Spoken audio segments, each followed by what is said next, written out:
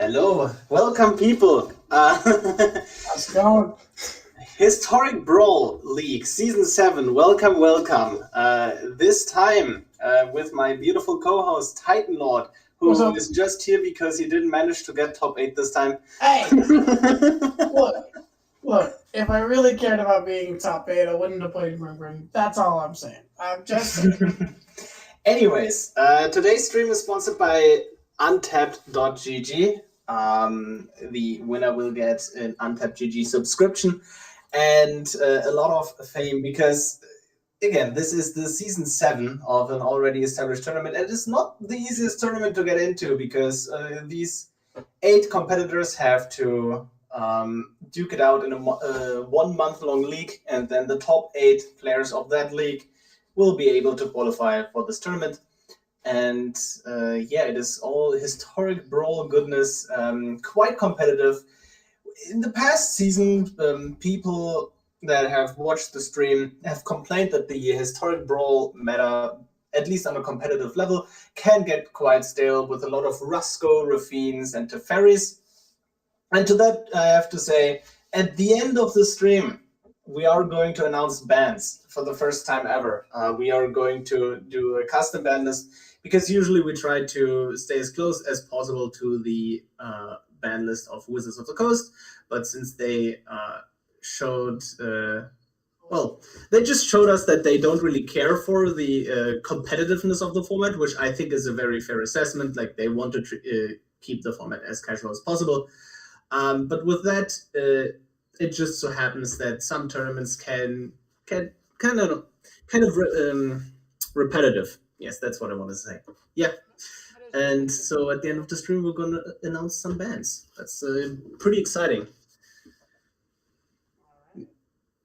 So, who are we? Oh, I think we have some audio problems currently on Titan Lord. Can you speak up, please? Hold on. Sorry. Hold on. Yep, there it is. Oh, we had some audio issues before. Okay.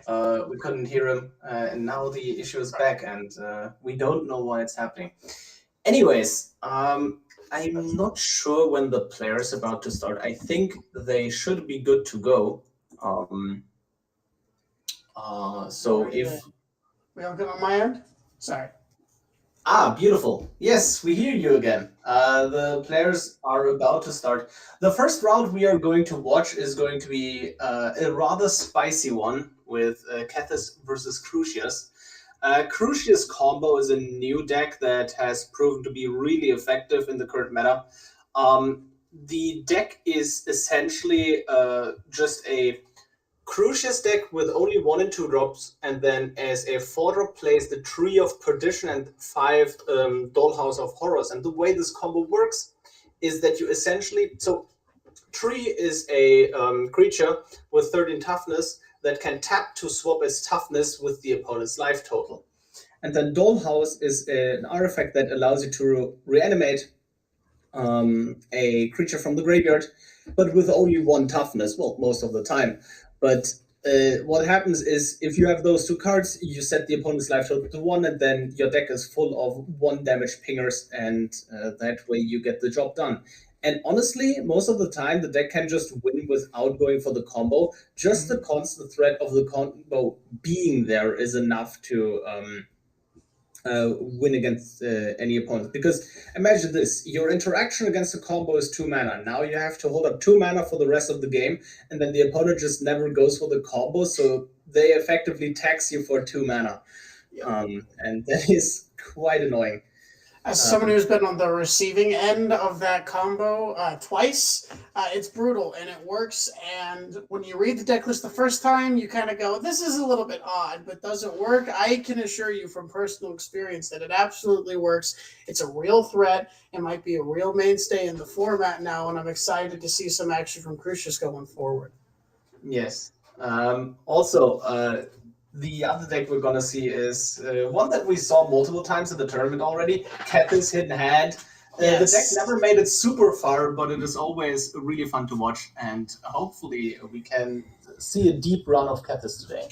Yeah, I think Kethis is the underdog that everybody really wants to root for. So, and it's a super fun deck to watch too. I'm very excited to see Kethis in our first match today. I think it's going to be very exciting and very entertaining, and I hope everybody enjoys. Yep, for sure. And then the other decks we're gonna see today is two Rafine decks. Best deck in the format currently, at least my opinion. Also, stats say the deck is really good. No Teferi today because the local Teferi players have decided to either play Grim and not qualify or bring Adeline. That's another deck we're going to see today. Adeline, one Rusko, one Sithis, and was that it? I feel like I'm missing one. Atraxa is also. Atraxa, yes. Atraxa Grand Unifier making its way to the Top-8 tournament. This could be the tournament we finally see Atraxa take home the gold too. That's also a deck it's like just on the cusp of being like a super dominant deck, or not, maybe not super dominant, but like really pushing forward. We just haven't seen it. It's come real close. It's top-8 multiple top-8s now, but it hasn't been able to take home the gold. Same with Sithis, but maybe we might see a change today. Yeah, so Atraxa is like it's like a gatekeeper deck. Like if you're not prepared to fight at least some form of value game or kill the opponent quickly enough, like if you can't decide on one of those lanes, you will get run over by Atraxa because like if you say I can be sometimes aggressive and then is sometimes outgrind the opponent, then you will 100% get wrecked by Atraxa. Mm-hmm. Yeah, no. Atraxa, very powerful, can be built, has a huge toolkit, has a huge card pool that it has access to, is only really hindered by the 4-color mana base, but I did get a chance to talk with Melvin a little bit about the mana base a few days ago, and a lot of it just comes down to, like, you just got to know what lands you can play. Like, you can't play the pathways, you got to play all of the dual color lands that come in untapped. Otherwise, you're gonna have a very bad time. And maybe we'll see some more adaptations after this. Maybe Melvin can get this attraction to really show off and show the Q players how it's done. Yeah, I think that's also very interesting because I have a very different approach to the mana base Melvin is running. For example, I think pathways are amazing in the deck just because you don't have any other options. And yeah, lots of small differences here and there are making or breaking it, basically. I think that's just the beauty of the format and the beauty of Atraxa having so many options and so many ways to build the decks, especially a deck like Atraxa that is 4 colors that you have like hundreds, if not thousands, of cards available to you. It's kind of like Rafine. Rafine has like 30 flex spots. So you can really build the deck kind of to your own personal liking, and it'll probably still be good. So yeah, very much so. And then talking about the good old tried and true Rusko as well. So Rusko hasn't seen a lot of innovation in the past like 2 couple months. of seasons. Yeah. And it's basically the main thing is Paradox Engine versus no Paradox Engine, and more people adapt to run no Paradox Engine. I am personally still a believer of Paradox Engine, but I've also come to the conclusion that just a tutor for Paradox Engine, even that is not worth it anymore because the format is going to get faster and faster. Right. And that is definitely an issue if you want to run Paradox Engine, because you will just get absolutely destroyed by the aggressive text little format. I think the removal of Paradox Engine from the deck makes it a little bit better against control because you kind of lose your way to cheese a win in a matchup that you really need to grind. And running interactive spells instead of Paradox Engine makes you a lot better versus Teferi, a lot better versus Atraxa and decks like that. But I don't know how I feel. I think I might agree with you on maybe Paradox Engine might still be the way, because slapping down just basically like an I win button with Paradox Engine still seems really alluring to me. But I'm not a Rusko player. I have lost to Rusko a couple of times, so clearly maybe I don't know what I'm talking about, but I think it'll be interesting to see yet the further development of no Paradox Engine Rusko in the metagame. So. Also, one more thing, there's one deck missing from this top 8, apart from Teferi. Where's the monkey? What's your guess? I think, okay, so one, Myriad, the main monkey pilot right now, wasn't able to play so he in the tournament, so he really wasn't gunning for top 8. Another thing is I think monkey is very good. I think Ragavan is a very powerful card. I think it deserves to see play in a tournament like this. I definitely think it's good enough to see play in the tournament. Its results in the league, however, have been a little underwhelming. Not bad, but you would have expected more from a commander that had so much hype around it on release. I think Ragavan's biggest problem is that it's mono red. Mono red is not bad, but it's kind of lacking a lot of the tools to really close out the opponent in the mid game when it wants to.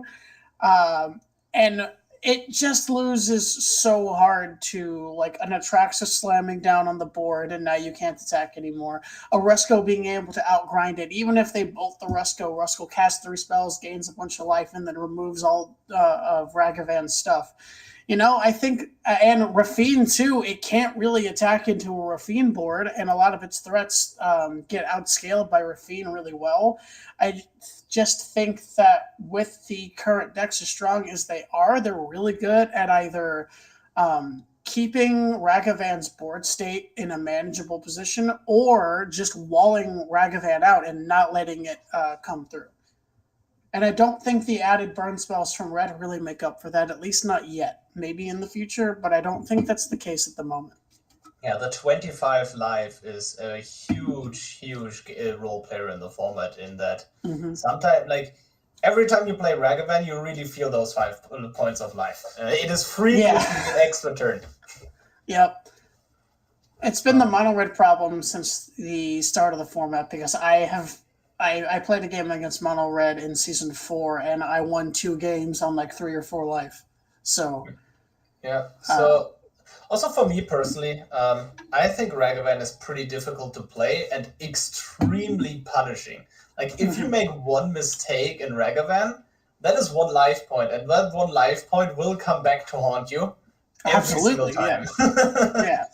And whereas if you like miss a couple of life points in something like a Rusko, that can come up, but not always. Where Rusko allows you to stabilize, or like a Atraxa has the tools to have these reset buttons, like an immersion ultimatum, like a farewell, like just slamming down Atraxa into a Ragavan board, right? A lot of these undo my mistakes buttons are present in other decks, which Ragavan doesn't have the tools to compete with. Absolutely. Anyways. All right, we're going to be getting into our first match here. It's going to be Mathma Tiger on Crucius Titan Waves versus Olaf the Moose on Kethis the Hidden Hand. I've been very excited to watch this game.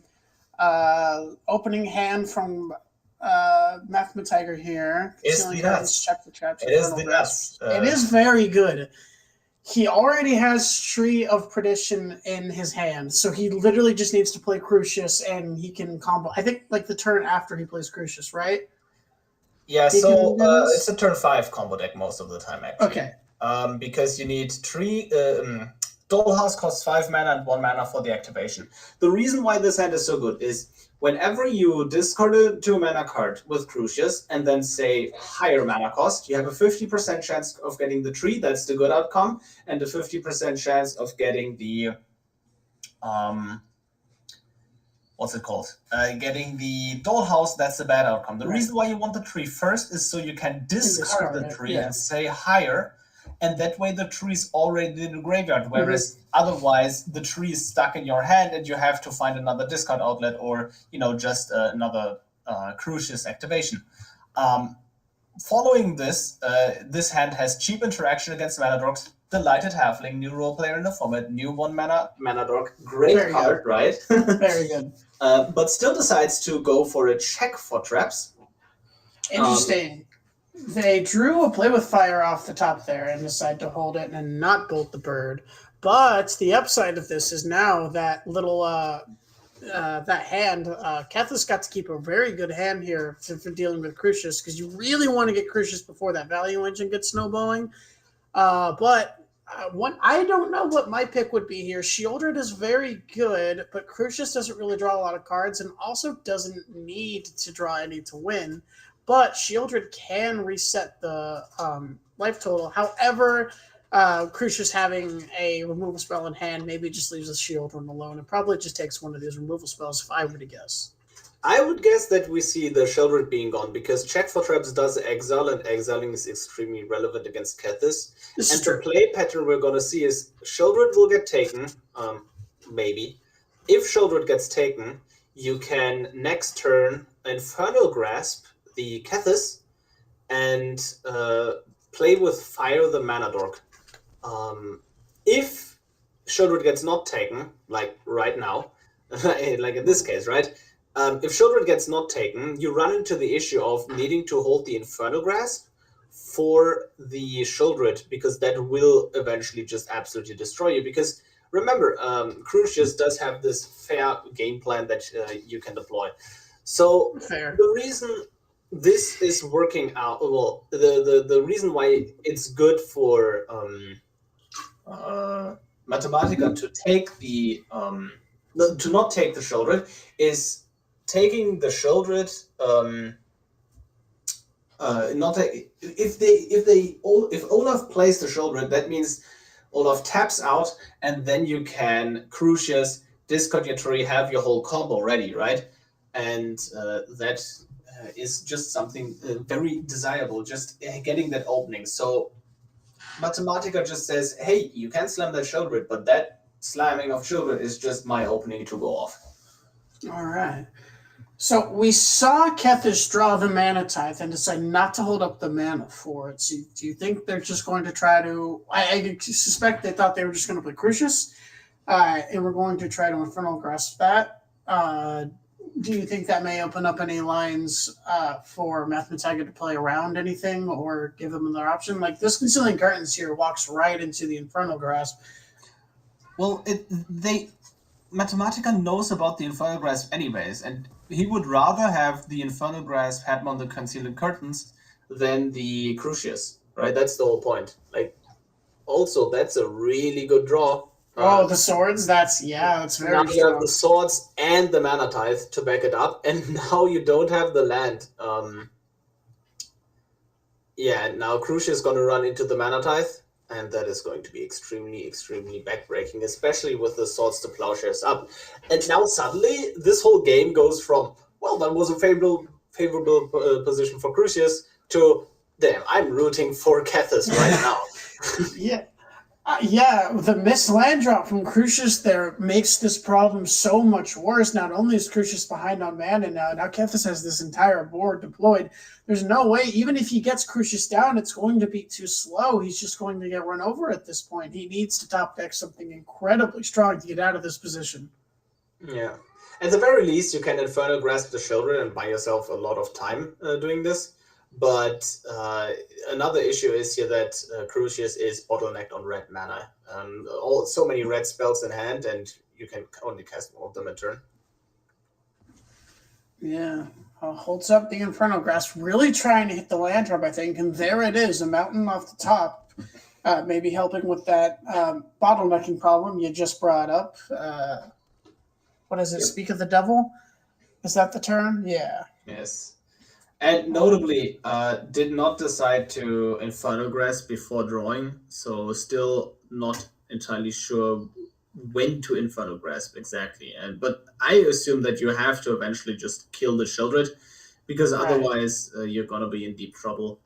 Just like at the very least 6 damage a turn is not something you can sustain in the long run. So the Shieldred has eventually to go. And like you mentioned earlier, he didn't pull the Shieldred with the check for traps. And now, even if he kills that Shieldred, Kethis is probably just going to get it back at some point in this game, and that really spells doom for Mathema Tiger here.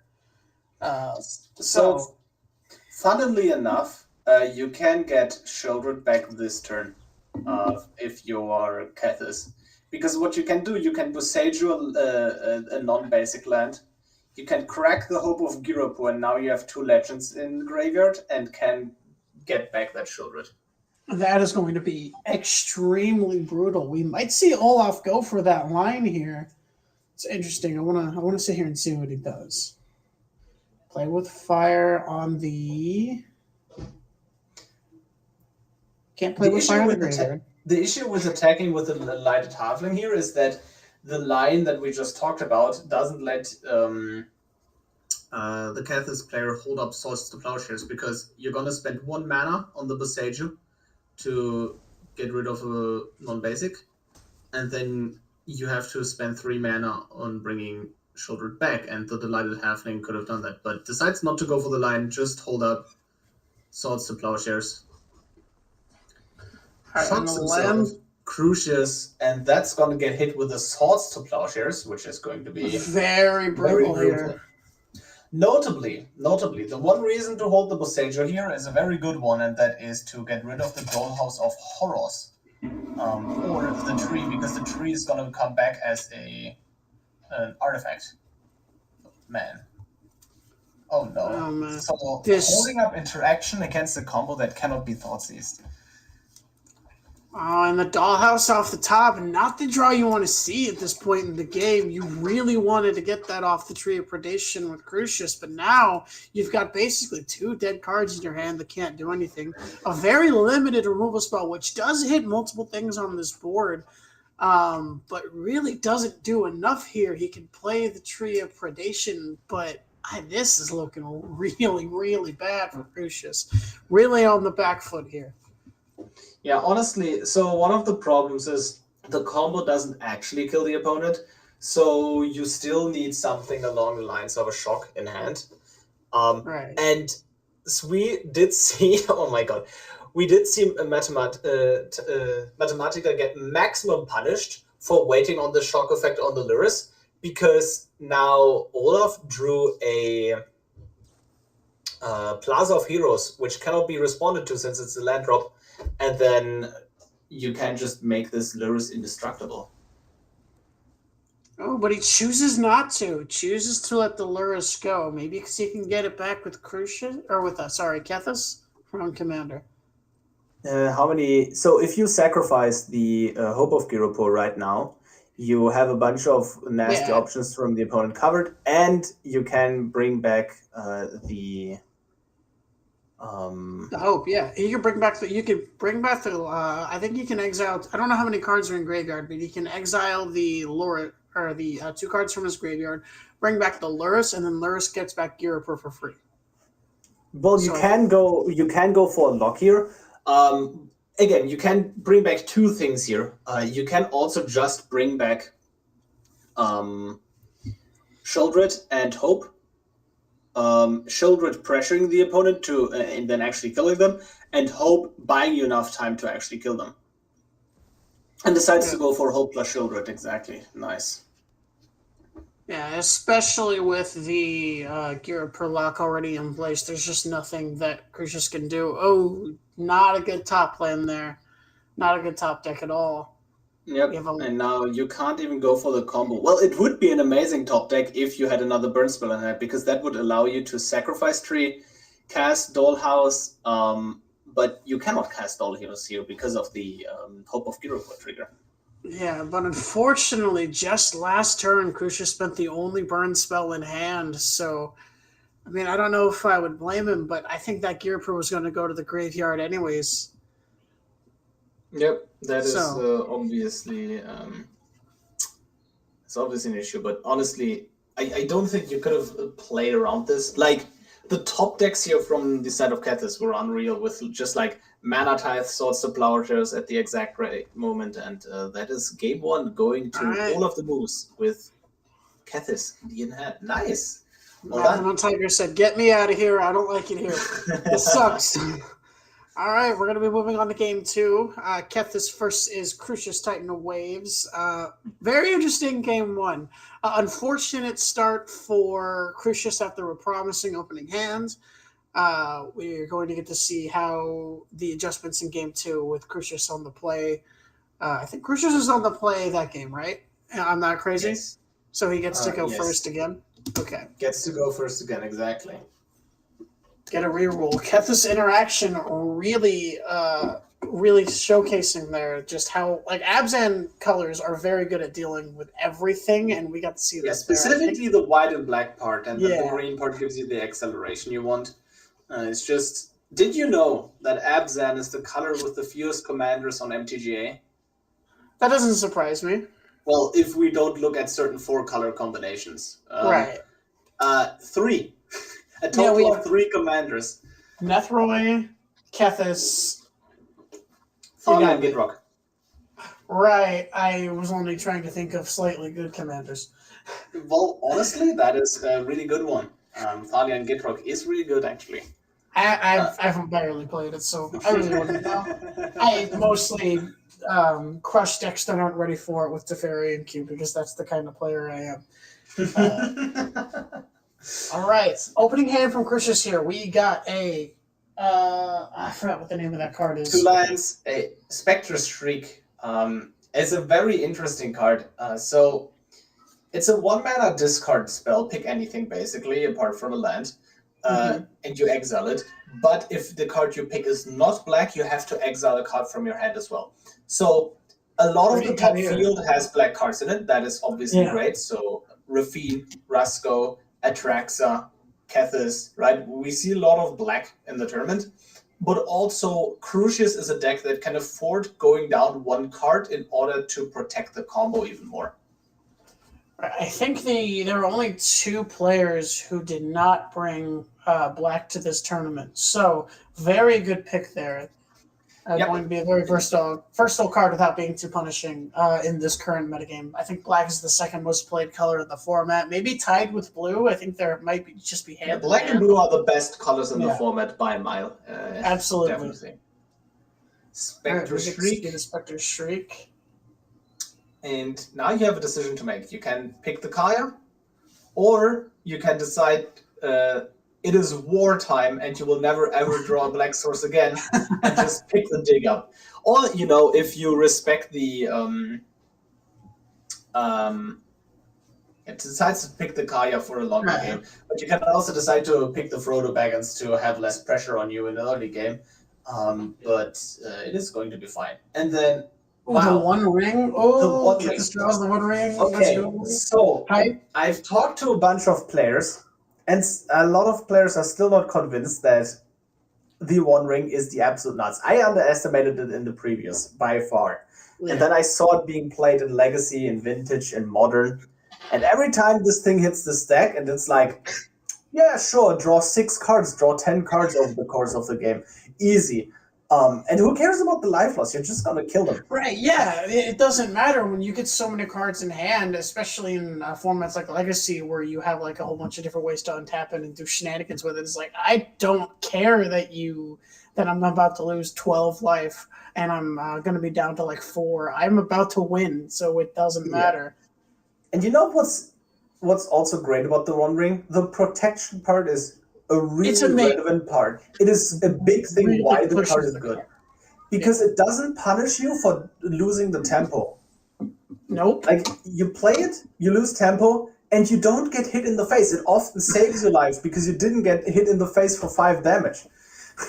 It's a fog that draws you like a billion cards. It's so much fun, and I'm really hoping we see it come down this game. I want to see it in action in tournament. Yeah, some people said it's colorless necropotence, and I have to agree. I'd say that's probably the closest comparison. I would have to agree with you too. Yeah. Now, anyways, Crucius had the unfortunate draw of getting the Dollhouse first, but you can go ahead and play the Concealing Curtains and immediately flip it. You can go ahead and Angrass Rampage one of these creatures away and get a Kitesail Freebooter in play.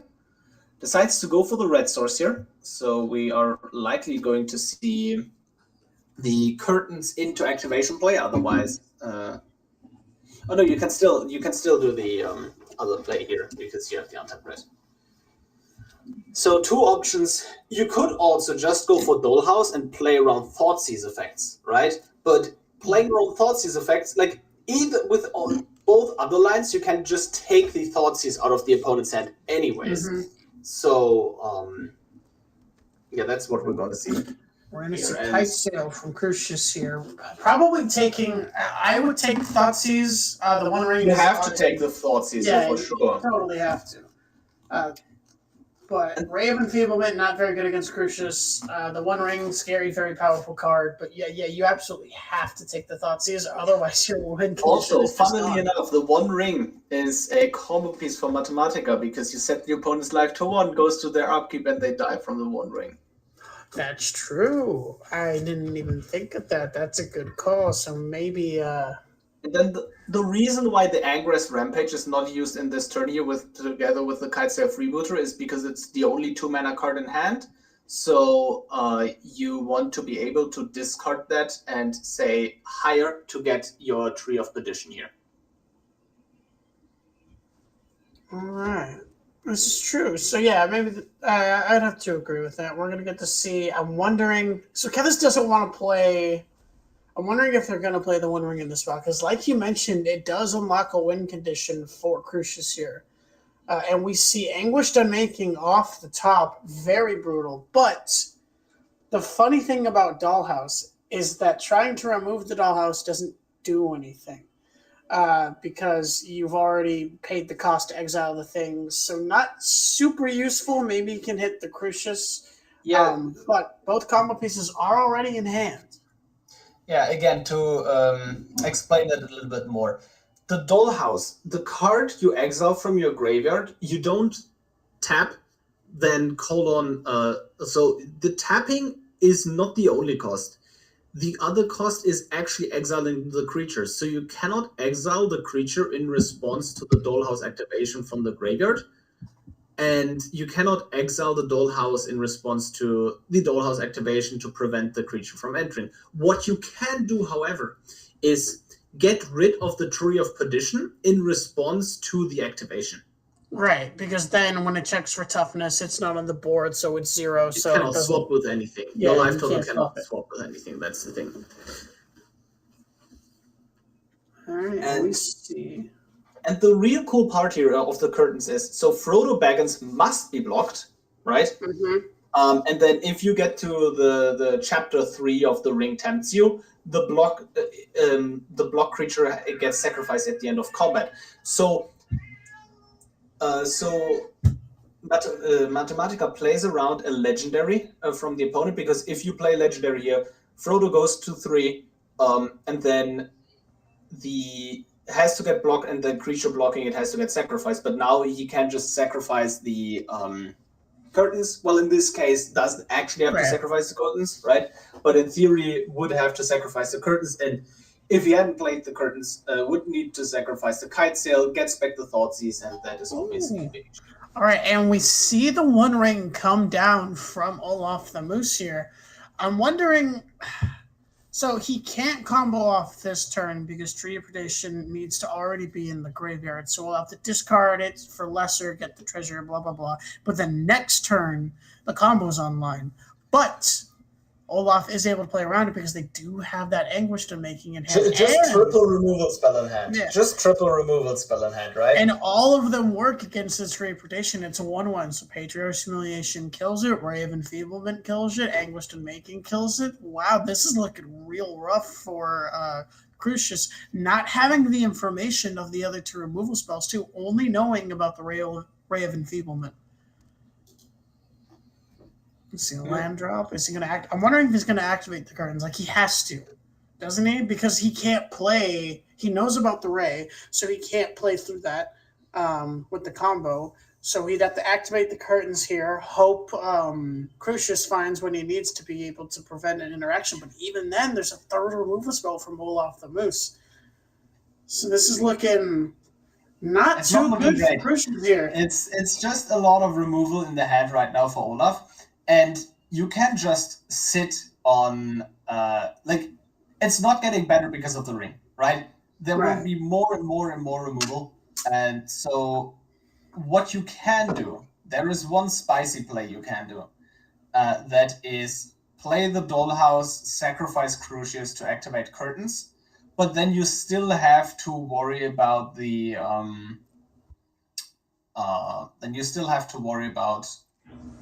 opponent just removing the tree in response to the activation. And I don't think that is a plan that you can pursue anymore with that hand. At least if Olaf plays this very patient. And then there are also some cards that Olaf can draw that just make everything extremely miserable. For example, Shieldred of the Apocalypse.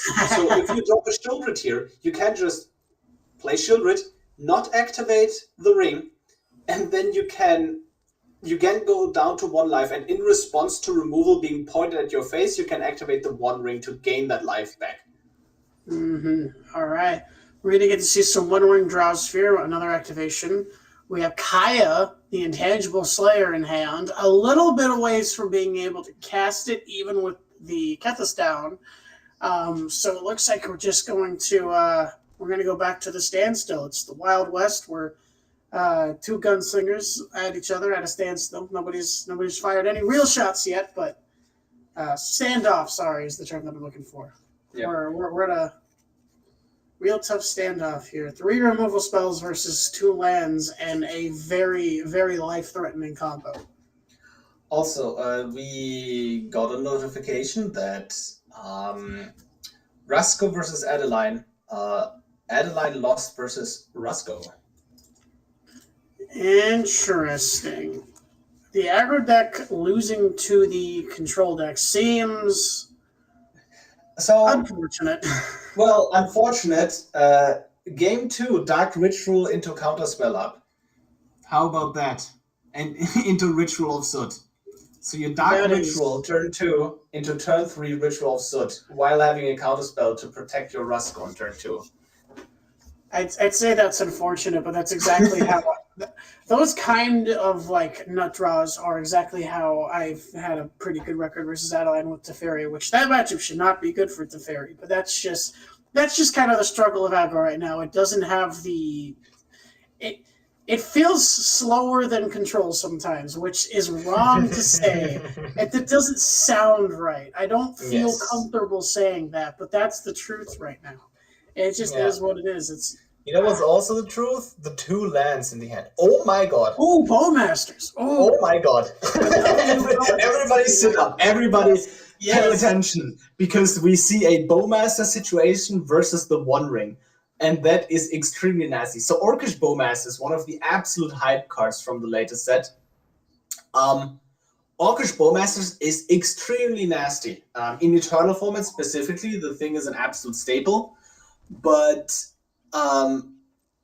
even in Historic Brawl, it's just a 2 mana for 2 1/1s, ping something, and massive upside. Like, I've played games where the opponent's Bowmasters got activated like 8-9 times. You have a 10-10 a mass orc on the board. Well, I'm a combo player, so I didn't care. I still killed them. But imagine if you play fair, that is not going to happen. And there is the top end. That's a pretty good. We're gonna see a grindy game. That is yet another way to check the hand. Like, is it safe? Or alternatively, look at all those treasures. Count Mathema Tiger's mana here with the treasure. They can play this Bowmaster. Maybe it gets Ray of Enfeebled. Fine. Not maybe. 100% it's gonna get Ray of Enfeebled, right? We know that. Because you cannot ever let that happen. You ping face here, then the opponent draws a couple of cards with the One Ring and then gets pinged again, dies to the One Ring, right? Like, the One Ring right now for Olaf is actually a problem he has to solve. He is currently in a spot where he is going to die to his own One Ring, and the indestructible effect of the One Ring is going to be his downfall, because this Cathar commander cannot destroy the own One Ring. No, it's kind of funny that the ring being indestructible is a downside here. In historic I Brawl find it hilarious. specifically. I find it in this situation, indestructible is actually bad for you. We might be seeing the Tibble come out from Mathematiger. I'm not sure. I'm very sure about that, to be honest. You can't just go Tibbled and then just plus. I assume you never want to. I don't think you want to minus. Ooh, I don't think Kaya you want comes to. out. I don't think you want to minus on the one ring, but I'm not so sure anymore because now Kaya can plus every turn, gain life, and just says, "Nah, I'm out of here. I'm not looking at this anymore." With the Crucius on board too, you get to fill the graveyard and start turning your lands into better cards for Kethis. That snowballed really hard, really fast. Yeah, there was a very small window where it looked like Mathematica could crawl back here, but then the Ray of Enfeeblement just being a really nice mana call. So Ray of Enfeeblement, 1 mana, -1 toughness against Ragavan. Check, kills Ragavan on turn 1. Kills Adeline because that has 4 toughness. Kills Rafine because that has 4 toughness. Kills Orcish Bowmasters because that has 1 toughness. It just checks a lot of boxes in the current metagame. And we've seen the card in main decks from time to time here in the competitive Historic Brawl League. Anyways, that was a 2-0 for Kethis. Wow. Okay, and it looks like we still have a couple of games going on. I think Melbit versus Flash Fan is still going on. Yes, I believe so. So Sithis versus Rafine. So Dozer with Sithis and Inkard with Rafine. 2-0 for Sithis. And also Rusko versus Adeline was also a 2-0 for the Rusko player. And so now we might have a glimpse at Atraxa versus Rafine. Melody versus Flashman. An interesting match. Yeah. Sorry. So, yeah, Flash Fan notably being the last season runner-up, lost the Rafine Mirror in the finals to the Mudman. But now he is back in full force. One of the people that competed the most often in this top 8, right? Yes, Flash Fan has competed in every top 8 Flash Fan has played in, and has come so close. If there's any player that deserves, and I don't think anybody quote unquote deserves a tournament win, but if there was, it's got to be Flash Fan. Flash Fan has stuck through with Rafine the entire league, has come so close to tasting victory, just to stumble at the last. And I mean, I don't think they've gotten worse than 4th. Like, they always make top 4. I could be mistaken, but I know they have a couple of like a 3rd place and a 2nd place finish. A 2nd place last season, most notably, like you mentioned. And this might be their season. This might be the season that Flash Fan finally says, you know what? I don't want to be the runner-up. I'm the top dog here. I can win this, you know? Very good player. I've played against Flash Fan a couple of times, both in tournament and in league. I think our record's pretty close. But out of all the players in the league that I have on my list that I don't want to get paired against, Flash Fan is probably number 1. Because they're wow, that's high praise. Yeah. They're a very powerful deck that they pilot. They're a very good pilot of that deck. And I think they can beat any matchup and anybody in the league on a good day. Here's the thing, though. So, Flash Fan decided to get rid of the ramp creature instead of the Orcish Bowmasters. I have huge respect for Orcish Bowmasters, especially if I'm playing Rafine. So I'm not sure about that place specifically. He probably has a plan for that. One thing I have to add, though, is if you swing in, yes, the Orcish Bowmasters grow huge, but it doesn't kill your attacking creature. Right, because it's pretty much always bigger than the Bowmaster's damage that it can give out. But now we're going to see it draw 2 cards, Orcish Bowmasters triggering 2 times, pinging 2 times, 1 face, 1 to the Vampire token. Or, well, no, one phase, one to the 4-3, and then you block it with the... Oh, never mind, you can already block it. Okay. No, yeah, okay. Made the same calculation error here as myself, but it didn't matter. That's all good. Math is complicated. It's okay, and it's supposed to be meant for blockers anyways. So it's cut up some slack. Well, he was the blocker. Well, that's what I'm saying. You're forcing him to do math. Cut up some slack. Oh, no. Shields right off the top here. Children off the top not doing anything because you're looking at not being able to cast it because your mana base. That's right. No double black. I should pay more attention to these lands. Yeah, like we mentioned earlier, that 4-color mana base is just absolutely brutal sometimes, and we're seeing that right now. He has the double wipe with the Divine Purge, and notably the Day of Judgment in hand, so he has one more board reset. The thing is, now Rafine gets to bring back the scrap heap, and then play Rafine again, and now you get to just get your looting in. But that board will probably get reset by the Day of Judgment.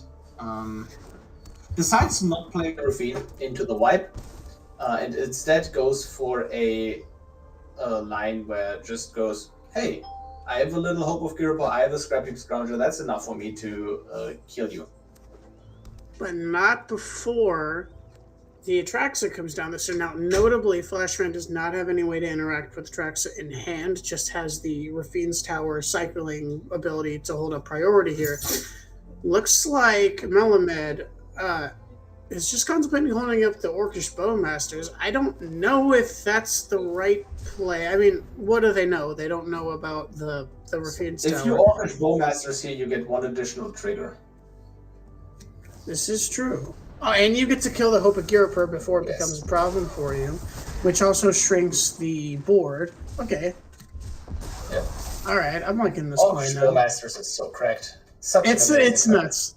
I'm putting it in every black deck that I'm building because I can't think of a reason not to. It's just so punishing. And now you get to block the Scrap Heap Scrounger again, slowly draining the opponent's graveyard. Scrap Heap does come back, right? But it's still just an issue. And now, as the Atraxa player, you know the opponent just top deck. What are the odds that they top decked a counterspell for Atraxa? How much do you respect it?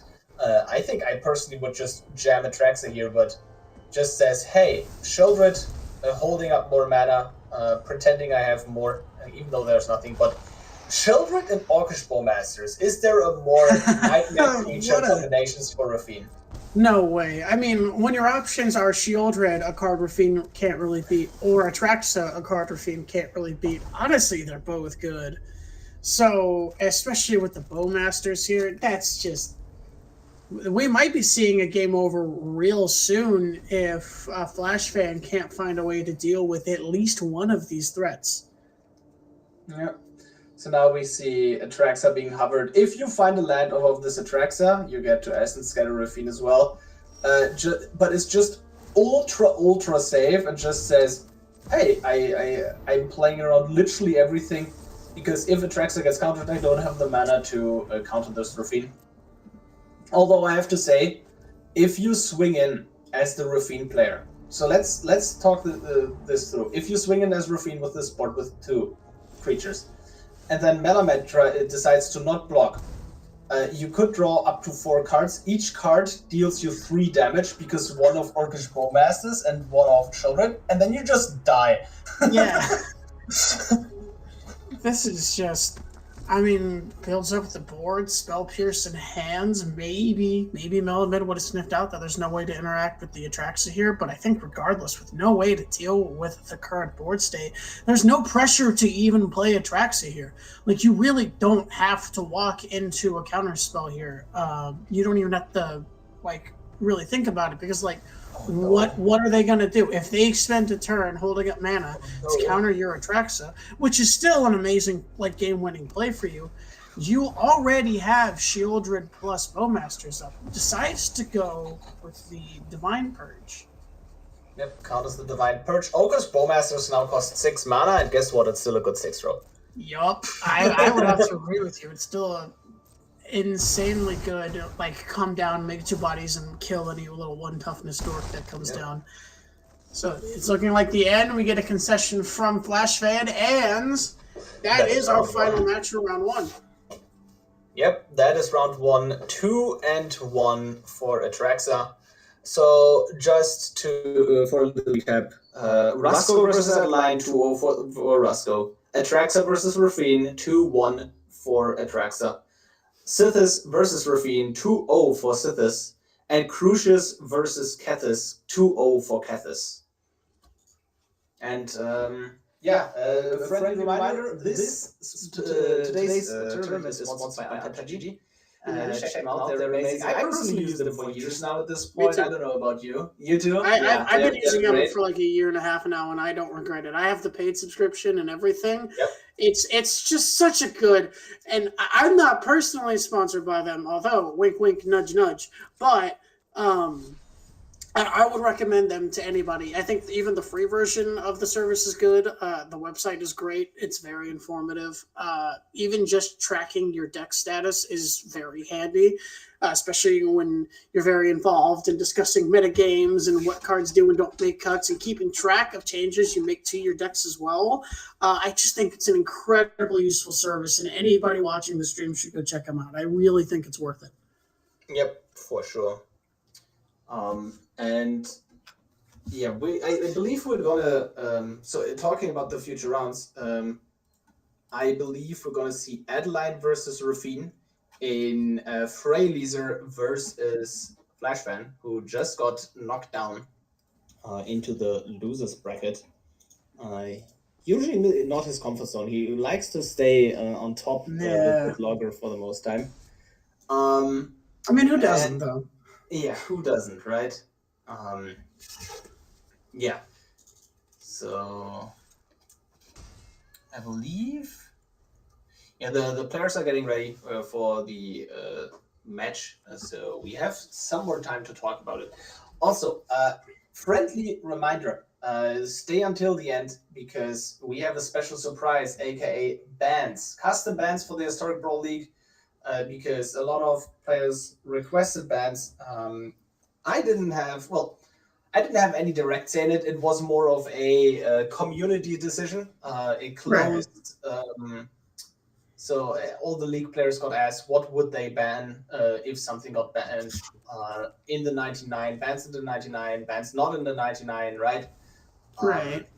So nice survey, and the results of that will be revealed at the end of the stream. So stay tuned for that for sure. Yeah, we had a whole list of information. I was involved. I was not like solely responsible for the bans, but when the staff got together to talk about the bans, I was there to give input, and I'm very happy with the decision that we came to, and I'm hoping the community at large will be happy as well. I think we made changes that are really going to benefit the future of the league and make it continue to be an interesting place to play Magic and compete at a high level like this. Yep, for sure. So, also, okay. One thing I want to talk about as well is if people are not playing the monkey, right? Like we touched on the subject previously, but if people are not playing the monkey, you can get away with less turn 1 plays in the league. If you can get away with less turn 1 plays in the league, you have slightly more time, and that also hugely affects deck building. But at the same time, we still see like hyper aggressive fast answers, and like a lot of people I talk to that don't compete in these competitive leagues say, but my opponents are not playing fast decks, so I don't need to have fast answers. But turns out, if you still play these fast answers, you get to deploy your own game plan quicker and quicker, and just get ahead even more. So even if the meta is not fast, you can just still expect there are going to be the most efficient answers out there. You see that especially in decks like Teferi and Rusko, where they have, especially Rusko has so many cheap answers, so many cheap ways to interact with the opponent that Rusko gets away with playing all sorts of, I want to say maybe slightly narrow, But powerful answers at 1 and 2 mana that just kind of let Rusko do what Rusko wants to do for the entire game. So I think you're spot on in that it doesn't really matter if you're not seeing little cheap aggressive dorks all the time. You should still be running answers for them because they're still very powerful. Talking about it. All right. Cheap Speaking and aggressive. Add a line. Yes, sir. On the play, and while we just play this game where Rafine says, I'm not going to cast any spells anymore on your turn. I play with Thalia, you have a Tithe Taker, everything costs infinitely more. And so funny that this Thalia is actually so annoying here, where the card is just like, you cannot play the Flowering of the White Tree as you want to do.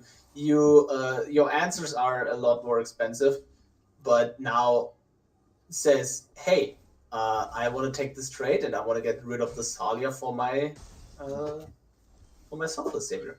Because that's the funny thing about Tithe Taker is Tithe Taker doesn't affect you. It's not a symmetrical 8-piece. So when you're taxing the opponent from interacting with you on your turn, you're fine. You can still mess with them on their turn. So you absolutely, I think, want to leave the Tithe Taker in play. So I think, well, they had the dog. But just having the Tithe Taker on board makes it so much harder for Rafine to interact here. Yep, for sure. And now Rafine got killed. You get to peek at the opponent's hand. I very much assume that we're going to see the pick of Flowering of the White Tree, because that is just a 2-mana anthem with upside, which is absolutely fantastic. Well, other than that, you can take the Portable Hole, because with the Portable Hole, you can get rid of this Luminic Aspirant, and that's the way you're currently trying to hopefully win the game. But now it's just Flowering of the White Tree, go. Right, that's the word where we look at now. 2-mana, anthem, everything. Still not found the third land as the Adeline player, which is really brutal. And now Rafine gets to play this whole play a 1-drop, pass the turn, have fun. Not even a 1-drop, and just outgrows the opponent here.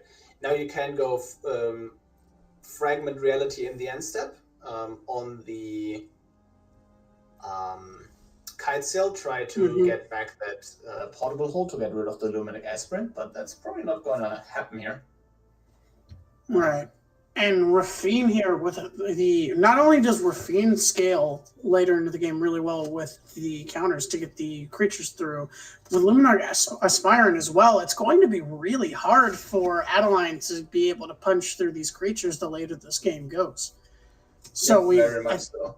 I think we are going to have a limited window to see Adeline come down and starts really laying the beat down on Rafine, because if it takes too long for Adeline to be able to punch through, I think Rafine is just going to outscale Adeline. Yep, very much so. Isamaru being a 1-mana 4/3 does help right now. Yes, that's insane. They do have the Flowering of the White Tree, which is helping. It's why they're not absolutely on the back foot right now, and they are able to lay down some pressure. But I don't think that's going to be the case forever, and I think that window is shrinking more and more. Yeah, now you really want to go ahead and maybe find some piece of interaction here. You really want to get rid of that. Yep. You're gonna get rid of the Kite Sail, and now you gotta get rid of the Luminic Aspirant, and now suddenly the board is awful for you as the Rafine player. And it's an absolute nightmare, because now you can crash in. Look at these measly 1/1s. Found the window, closed the gap, going in for the attack here. Kills the Tithe Taker, allowing Rafine to maybe breathe a little bit with the interaction. But at this point, you've only got, like you said, there's only 2 1/1s on board. Maybe hitting the... Well, I guess she couldn't hit the Isamaru because it is Ward, because it's a legendary. Yes. Flowering of the White Tree, man. I don't think Adeline could ask for a better Anthem effect, or really any aggressive white deck. Yep. All right, we'll see the concession. Drawing a land that was especially awful, because now you're forced to get rid of your removal to grow the Mausoleum Wanderer, otherwise it just gets eaten by the spirit. Wow. Yeah. A game of back and forth. Like, wow. I didn't expect that outcome, and It was really, really neat. Just so long on 2 lands, right? Like if Adeline had drawn the land, the third land, anywhere like just way earlier, that would have been such a huge difference. Like any turn earlier would have.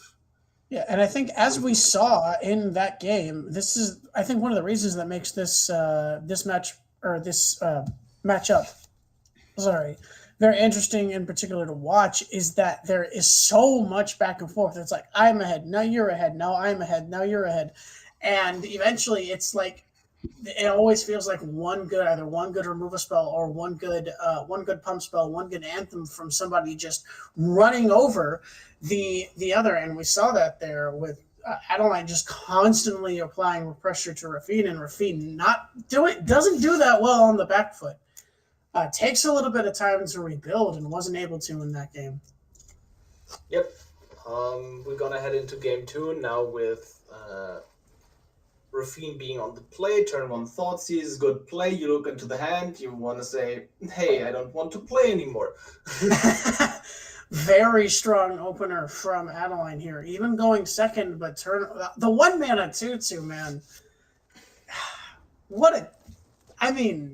That's so nice for Adeline, especially with, like we saw in that last game, no flowering of the white tree in hand yet, but just being able to apply that much pressure early and being able to attack into Rafine's the creature Rafine puts down early is just so strong for Adeline that I think even going second here when Adeline is at a bit of a disadvantage, she still has a very good presence in this game. Yep. And now you got a couple of options. There is a Thorn of Amethyst in the hand, right? Thorn of Amethyst specifically being a tech card against Rusko as well, because the deck just plays so many 1 mana cantrips and just like cheap cards. If you play the Thorn of Amethyst here and it gets Spell Pierce, it's kind of exactly what you want. I think you should have considered like now you can hold up Mana Tithe. Decides not to hold up Mana Tithe because he's like, hey, that Rafine player right there is mana screwed. I can smell that. Yeah, it's just the pain of 3 color, right? Yeah. Man, and despite going second, I think we're about to see, Adeline comes down, and what should have been a fairly advantageous position for Rafine once again, just one good play, and Adeline's back in the swing. Yeah, that like Rafine really gets held back by the mana base issues, right? Right. Like that's so huge. Now you can't mana tithe the Rafine, but also it's probably even too late. Yeah. But Rafine with the 3/2 that can attack into the Adeline, with the Spectral Sailor that can fly over everything, decides to go for the Scrap Heap Scrounger to maybe draw a way out of this, but doesn't really find it. You'd think the thing is, you can always just like now the Ruthless Sniper will just pick the opponent's board apart, right? And then if you, let's say, just survive this turn as the Rafine player, you get to swing with 4 creatures, give -4 toughness across the opponent's board, and that's going to be extremely impactful. Now we're going to see Spellbinder versus Marshall. Marshall it is, and that is massive. Just like we said, it's just one top deck. It's like, oh man, the Sniper is going to just absolutely wreck the Satellite, and then one good 4-mana play, and we're back where we were earlier with Adeline applying a ton of pressure to Rafine, and Rafine not being able to do much on the back foot. Healer's Hawk would have been good 3 turns ago. Yes. You can just swing in with everything here and kill the Banalish Marshall, but maybe it's just better to take the 1 card, maybe find a piece of removal, didn't find the piece of removal, and honestly, this might just be GG. Yeah, I think, is this just a lethal attack? It's close. You have 2 blocks, and then this looks like just a lethal attack without the Spell Culture. But, well, you go up to 7 life because of the Healer's Hawk, right? And you have 4 blockers. Yeah, okay. And that is, I believe. So you go. Whatever. Math is 4 blockers.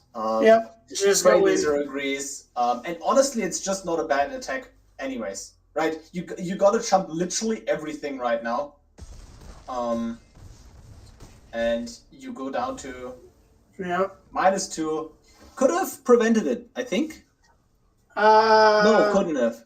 No, yes, could have. Could have. You could have went to 1 here, but I don't think there was. You a way lose out from this that point, afterwards. anyways. Rafin's not running board wipes, so all right. So Freylaser takes the dub. Our returning two-time champion, by the way, winner of both season 2 and 3, Freylaser.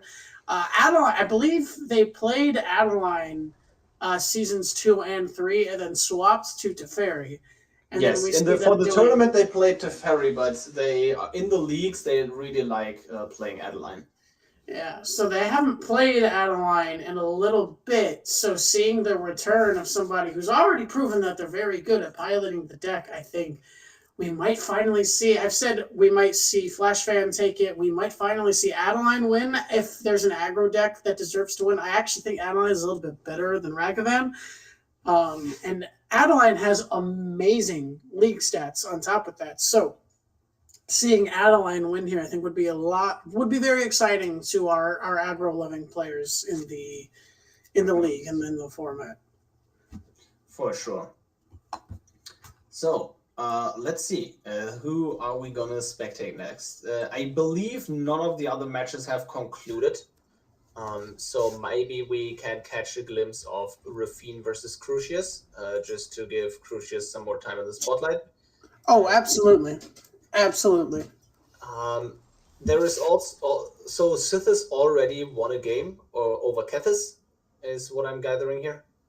And nothing else. Yeah, that is. Yeah, it seems like all the game ones are still in progress, so we should still have plenty to go over for round 2. Yeah, that was a really quick 2-0 for Adeline here. Yeah, well, that's the power of Adeline. It's fairly fast, it's very resilient, and it snowballs really, really hard. And now we're gonna spectate all of the moves with Kethis versus Doza playing Sithis. And we are going to see the power of Mesmeric Orb on the board here for the Kethis player. Just milling yourself a ton is so valuable for a Kethis deck, because now you exile something from the graveyard and you have a million options at your disposal. Absolutely. Pile on. Wow, very interesting piece of removal here. So waiting 2, everything in the graveyard, everything goes. I'm curious to see how this game got to this state, because we see Dozer playing Sithis with a very full grip here, and then we see Olaf the Moose with Emrakul in hand. So the big powerful flex play versus a Mana Tithe, which doesn't do anything, an all deck glitters, a Paladin class, a Planar Disruption. Sithis has all sorts of little things here.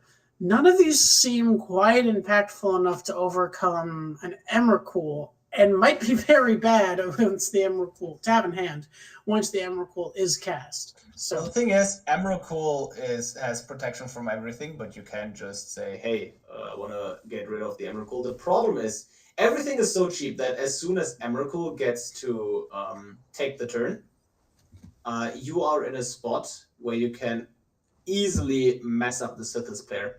Exactly. So if you top deck a land right now as Olaf, you can play Emrakul. Cannot play the Emrakul, sadly, because that would have been insanely backbreaking, because you can. So the blind Doza took here is, let Sithis go to the graveyard and return it for free with the restoration of Iganjo. Mm-hmm. But if Olaf took over the turn, that would have meant that he could have just decided to leave Sithis in the graveyard indefinitely, and that would have been extremely backbreaking. All right, decides to play the Bankbuster as well. Maybe try to draw into that land to play the Emrakul. And now we have the Thutsies. Mana Tithe is an interesting take. Yeah. Mana Tithe is an interesting take, but also a reasonable one, because he wants all the mana he can get in the world to play this Emrakul. So he's working towards that. And also holding up Swords to Plowshares for the Sithis. So goes to main 1. Restoration of Iganjo triggers, discards something, brings back the Sithis. Applies an enchantment, draws a card. In response to that, we're going to see the Swords to Plowshares on the Sithis. To remove it immediately, only getting one card out of the commander is not where you want to be as an Enchantress deck. Yeah, you really want to be drawing like probably 3 to 4 cards a turn, and being this behind might spell doom for Dozer here. Yep. Ooh. Decides to get rid of the Starfield Mystic. I'm not sure if I quite agree, because the card does reduce the cost, but if the opponent doesn't draw cards, there's nothing to reduce the cost of. That's at least my personal thinking, but clearly disagrees, and hopefully it pays off. Oh wow, and you just get to do the Sithis thing of drawing 1 million cards a turn. Yep. Because you're drawing a lot of 1-mana enchantments. Wow, that is so gross. With the Hollowed Haunting on top of it as well. Oh, man. So goes for Kami, puts another land into play. You can still crack the enchantment on the land to draw a card as Sithis, like one additional card. Interesting. Yeah, interesting thing here. Well, now there's a Heliod's punishment, but probably by accident, because they don't know about the Emrakul, but they played out all the interactive cards that would have really screwed over Dozer had Emrakul taken over the turn, have now been used except for the Heliod's intervention, which doesn't stop Sithis from doing what Sithis wants to do. So now, as long as Dozer can find a way to deal with the Emrakul, this taking over the turn thing isn't going to be nearly as good as it was just last turn cycle had he drawn the land. Yes, very much so. And now, you know what's also very interesting?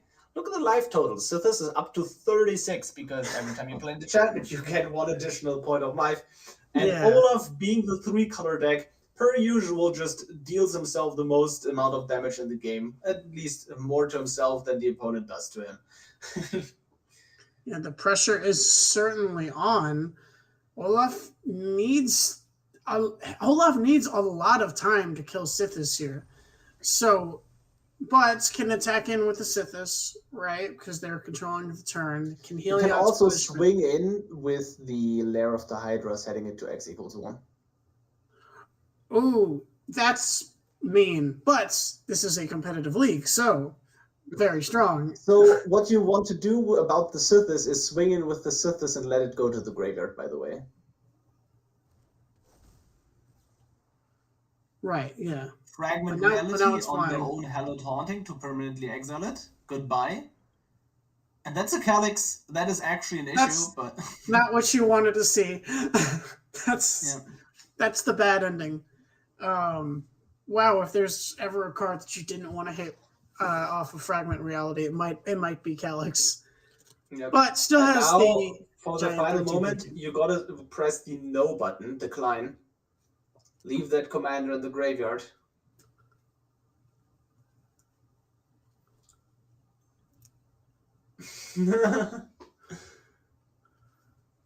Which one? Ask the opponent, and they can just say, oh, just take the action. It does say move your commander. Okay. Oh, I see what the question was. They just traded commanders. So he was like, what commander is this question for exactly? Is this for my commander or is it for the opponent's commander? Oh, that would have been really unfortunate to leave Kethis in the graveyard there. And then send the Sithis back to command zone? Yeah, that would have been really unfortunate. But didn't happen. Scavenging Grounds is so nasty. Like, Scavenging Grounds is, I think, the perfect top deck here for Sithis. Because you exile all graveyards. That first gives you the option of putting your own commander back into the command zone. But also, that gives you the option of, just exiling the full graveyard of a Kethis player. Like, that's their hand. Like, the graveyard of a Kethis player is their actual hand. Absolutely. And the problem that Sithis still has here is having to attack through this 13/13. Now, like, as we stated earlier, Kethis is only at 10 life, so they don't have much to work with. And they're getting to the point where that mana confluence is going to become a liability, if it isn't already. So we're still kind of at a stalemate as far as board state goes. Well, okay, it doesn't look like it, but this Mesmeric Orb will decide the game, because at this point both players have drawn a bunch of cards and milled a bunch of cards. And I would really love to know how many cards the Sithis player has left in deck to actually win the game with. With the Hollow Taunting being gone, like one of the absolute main win conditions of Sithis, you gotta be wary of, what do you actually do here? Yeah, Kithis trying to decide. I said Kithis like I combined Kethis and Sithis. Kethis here deciding on what to cast. You decide to go with Hope of Girapur. Might as well get the free card, right? Well, the thing is, it's not exactly free because you have to exile 2 legendaries from the graveyard that you might want to use next turn to play more things out of the graveyard. Right. But if we look at the deck is gonna get thinner and thinner, and eventually, if you don't find answers for this Mesmeric Orb, I believe Kethis currently has more cards in deck than Sithis. I believe. And you can just stay on defense and hide behind this 13/13 Emrakul. Yeah, we can't see the actual number of cards left in the library, but just kind of looking at the stacks of the decks and comparing them, it does look like Kethis has a little bit more left in the library than Sithis here, which, I mean, with Mesmeric Orb, that's a very good win condition, because late in the game it means that Sithis is just gonna not be able to do anything anymore, especially with all the cards that it's drawing. It's going to go through its library so much faster than Kethis is. Yep, and that is a downside actually right now. Absolutely. And you can't really do anything. Like, you sit there as the Sithis player and you're like, I can't attack in. I don't have anything to play. I think I have to pass the turn. I mean, what else can you do? You only got 2 lands in hand, so the hand's not very active. It's not really doing anything. You have a 13/13 that's just sitting here like, I dare you to attack me. Like, try me. And passes the turn. And we're back to the stalemate. Yep. Decides to tap more permanents to mill more cards with Mesmeric Orb, and I assume that is like you mill yourself more, but at the same time, the opponent will deck out before you, right? And now you have all the things in the graveyard with Kethis. So Traverse the Elven Wall in hand, being fully active here. Yep, just being a tutor. What's even left in the deck at this point? Really? I mean, I'm pretty sure if he wants to think, he might just find that it's in his graveyard. Shieldred might be good. That is obviously really nice. Orcish Bowmaster is also very nasty.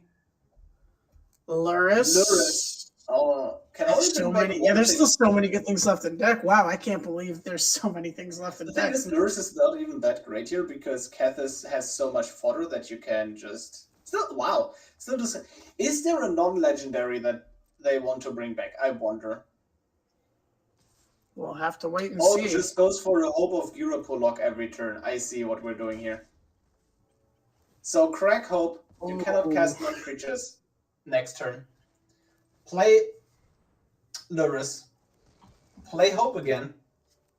And now that happens every turn. So the only point where you can remove the Hope is between Kethis' upkeep and the point in the combat step where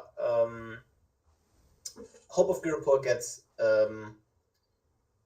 gets sacrificed. So you have a very narrow window. Sithis is usually operating at sorcery speed with the removal because it's all enchantments. Right. We see a second win condition being in the graveyard with Sigil of the Empty Throne. The third win condition here being the Ketilda enchantment. Like, those are the big ones. But that's, I believe, still not big enough to actually deal with the Emrakul. I might be mistaken there. But slowly but surely, like, you cannot cast the Ketilda. Yeah. Because it's just locked. And that's that's the rest of this game. I believe we will see a win here just purely because, hey, I'm milling you. Hope of Girapur lock, what you gonna do against my Mesmeric Orb? Oh, nothing, you die. Yeah, at this point, it's just we gotta sit here and play the waiting game. It's like, well, we see it on board. I don't know what Sithis could have in their deck at this point to even get them out of this, because they won't be able, like you said, they won't be able to cast their removal because it's all sorcery speed and it's being locked out by the Hope of Giripur. Swords to Plowshares, I believe. Fragment Reality was already used because on the old card because of the Emrakul. I'm not sure where the Swords to Plowshares is left in the deck, but I think that's the only other answer. Yeah, I don't remember seeing it get milled, but I might have just missed it. We'll have to wait and see. Yep. And also, it's just very unlikely that they draw it. That is sadly another truth, right? So you can go Kaya, you can exile something, you can go Kaya, you can go exile something. Well, that's true for both Kayas. Would you look at that? Yeah. And once, if Olaf can get that other Kaya down, maybe next turn after getting this one down and maybe probably removing something. No, goes plus on the Emrakul to make sure that Emrakul never leaves the game. He's like, go ahead, remove my Emrakul. I dare you. Cast the Hope with Kethis, not with Lurrus. You can bring back the Mishra's Bauble with Lurrus if you desire to do so, and you have a Mana Tithe up, although I would argue that will never ever come up for the rest of the game. This Mana Tithe is completely dead. There's just no way. Maybe they can get, maybe Kethis can get the that other Kaya down next turn. I think that'd be interesting, because at that point it's like now you're speeding up the game even further. At least we would have something more interesting to talk about than this absolute stall that that Olaf the Moonseer has. I like the stall, but I don't think it is very exciting. Here's another issue though. If there is a stall, that means Sithis is not spending mana. That means I think the Kethis player is actually milling out before the Sithis player. This is true. That's why I'm saying, like, if they can get the Kaya down and have a way to start draining and gaining, now it's like you can start taking some hits because you're gaining 3 life every turn if you really have to. Oh, wow. And now we're going to see a power play, because I just saw Sheldred and Sky Sovereign and whatnot hit the graveyard. Goes for the Bauble. Has to pay 3, I believe. Yes. You can also just decline, let him draw. Yeah, that's a Conclave Tribunal. That's never ever going to be relevant. Nope. That's not going to be castable whatsoever. Oh, that's on top. Unfortunate that is going to get milled thanks to the Bismeric Orb, right? Yep. Would be very useful here. One of the only remaining removal spells that Sithis can even use, and it's just going to get milled. So... Isn't there a flash enchantment that I think can cycle that can exile something? Yes, that's cast out. That is frequently not played by Sithis player because it is too expensive. Okay. So. All right, we see Olaf putting on the pressure, minusing, yeah. And we're oh no! Oh no! Oh no! We are going to see an absolutely disgusting play. So he's going to force Doza to tap out to mill himself with a Mesmeric Orb. So Emrakul again, and that's going to be a loop we will see now. Emrakul again. Now you get Emrakul, and now tap out, force to tap out, mill yourself, and then just plus Emrakul, kill Emrakul again, and that is just. Yeah, basically, you just force the opponent to mill themselves out. Dozer decides, I don't want to sit through yet another Emrakul controlling my turn. A sentiment that I very much understand. If the first Emrakul doesn't get there, try the fourth one, right? No kidding. All right, so 1-1. That was only game 2. Yes, that is the absolute grind that you're going to see. Like, these two, along with Trax, are the grindiest decks in the tournament we are seeing today.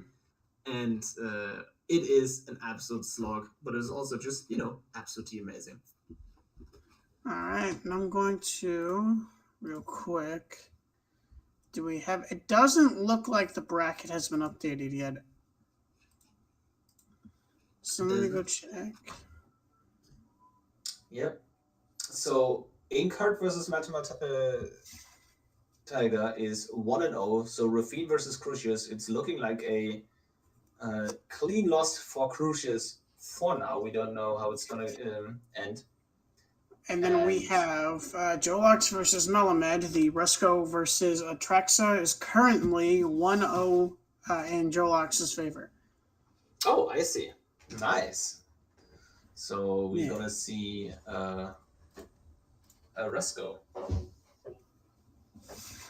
Possibly. I mean, I wouldn't be surprised. I think you voiced your opinion that you think Rafine is the best commander in the format right now. Very much so, I agree.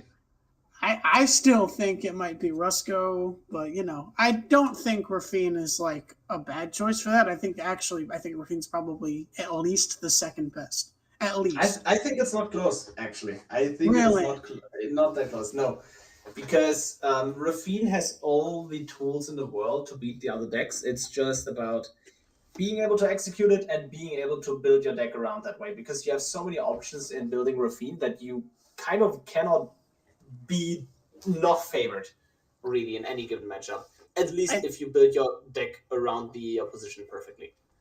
I think despite the fact that we haven't seen many Resco innovations in the past few months, I still feel like Resco has, like Rafine, has a huge card pool of cards that that the deck can choose from and adapts to a lot of different metagames.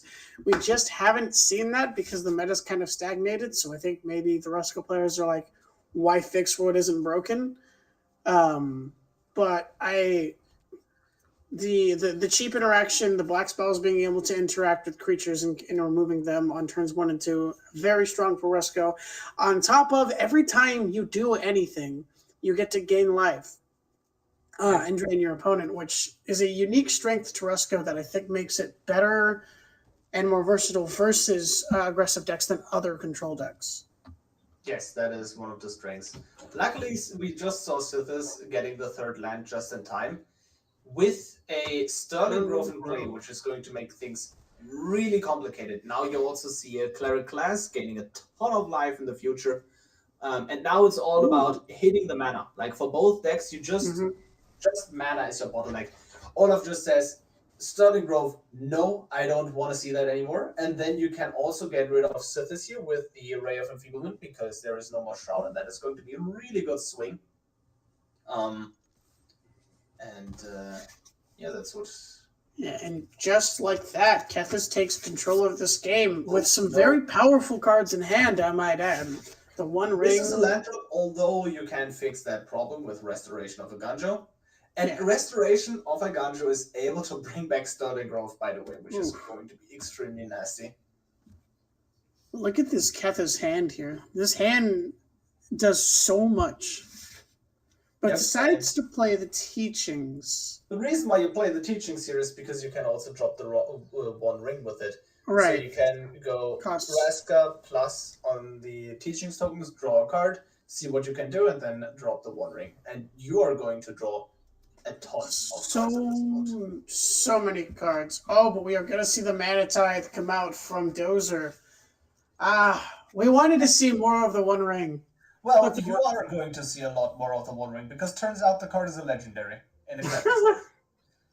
Yeah, oh, right, so it's not even done for good. Yeah, I didn't even think about it. Wow, it's good in Kethis. Jeez. It's good in every deck. Drawing cards is good. I thought about playing that card in Rafine, and I think it should be a staple in Rusco, in my opinion. Oh, I definitely think it should be in Rusco. I think the only deck that I'm not sure about it being in is Teferi, because Teferi's too slow and it'll kill him. But other than that, yes, I think it could absolutely. There's a case to go in every single deck. Teferi, there was talk of including Approach from this of the Second Sun, just because the ring enables the card to be so good. Yes, absolutely. That's an interesting. I'll have to get on that. I haven't started. Somebody sent me a list. And I never played it yet. Anyways, we have Banishing Light in the hands, can maybe deal with this Vraska, but I don't even know if you do that at this point in the game. The problem is just missing the 2 land drops here was so brutal, right? And now you can Banishing Light the Vraska, it is exiled, and the Banishing Light also has Shroud, so if the Kethis player plays a Kaya, they have to get rid of the enchantment first, and yeah, lots of options. Can you bring back the One Ring? I believe you cannot, right? Yeah, I don't think there's enough legendaries in the graveyard yet. If there is one other legend, no. Is there one more legend in the graveyard? Because then you can attack a restoration of no, not restoration. I Ganjo your own Kethis, and then that's one more legend to bring back the One Ring. Yes, but doesn't Kethis need to be on board to exile itself? Kethis doesn't die because he got 1 toughness from the +1/+1 counter. Oh, right. Yeah, sorry. I forgot it hit the counter. And yeah, also, no, that's totally in line. That's also, totally one more thing about Channel. Channel. Channel is not a spell, so the card goes to the graveyard and then the effect happens, so it's already in the grave. So you could actually kill your own Kethis with a legendary Channel effect, and then in response to that happening, you have the card in your graveyard, you can activate it, and then you have the bonus effect for the rest of the turn, actually. That is a sweet interaction. I didn't actually know that. Ooh, we see the planar disruption on the Kaya. Maybe too little too late. Reprobation on the Kethis, and now you got to see the restoration on your own Kethis. But honestly, I think we're going to see just Onyx minus get rid of that Shroud threat on the other side of the board. You can just delay killing your own Kethis by a turn if you just manage to get rid of the threats first. Yeah, Kethis not being able to interact well because of that Sterling Grove, I think could really get Sithis back in this game. I think Sithis is real close. One good, get Sithis down, get something cheap down, get the cards going. Your commander's not getting removed, so you don't be too. You don't have to be too conservative with trying to go ham on your turns. Although you have a choice, and I think the choice is Showgrid, kill them. I like that. Yeah. You can also tear asunder the Sterling Grove. If you do that, however, make sure to do it in the opponent's upkeep. Because they currently have the 1 mana to sacrifice the Sterling Grove. And if you do it in their upkeep, they are forced to spend that 1 mana in their turn. Yeah, decides to go with the Terror Sunder over the Shieldred, which maybe isn't what I would do, but I am not the top pilot of this deck, and I'm going to trust. The thing is, your commander is also Kethis the Hidden Hand, so any legend in the graveyard is basically giant. Yeah, you pretty much have drawn 2 cards from that, extra, maybe 3, because there was Miria, I believe, as well. You pretty much got to draw 3 cards from that anyways. Yep, and also you have a Takanuma in hand to bring back something from the graveyard. Decides to go for Terror Sunder in this turn. Or not. Yes, no, yes, no. Thinking. You can make a land drop here.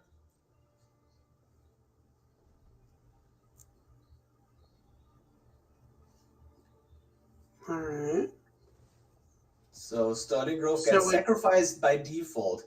And to make something happen here, what are you going to search that is worth it letting your shields down? Something that's going to get torn asunder.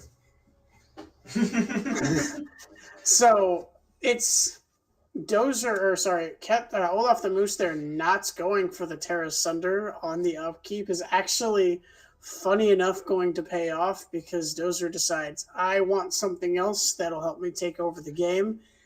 And little do they know that that's going to bite them pretty hard unless it's has some sort of very powerful enter the battlefield effect, which I don't think we're really going to see.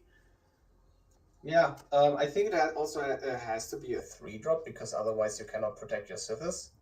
It turns out it is a 3-drop.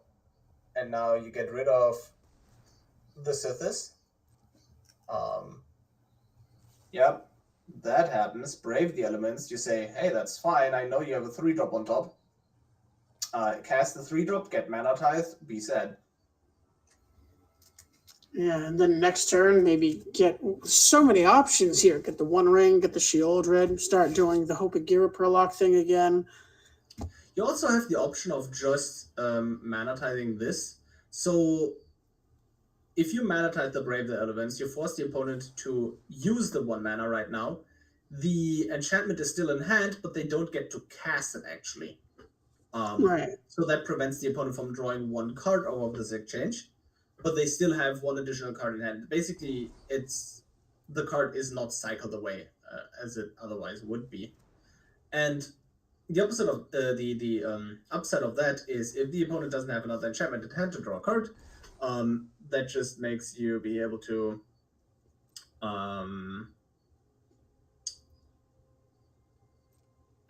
remove the Sithis next turn for a bunch of value, to prevent a lot of value specifically for the opponent. We do see the Song of Freyalise cast. Are we going to see the Takenuma channel here? I think it is very likely. Also, 12 life for the Sithis player. Yes, they get 2 life per enchantment. Oh, no. Oh, brutal. Absolutely brutal. Protection from green is not protection from colorless. Yep. Yes. So you have multiple options here. I think you kind of... Like, you can Takenuma for a Shieldred and then just close it out, because a Shieldred is just extremely backbreaking against Sithis at the low life total, because Sithis does draw around about 1 million cards. You can also just take a land, and I believe that leaves you with an Emrakul. I'm not sure. Or is it one-off? It is one-off. So you Takenuma, channel, get a Shieldred, and you are very happy. You can also take a Nissa. Oh no, Mildred Nissa. Oh man.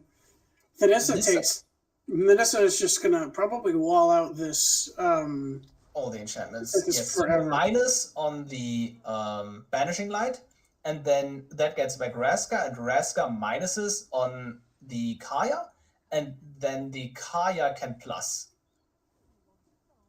Oh man, that just snowballed so hard, so fast for Kethis, and we see the concession. Olaf the Moose, piling Kethis the Hidden Hand, makes it to round 3. Very exciting. Very exciting. Very, very nice. I think Kethis is probably the biggest underdog of this tournament. It's the deck that I think we've seen it before, so we know it's good, but yet it still kind of feels like what it's doing is so cool and so unique, but just not quite. Like, it gets so squashed by control that you're like, man, how does this deck win? We'll have to see if it's able to overcome Rusko, if it has to run into Rusko later. But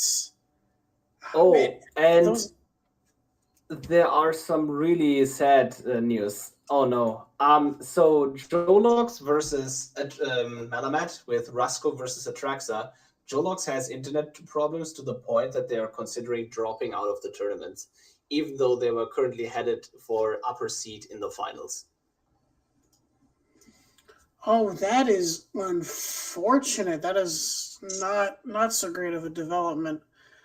We'll have to see. I don't think anything is confirmed. Wait, considering what is best for the tournament. Okay. It looks like that decision is still being made, but I think we're just going to have to move on and update when we know for sure. Yes, so, yeah.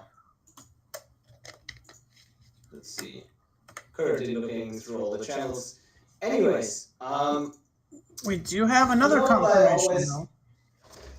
So, I also heard that you have a new spicy boy that you really like to play. Do you think Grim Cosmon is tournament viable? No, but it's fun. So I have there's a reason that I swapped to Grimgrint over to Fairy. One, and there's a caveat here, I made this decision before the discussion for bans happened, so don't take this as, we want it to be a surprise, so don't take this as anything to mean something. But I kind of felt like Teferi might get the axe soon. Do I want to play, like, how much do I really care about playing in the tournament, or do I want to help out with the staff and help with the stream? And I decided, like, I think, like, I've had my time in the spotlight. Competing has been fun. I still currently hold the record of 11-1, and I have a tournament win. So to me, it's like I'm still going to compete, and I'm going to try to make top 8 when I'm not going to be casting or helping with the staff. But this time around, I was like, you know what? I think I want to try something new. And about a month ago, I noticed I didn't see it for whatever reason when Innistrad Remastered was released on Arena. When I looked through all the spoilers and all the weird sheets for draft, and I didn't pay too much attention to that draft format, I never noticed Grim got added. And if I had... didn't get added with that set, I believe. Grim got added with the Multiverses Beyond. Or not Multiverse Legends. That's how it got added. You also have the special art style for Grim available on Arena. Still, I think that actually, maybe that did come out after. See, I don't even remember. It's all hazy to me.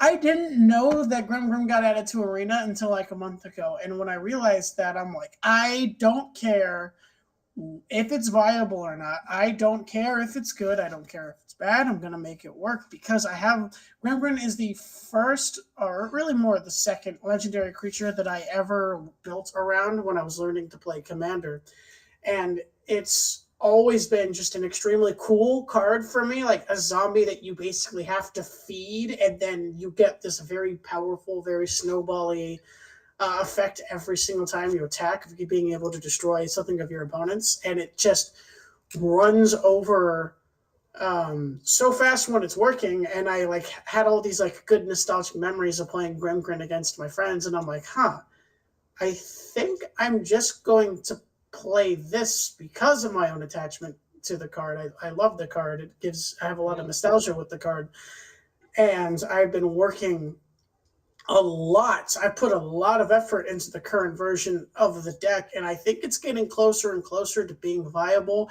Still struggles against the top decks a bit too much, I think, to be truly viable, but I think it can beat up some of the a lot of the creature-based decks pretty well with the right draws. And I played it in the last week. I beat a guy, Bobby Ben, playing Muldrotha. We had a great set, too. The last two games were pretty close. And then I lost to Teferi, which Grimgrin's never, ever Well, there's a reason why you played Teferi to the tournament.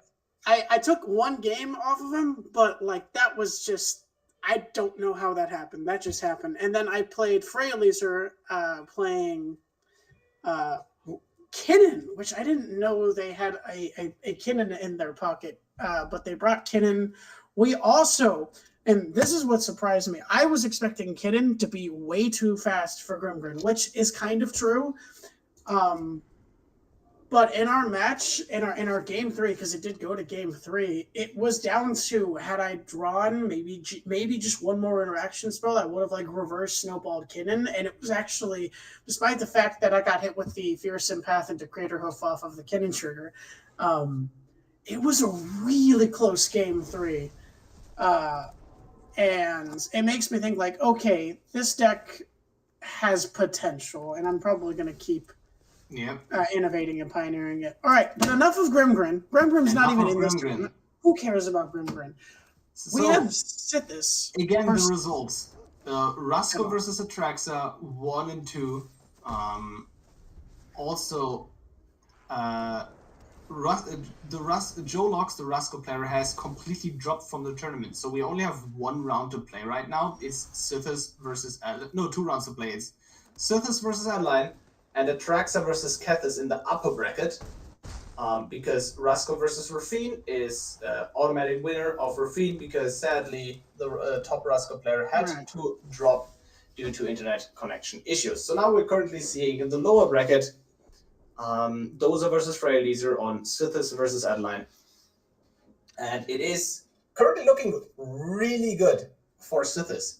You have a bunch of card draw, you have a bunch of interaction, you can just stall the game, you can make your creatures huge, everything you ever want in a Sithis deck.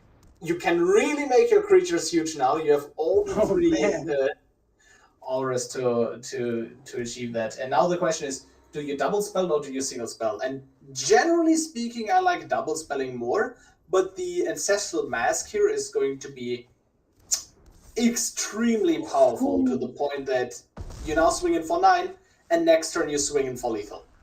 Yeah, I think there's a reason that this is not a matchup that Adeline really wants to see. It's exactly this: the flexible cheap removal from Sithis, the value engine, the life gain.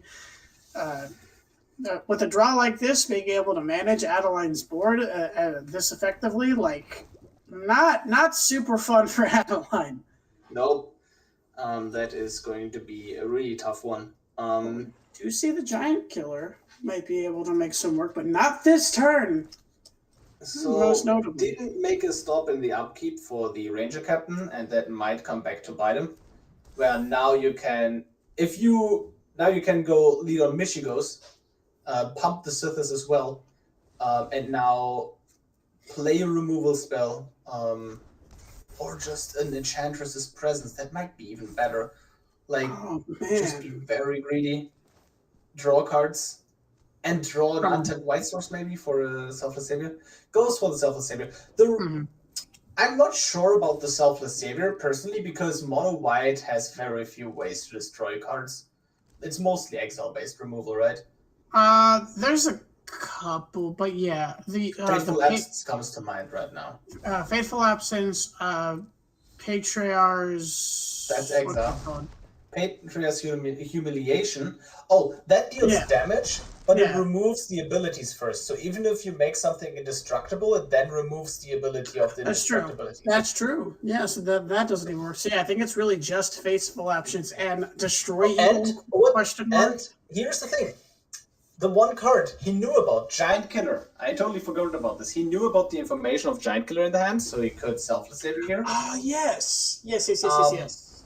So that way you can keep up the pressure. The question is just, is that needed? Can you be greedy? I think either way you're going to be in a really favorable spot here as the Sithis player. Like, you really love it if the opponent plays their Anthem and can't actually use it. Yeah, and then... And Fairly just says, let's move on. This ain't happening. Let's move on to game 2 and see if you can put something together there. Yeah, Sithis is really a nightmare matchup for Adeline. Yeah, absolutely. All right. So yeah, 1-0. We're gonna head to game 2. And generally speaking, Sithis is really good against creature matchups. And it's kind of weird, right? Traditionally, Enchantress as a whole is an archetype that is really good against fair decks and bad against unfair decks, aka combo, right? But in historic Brawl, the dynamics are a bit shifted, where there are not a lot of unfair decks. So what are you actually losing against? And it's sometimes like things can get so over the top that sometimes Sithis gets overrun by other decks, which really doesn't happen in other formats without Commanders, where Enchantress gets overrun by other decks. So something like an Atraxa into like a Farewell really messes Sithis up. But if those specific answers are not happening, then it's kind of troublesome. And now you have a really good choice here as a really big choice to make. Is it Thalia versus Selfless Savior? Not Selfless Invasion, and decides to go for the Thalia. Now, you need to be careful here, very careful, because now if you decide to Invasion for 3 mana and you kill the Invasion, remember that the backside is also non-creature, so you have to pay 1 or otherwise the Invasion is just gone. Yeah.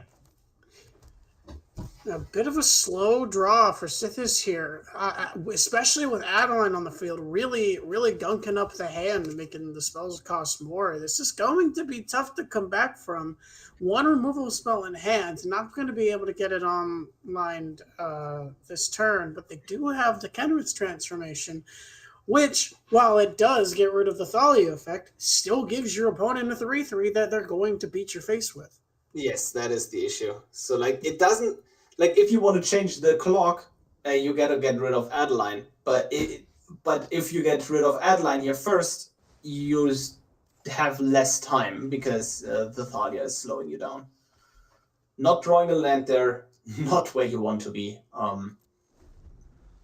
So now you can go ahead and... Oh, no.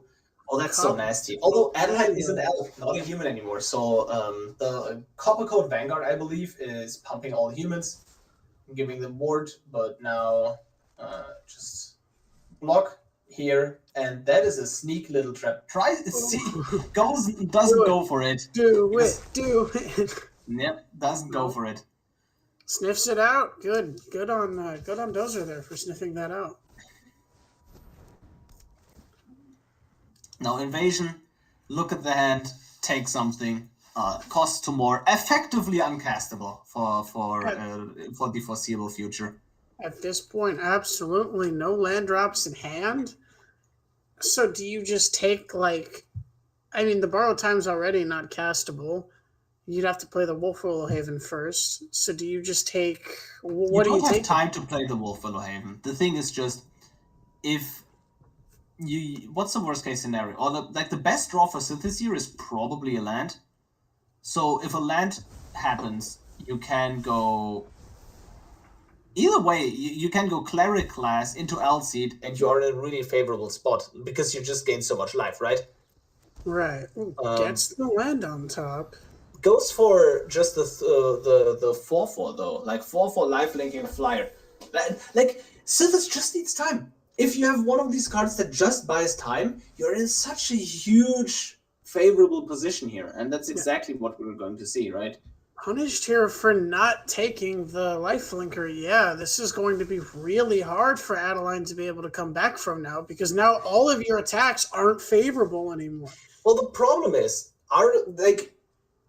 those are already established that they want to play around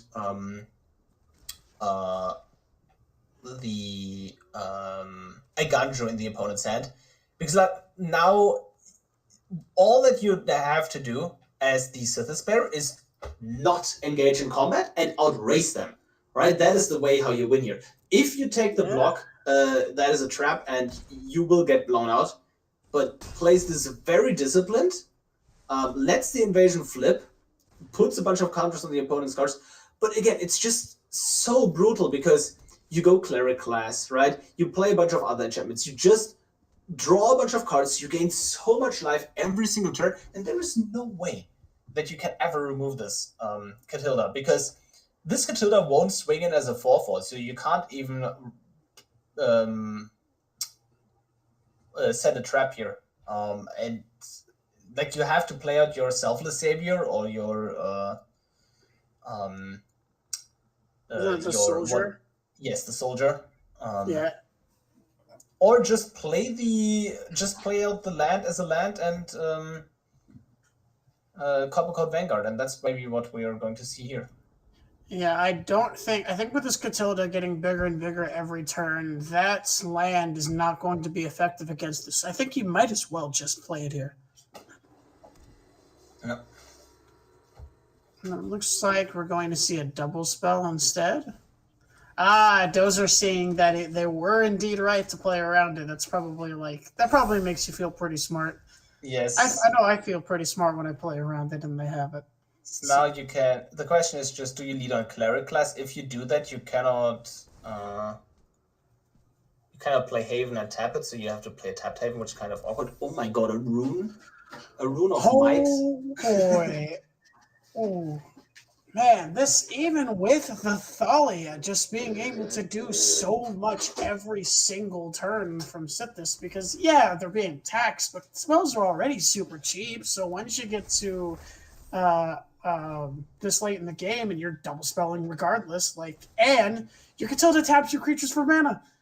Even better. Yep. Or is that the... No, that's the Song of Freyalise. Right. Funnily enough, on the wrong side of the field, I would argue, if we look at the names here. Yeah.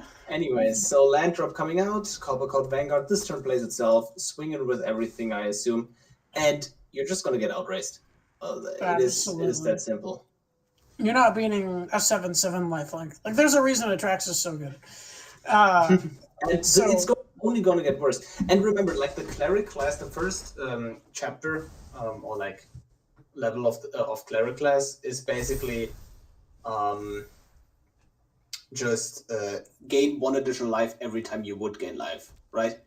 And that is just extremely, extremely backbreaking. So we see currently some slight adjustments to the overlay. Sorry for that. Rune of Might. Probably just pump everything into this Catilda and then just protect it with the Outseed of the Life's Bounty. You can also put it on Outseed, which is what we're going to see here, and then keep Outseed on defense with additional toughness. Heliod's Punishment off the top, or Reprieve off the top. Maybe a Reprieve not so good at this point. Yeah, for sure. Might not be optimal, but you can just swing it now, gain your 9 life, and then present lethal in the air next turn. And now you hold up a Restoration for Aganjo yourself. So brutal. I always say Restoration. What's the name? It's Aganjo something. Seed of the Empire. Aganjo Seed of the Empire. Yeah. The castle is the old name. It's got a cool name. Yes, a name that I never remember. All right. Yep. Swings it with everything. Very reasonable to do so because you don't have anything else left to do, but you're gonna get blown out, honestly. Accidentally unplugged my earphones. Okay, back to the game. Yes. So Soldier blocks. The awkward part here is that if Freyleaser had drawn a removal spell here, then you would run into the issue of like if those are blocks are with the Alseid, which is what we're going to see, and then the Alseid dies for some reason, right? Now you cannot protect the Catilda, but that didn't happen, and now there are enough enchantments on the field to just trample over everything. You Cleric class, activate Heliod's Punishment, punish something like Lethal Thalia. Now you have enough enchantments on the field to present lethal, and that is going to be extremely, extremely backbreaking. Yeah, the 1/1 counter from the Cleric class is going to seal the deal here. Freyleaser can't do anything, stuck with a Mistress Foundry in hand, and well, this is one of lethal actually, because they couldn't get the extra enchantment on the field because of the invasion. Oh no, it's two of lethal because you block with a lifelinker as well. No, but you can't. Yeah, no, you can't block here actually in this spot with a lifelinker because then the Aganjo happens and you just trample over it. You have to trample from the Song of Freyleas. But either way, this is not looking too hot. Honestly, one removal spell would still do it because those are slipped up and let the Alseid die, and that is a huge issue. But Freyleaser didn't draw the removal in the top 2 cards and now looks at a lethal threat in the air that cannot be prevented. Yeah, unfortunately, that bodyguard is not going to be guarding any bodies, not going to come into play. Just going to get flown right over the top. And yeah, that's a 7/7 lifelinker, man. You can't race it in a deck that wants to race. So that's going to be 2-0 for Dozer here. So lower bracket is currently 2-0 for Sithis versus Adeline. Rafine got a bye. And Atraxa versus Kethis. I am not quite sure where we stand there right now. I think I definitely want to watch Atraxa versus Kethis. That is, I believe, the only match in play. Yep. But we finally get to showcase this Atraxa deck, so I'm excited for that. Oh yes, for sure. Like Atraxa, I think in the competitive, so I know that Atraxa is just a huge menace in the public queue, but in the competitive scene, the deck is really not that as threatening as you might think. Like a lot of people say that I think everybody agrees that the deck is not even top 5, and like it's just like Ragavan, Rusko, Adeline, Teferi, Rafine, right? Those are the top 5 decks of the format. And Atraxa is just, you are often too reliant on resolving a 7-drop in a format where blue is the most popular color.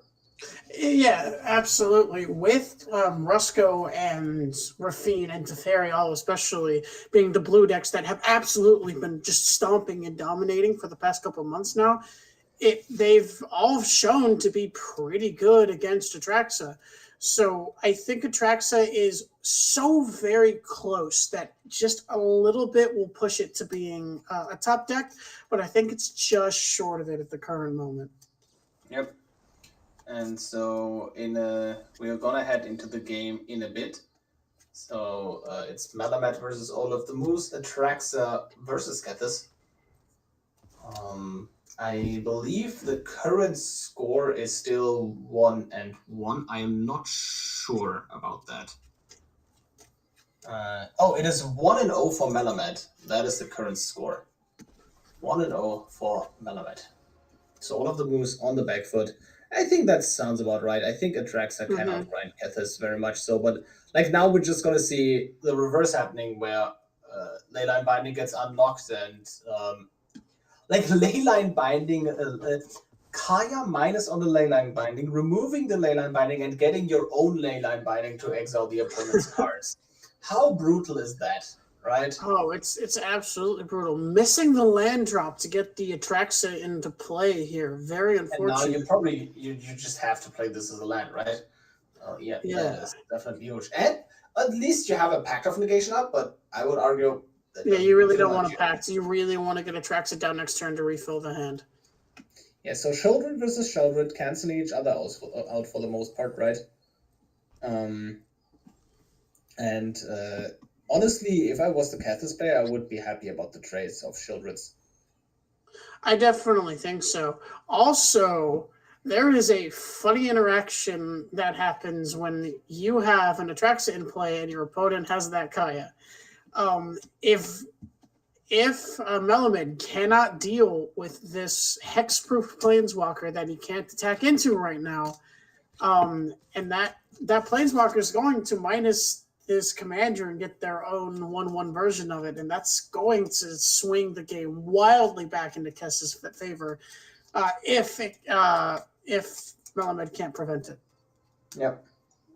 So now we're going to see the all-out attack, leaving the 1/1 back to block, / the regular Bank Buster, because in response to removal, you can just say, hey, no. Pact of Negation. You got to pack the Traverse the Overworld, probably, just because of the threat of Emrakul. But Emrakul isn't even that great here, because you don't have anything to mess up your own turn, right? It's still a 13/13 flyer. Yep. So gets rid of the Kaya. Now the opponent's Sheldred is exiled forever, gone for good. And you can start eating the opponent's graveyard with the Viconia. It's really a black scavenging ooze for the most part. And you have to pay for this. And there's your own Emrakul not doing anything. But and that's too expensive. I believe. Yeah. The Pact, even if they didn't have to pay for the Pact, just not having the mana, the land drops, not getting the Atraxa down. So brutal. Well, they couldn't get it down. Two turns later. Tap land from the Jewelry Disruption. Yeah. So, and that is the game. 1-1, and we're heading into game 3 here. The absolute grind fest that is Atraxa versus Kethis the Hidden Hand. And this is like a prime example of why Kethis is so an underdog, not just of the league, but of the entire format, even Blake Cube. Because I believe Olaf Moose is one of those players that this is their signature deck, and they have an insane win rate in the regular Blake Cube. And I think Kethis, we keep showcasing it every tournament, and I really want to see more of it. This is proof that, look, if a deck like Kethis can outgrind Atraxa, then why not play more of it? Why not see more Kethis both in queue and in the league? It's absolutely viable, and I think Olaf Lewis has proven that time and time again. And the gameplay is so exciting to watch. So, and now we get to go to game 3 of this super grindy matchup, and we see with the classic Atraxa hand of not having your colors. Still decides to keep it. You don't have white, but you have Sultai-Colors. Yes, you have Sultai, you have the Thoughtseize, you have Terra Sunder to get rid of problematic cards in the early game. At least if those problematic cards are enchantments or artifacts. Thoughtseize, have a look. I definitely don't think this is a bad keep from Melamid. We see Grimflare, Witherbloom Command, Gix, and Mythos from Olaf the Moose here. I think it's a very interesting position for both of these players because both are lacking the colors. I don't know. I think the London Mulligan is such a powerful tool that you should definitely abuse it. I'm personally a fan of just throw another Mulligan in there. Let's see what we get. These two players really show, like, they are in the grindy matchup and they say, I want all the cards I can get. I feel like both of these decks are so grindy and give so much value that at the end of the day, you can also just get away of mulliganing with to 6 or 5 because the both commanders provide so much card advantage that a better start is often going to favor you more than the additional card. Absolutely, and we do see the white land come down for Melamed here. So all the colors unlocked, just need to hit the land drop, and with that Into the North on top, that's 6, so they still need to naturally draw 1 land in order to get this Atraxa on time, but they will be getting it a turn early, and once Atraxa is down, it's just going to wall down this, if it isn't removed, it's just going to wall down this you have an interesting situation here. You can name Kethis with Curse and ramp with Into the North, or you can just get rid of the opponent's card advantage engine immediately. And I like that they just chose to get rid of the card advantage engine immediately.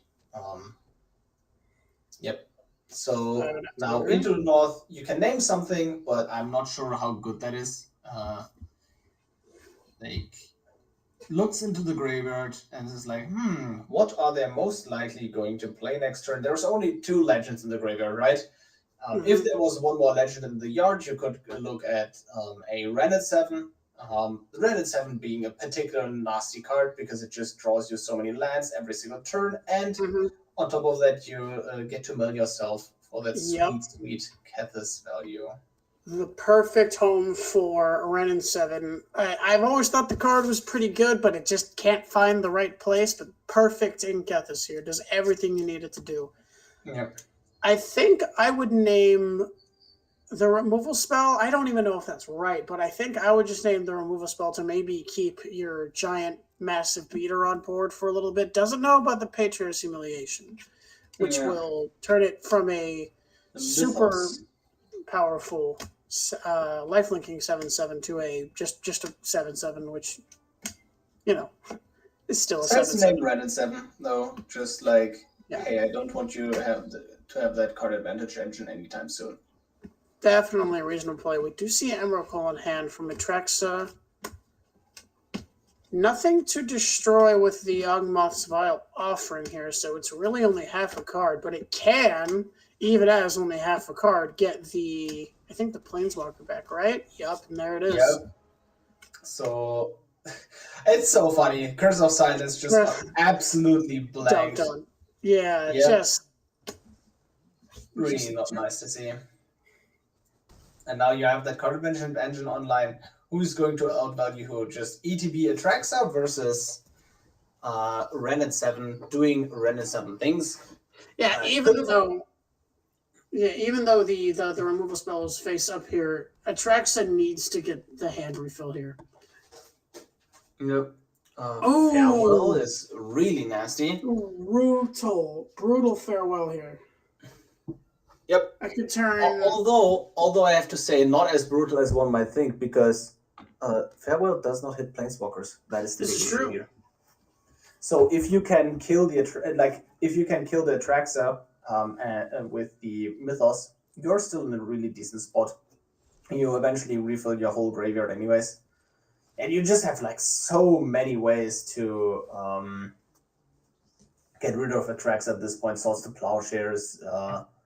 You got your Mythos. just a bunch of things, really. I'm wondering, what's in the graveyard that you can play for value this turn? And it is not much, honestly. Not much. Yeah, not the most impressive graveyard. Not yet, though. We see the attractors get removed with the swords. This, I think this Ren and 7 might just take over this game. It's going to be milling. It's going to make giant bodies that the Atraxa can't attack into anymore. I think just resolving that. Yeah, you were right. This farewell is not that good. The graveyard is not that great for Kethis, so casting it here just for the graveyard is, well, not very useful. It's not really doing anything. It's not hitting any key cards. And then you're just going to get outgrinded by the Ren and 7. So... Yeah. Although I have to say, it's going to be... I think this, like, there is also just not a lot of pressure from the opposing side, so I think we can just see this going into, like, 7, 8 more turns easily, and then nothing happening the whole time. Farewell, going to exile creatures and graveyards. Yeah, And... well, if you're going to grind, might as well make it just a Mana little Tithe bit would have harder. been extremely punishing here for the record. Absolutely. Could have played around the Mana Tithe as well, but Absolutely. absolute mad lad. So you go green source into the Lighted Halfling, and now it's just like, I replay Kethis, plus Ren and 7 again, I have a graveyard again, what are you going to do? And this Ren and 7 is honestly really close to using the ultimate as well, which is frightening to say the least. I don't remember what the ultimate of Ren and 7 is, Although because it's never been relevant. You put your whole graveyard into your hand and have no maximum hand size. Oh, wait a minute. This did happen to me, because that's And how they took then- the game from me. And then, since the ability is resolves after Ren and 7 is put into the graveyard, you get Ren and 7 back as well, because loyalty goes to 0, goes back to your hand. Yeah, you just jogged my memory. That happened to me this season by Olaf. So, yes, and it is extremely hard to come back from. That ultimate just means that, like, I have unlimited cards and unlimited things to do for the rest of the game, and there's nothing you can do about it. There's a Veil of Summer, though, and the Veil of Summer that the opponent knows about is much weaker, but there's also not a lot that you can do about it. But there's still the ace in the hole of Emrakul. You know, eventually that Emrakul will take over the turn, and that is going to be fairly amazing. Although I have to say, Emrakul is great when the opponent has a lot of interaction in hand, because you can just point the interaction at the opposing cards.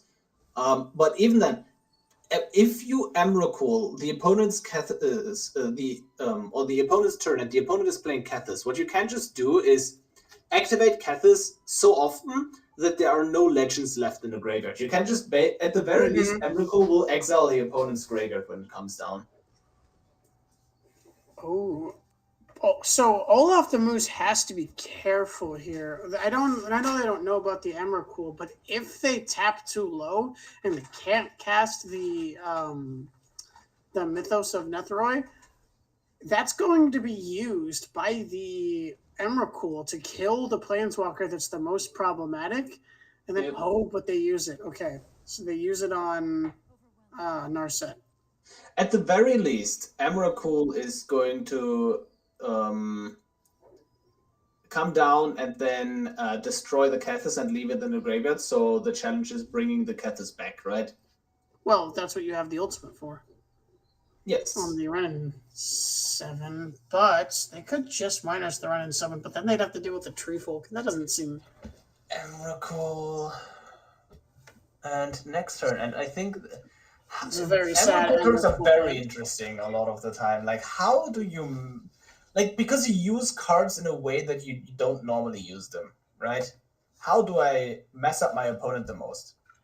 For example, you usually don't want to make the opponent's land drops unless that one additional mana can do something really nasty to you. Iganjo, yep, your own Kethis, leave it in the graveyard. Had the option of also using his own, like, 2 Iganjos, and decided to use the opponent's one. Huh. Why not? Just sack a land, why not? Yep, nice. That land is gone. and not much else. Like, look at all these abilities. You don't want to use them. Yeah, Like they're you all don't. bad for Like you. I think he's forced to into making a tree folk here just to prevent the ultimate next turn, which is kind of hilarious to think about. You can also minus here and then not pick anything up. Then you may return. Yep. Yep, and the issue with that is that you can still Liddy and next turn as the Kethis player and then bring Kethis back. So that wasn't as backbreaking as one might have thought it would be, right? Right. Yeah. So Liddy minus goes to the graveyard, brings Kethis back. Mm-mm. Kethis gets played, Kethis gets countered by Counterspell. I assume that's what we are going to see. And then you can just go ahead, play a land. Now your trees are in 8/8 or 8/8s, and you can just minus Renin 7 again to have 2 blocks for the Emrakul. Or you can plus, and that way, if the opponent doesn't have removal, the Renin 7 lives. Because if you minus, you have 2 blocks for the Emrakul, that means that the 2 other 1/1s that come through will kill the Renin 7. And despite it all, depending on Teferi off the top could be very good. But I think they definitely want the Teferi. Maybe I would put the Atraxa down first, because you definitely want to have the Teferi protected. Luckily, those trees do not have trample, notably. So you do have blocks for Teferi for a turn, but maybe Teferi doesn't actually do enough yet. You really want to deal with this Ren. Teferi can tuck the Ren, so maybe that's the play. But I think Atraxa here coming down and refilling the hand is a perfectly good play as well. We see Time Warp. Time Warp and Leyline Binding. Leyline Binding. What a good grab here. This is a great pull. Yep, all the good cards. Hitting 5 cards. 1 mana off. Decides to play Otawara though. And you have Leyline Binding up for 2 mana. Or you have... No, you don't. You cannot Snapcaster here. No, because you just don't unfortunately have the not. colors or the spells to bring back, I believe. Double block Emrakul? No double block No. Emrakul. Very interesting. The Leyline Binding is face up, so you would lose both. Yes, true. both You would trees just and run the- into yeah. Ren 7 dies anyways. And then you lose your trees, and then you're sad. Yep. Oh, all lands in the hand for Kethis here. This is not looking good. This is some unreal flooding. And No, now, it's not unreal flooding. The reason is why we see so many lands in hand in the first place is Ren and 7 plus so many turns. this is true. So there weren't actually that many naturally drawn lands in those cards. It's just that, you end up naturally flooding if you plus Ren and 7 a lot. Minas Tirith, activate, draw a card. We see Hopic Europe are not super useful on this board state, I think. No. Indeed. You don't have options at all. You can play Kethis. Can you even replay Kethis? No, you can't, because you activated. I think we're going to see a Teferi plus a Time Warp, plus a Snapcaster, plus a Time Warp. That's lethal, actually, just in the air. 20 times 3 damage in the air. That's 60 damage in the air from the 2 extra turns. Absolutely brutal. For as much as Olaf likes to grind with Kethis, that the top end from Atraxa just blows it out of the water. Yes. And again, a friendly reminder to all you people, this tournament is sponsored by Untapped GG.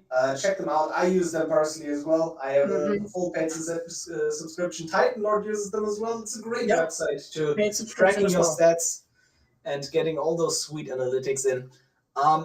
We will be back after a short break. Just as a quick reminder, after this tournament is over, we also get to reveal bans for the Historic Brawl League for the first time. Custom ban lists. We really tried to shy away from it, but at the end of the day, this is not a format that is supported as a competitive format by Wizards of the Coast. And if you do play it as a competitive format, you will run into a few issues. So that's why we decided to take matters into our own hands. Friendly reminder, in the finals, we are going to see Atraxa Grand Unifier, and then in the lower brackets, we are going to see Sithis, Rafine, and Kethis duking it out who gets to the finals.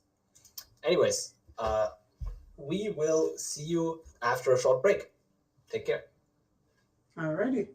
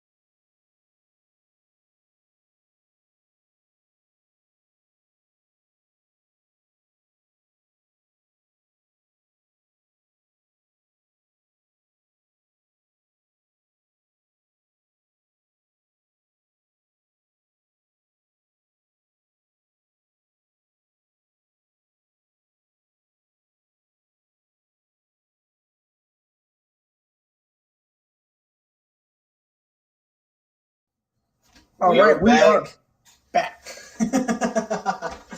Right. Sorry, I stole your line. Anyways, Oh. Inkheart versus Dozer, Rafine versus Sithis. We see the good luck, have fun in the chat. You two, exclamation mark, that's the spirit. And immediately a classic Rafine hand. Amazing curve, not amazing good mana. Yep. Yes. So you gotta ship that just based on the mana base. Sithis kept a fairly lean, mean, and clean hand. This is keepable, but that's not exciting. And this is definitely not something you want, but it's mulligan to 6. Rafine is a deck that so simultaneously you have you mulligan extremely bad and good. So you mulligan bad because every new hand you see has the potential to have a disastrous mana base, and Rafine really cares about card quantity, where any card you have in hand could be replaced with another one later down the line, thanks to Rafine's ability. You can have good mulligans though, because all your cards have, like, if you get the specific cards for the right matchup, it just feels unbeatable. But I don't think the negatives outweigh the positives, so you need to be pretty on point with your mulligan. Don't hesitate too much, but also don't overdo it. You need to be on point is what I think. Yeah. Speaking of mana problems, with no second white source and drawing another just mono blue source, this hand is already starting to take a bit of a nosedive. Not looking too good just based off the hand. Yeah, I mean, it happens. It's just like, usually, my experience with Rafine is the most amount of games you're going to actually lose to your own deck, not to the opponent's deck. If the mana works out in Rafine, you just feel unbeatable. Honestly, for the most part. But when Sithis has a game like this with a Jukai Naturalist into Sithis and then into Calyx still in hand, this is a brutal draw from Sithis. No. And now we very see powerful hand. What do you even do? You can Hermit plus I think to be perfectly mana efficient, just go Hermit plus Inquisition of Cosmic, right? Yeah. Yeah. But you can also go Inquisition first and then see if you even want to Hermit or if you want to hold up Counterspell, right? So the sequencing here was, I mean, you always just gonna take Calyx. Like, if you don't take Calyx here, you're gonna get overrun.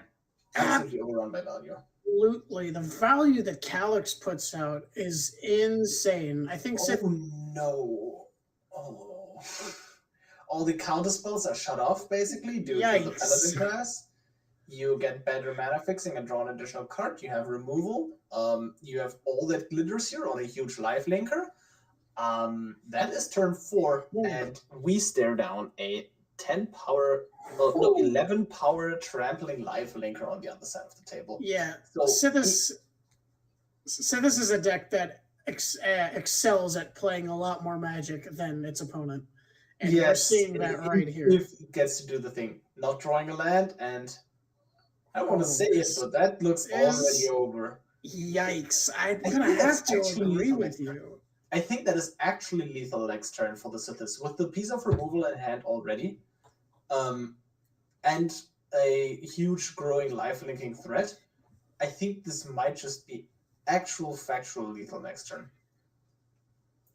Yeah, the mana base from Rafine just sending it to its grave here. There's just like Rafine can't do anything. You can hold up the Hermit. If all of these 3 cards were fetch lands, there would be so much more game to be played. Yeah, but unfortunately, making this not able to block or activate any abilities for that matter. Yep, that happens. Now, Seal from Existence on the Ledger Shredder. Gets the connive, but doesn't matter. This connive is not good here. Yep. And then gets to play a L-Seed as well. And then afterwards you can still sacrifice the enchantment of the land to draw 1 additional card. So you technically see 2 more cards here. Oh, no, never mind. Yeah, it's just lethal. Yeah, that's just That's just completely super overkill. Absolute death. And now you get lasered for what, 23 damage? Sure. Yikes. Well, not looking so hot game 1, Rafine, but maybe you can take it back in game 2. Yes. Like Sithis is a really good matchup. Like any of these like fair mid-rangey grindy creature decks, like Kethis to some extent, right? To Rafine, all those decks you can really mess up with Sithis. Mm-hmm. Sithis has some form of problems against Ragavan. That's the like most aggressive deck in the format. If you get the right tech cards as Sithis, you still are unbeatable. Specifically, Authority of Consuls, 1 mana, opponent's cards enter tap, and you gain 1 life whenever that happens. So hard, yeah. Yes. No way Ragavan beats that. If you play that on turn 1 against Ragavan, it is brutal. Goodbye, hasty threats. Hello, life gain. Good luck, Mono. This hand again, like. Ooh. Okay, so people say here pathways are bad, right? Like I think this is a good reason to showcase why pathways are actually good. The pathways are obviously way worse than dual lands in this spot. Oh, yeah. But the pathways in the Rafine deck don't take the spot over a dual land, they take the spot over a basic. So in this case, this was like if these were basics, you would have had way less options. But still, I'm not sure. Like you could have still taken a free mulligan, but still, you're kind of gambling on drawing with untapped blue source. If you draw the untapped blue source, it is. This hand is nuts. Yeah, this hand is nuts with an untapped blue. And even if you just draw an untapped white, it's still fine because you can Tithe Taker or something else. Yeah, portable hold Sithis and then hold up Mana Tithe. Yeah, I guess Tithe Taker isn't very good here because Sithis is like never interacting with you on your turn anyways. Yeah. Portable hold does shut off a lot of mana though. Like yep, and then swinging for 3. It's not looking good for Rafine again. It's just the classic Rafine thing of oh no, I don't draw lands. What do I do? Just for the record, usually Rafine players opt to play 39 lands to 40 lands. So it is on a some aggro decks just go lower than that. This is mid-rangey tempo deck. It's a reasonable amount of lands. It's just that you do not have enough untapped color sources to and we see an untapped land, but it's not blue, so the hand is still kind of bricked. At the very least, it gives you a lot of options for this turn, but really wanted to get Rafine down on Inkart's part. You can go ahead and just Tithe Taker plus... you can just Thrame and Spectre. I believe you can also just... If you don't Mana Tithe anything, you can just crack the clue at the end of turn, right? Right. So it's either if you lead on the land drop, now you can play Sithis again, and you have the 1 mana to pay for the Mana Tithe, which is unfortunate, but it is what it is, really. If Invasion of Gobakhan happens, you look at the hand, see, hey, yo, that's the Mana Tithe. Like, if you know about the Mana Tithe, it is so easy to play around it that you don't even need to take it. Just the information that it is in hand is really, really valuable. But at the same time, what do you even care about, like, other than the opponent's hand? All Rafine wants is a blue source here, and they just can't find it. So this Gobakhan, it's not bad. It's doing something. It's doing something. Yep. And now you know you can just Paladin class, now make your creatures larger. That is going to be really relevant against cards like Cut Down that care about the power and toughness of the opposing creatures. Cracks. The blue source. There it is. And a sword's on top. That is... Nice. I don't know if that's quite enough to totally swing it back into Rafine's favor, but this is suddenly looking very good for Rafine. Yes, you cannot hold these swords, and I don't think it is worth it to get rid of the dog just to deny the mana from the Springleaf Drum, because at the end of the day you can play Sithis and then have a creature to tap. But it is certainly looking pretty decent. You can get rid of Lingering Souls here, right? Yeah, just more value in the graveyard. Get rid of Tithe Taker, that presumably won't come up too often. And honestly, Spectral Adversary, reasonable discard because you have to pay blue every single time you activate it, and you probably don't have the mana to do that. Something like Exotic Pets is going to be more efficient in these kinds of spots. Yeah, Rafine back on the beat down here, but that Paladin class preventing the swords from being cast. Probably not super relevant, but we do see a Calyx in Sith's hand again. Sithis can choose to either Banishing Light or Calyx here. Can pay for the ward on Rafine. You can do both. You can do both. But not on Rafine specifically. Right. So you don't want to get rid of... Wow, the other options aren't great, so you really do want to get rid of Rafine. Yes, I would tend to agree. And now,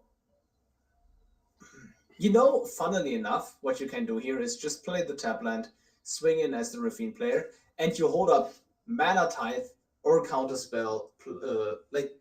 It's so weird that you're actually somewhat actively holding up Mana Tithe here. Because everything you play, apart from the Lingering Souls, is instant speed, but if you just bring back Lingering Souls, yes, you put more pressure into play, but you only have to hold up Swords to Plowshares. And I would argue that in these kinds of spot, Counterspell will do the job better. Yeah, and Sithis decides, this dog has done its duty. I'm going to sacrifice it to die and save my life this turn. At least a little bit, but we might see the Calyx come down. But like you said, the Counterspell. The Counterspell is not active because you don't have the double blue. Oh, that's right. We still got Swords, which hits the Calyx. Yes. Swords does hit Calyx. We know Dozer will play around Mana Tithe because he knows about the Mana Tithe. So this happens. And now the question is, so here's the thing. If you Swords now, there's only one more mana that you can spend on the turn.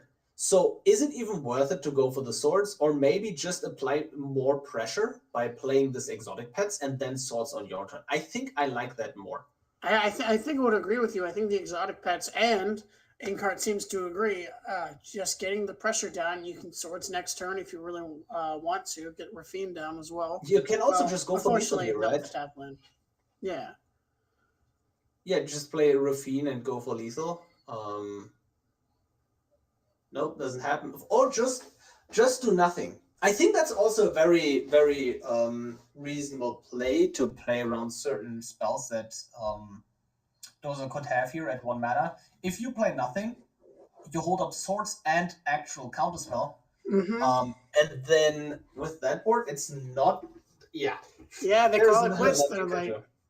Didn't even know about the double interaction in hand, but that was a good turnaround from Rafine that's showing the strengths of the deck. It's like, okay, so, the tempo sucks, the tempo is great, but the lands suck. But as soon as Rafine gets their foothold in the game, it snowballs very hard, very quickly. Yeah, and this was yet another game with an awful mana situation for Rafine, but the fact that you can still win these games shows how crazy the deck would get with a better mana base. And that entire early game, we were like, oh man, this is really bad for Rafine because they don't have the blue source. As soon as they got the blue source, at least in my head, I'm like, oh, okay, this game is very, very doable for Rafine now. By the way, I just want to point out, this is what I'm talking about when I say, damn, if Rafine has the lands, you can do crazy stuff. Sadly, there's no spot removal for Sithis. Oh, no. What a hand. Yeah, see, you have the lands, and you this just hand have is all nuts. Yes, I'm telling you. It's crazy. So now you can hold up Fairy Mastermind or Memory Lapse next turn. And although Sithis has 4 mana on turn 2, if you decide to play Sithis, you can go Mox Amber, and then you can tap Sithis plus Mox Amber. The sequencing here is going to be unfortunate because if you now lead on Mox... Oh, I see what Dozer is doing. Dozer is not planning to cast anything. like you can't cast anything of this Mox, so he holds the Mox Amber for the Monastery Mentor, one of the tech cards Sithis players have adapted to. A So yeah, very now good one, Seachrome too. Coast, Seachrome Coast, and hold up Fairy Mastermind or Memory Lapse. Cool. You can just literally lapse this, and it's going to be amazing, I think. Yeah, Monastery Mentor. Oh man, I didn't even think about Mentor in the Sithis deck. One of the best creatures in Magic ever in a deck that's going to trigger it 1,000,000 times every turn. What? Yeah, that is. This thing is going to just dominate combat unless a card finds a removal spell. But if he does find the removal spell, it's going to be absolutely great. Yeah, you're right.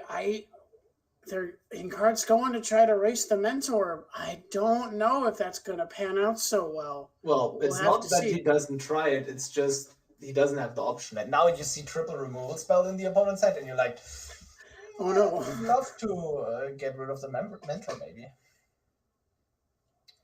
Yeah. Reprobation, sure. And now the question is, do you hold a Memory Lapse, or do you play a card here?